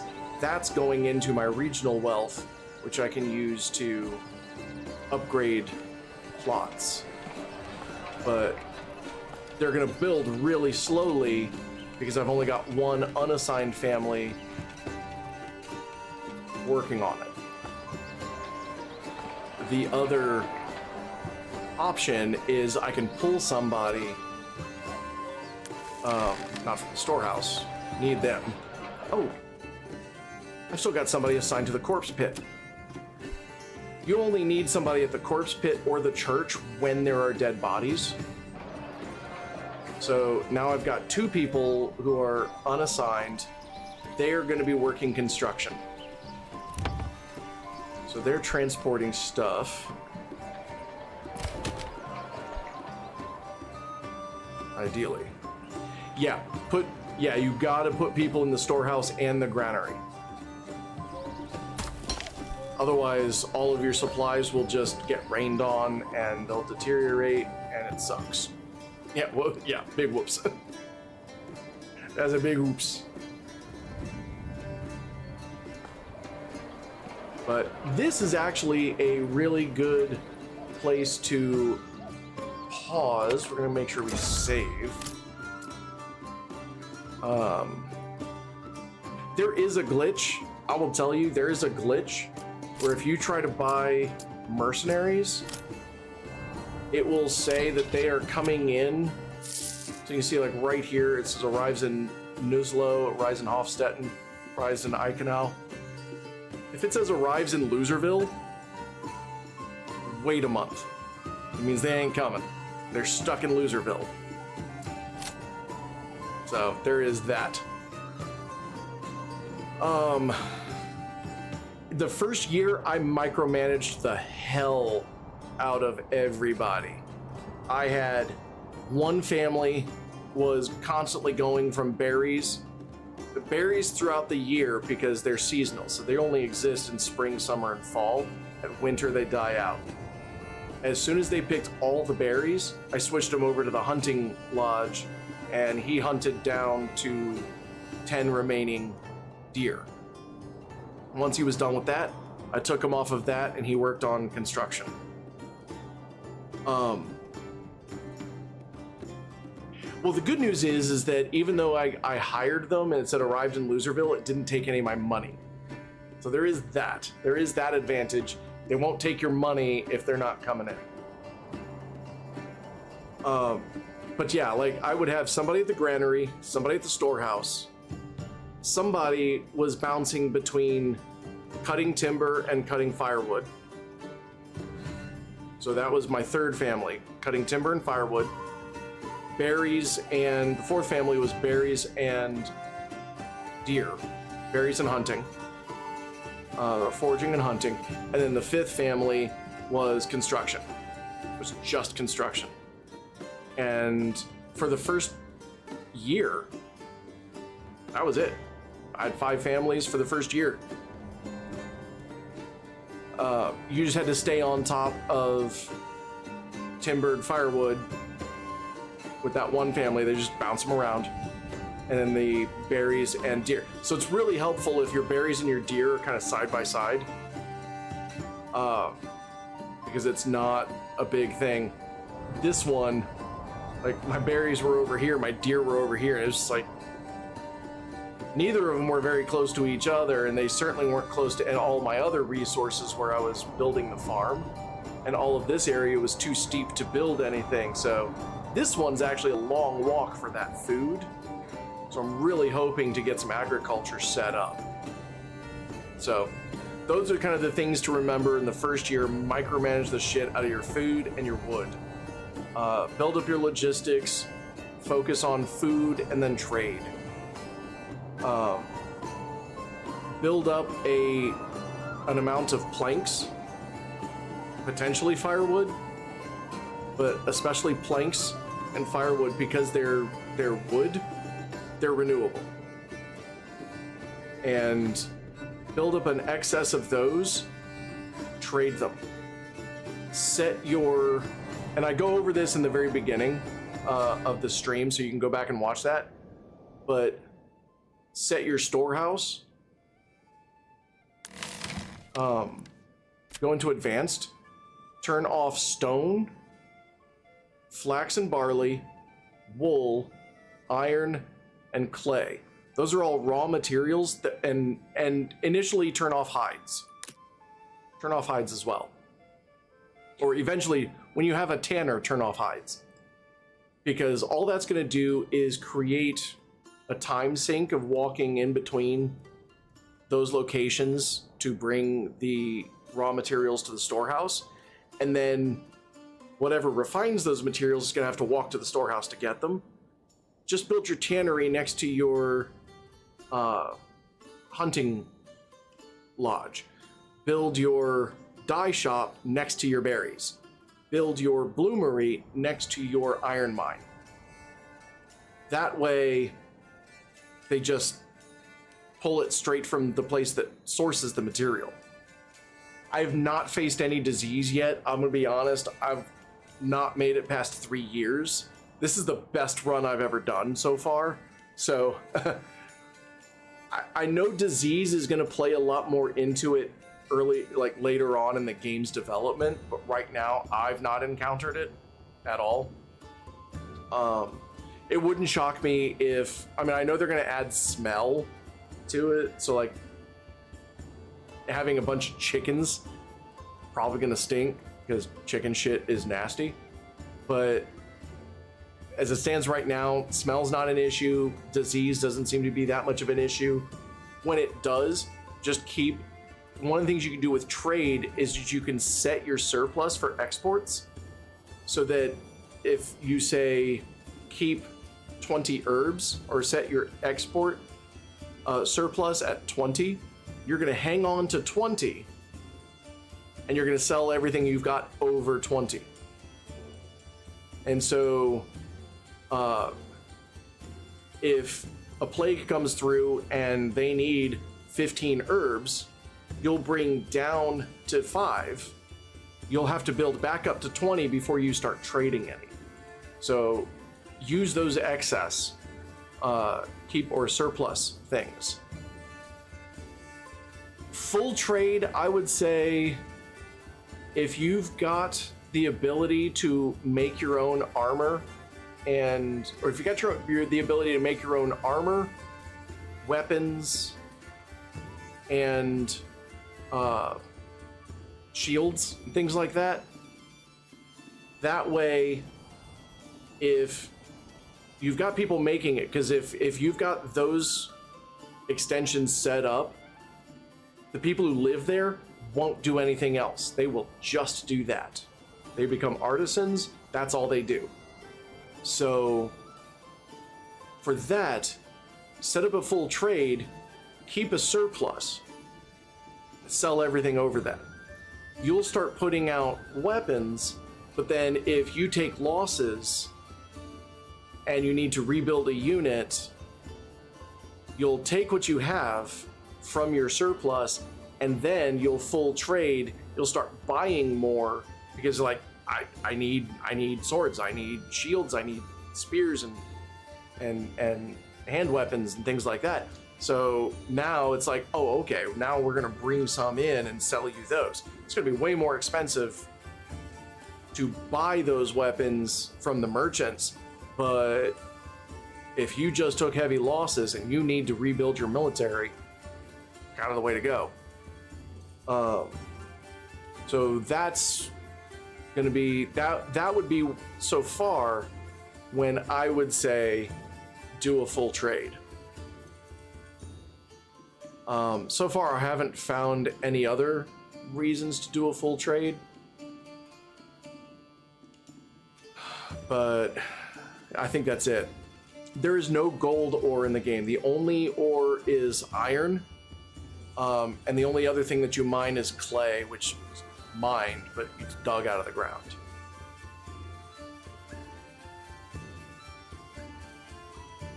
But those are the big things.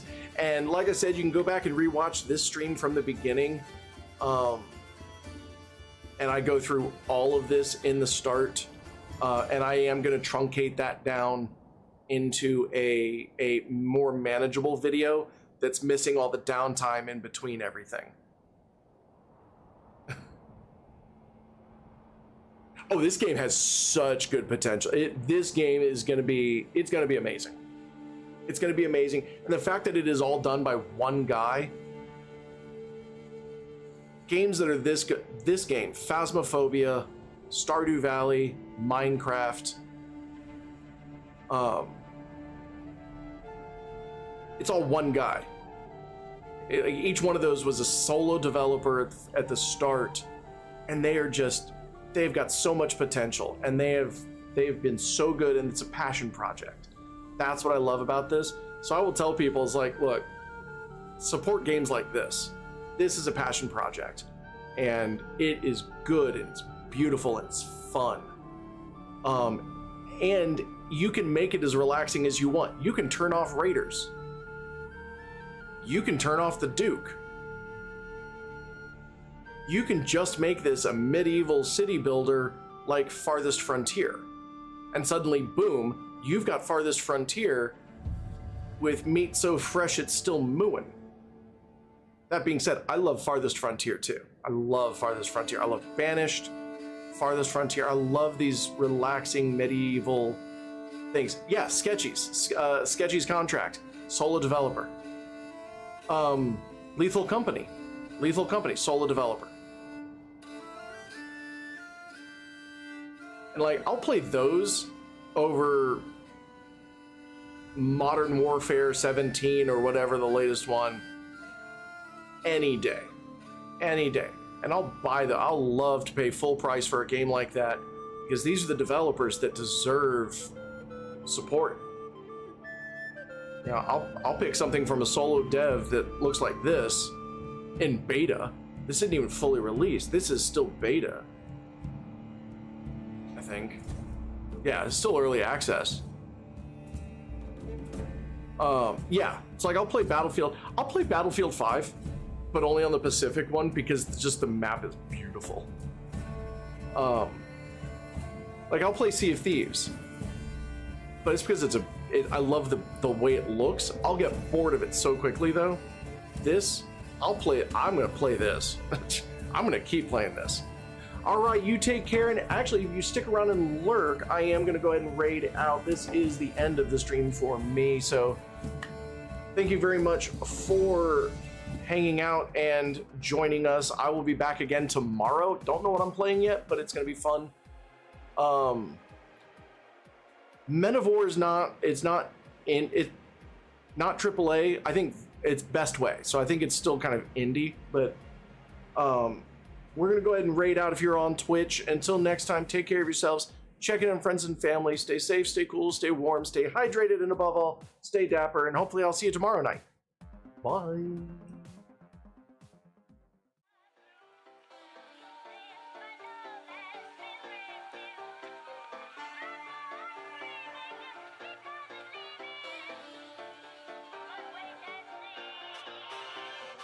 I mean the kind of music men hum or whistle when they feel on top of the world. And gentlemen, one of the many things that give you that tip-top feeling is the pleasure of being well dressed.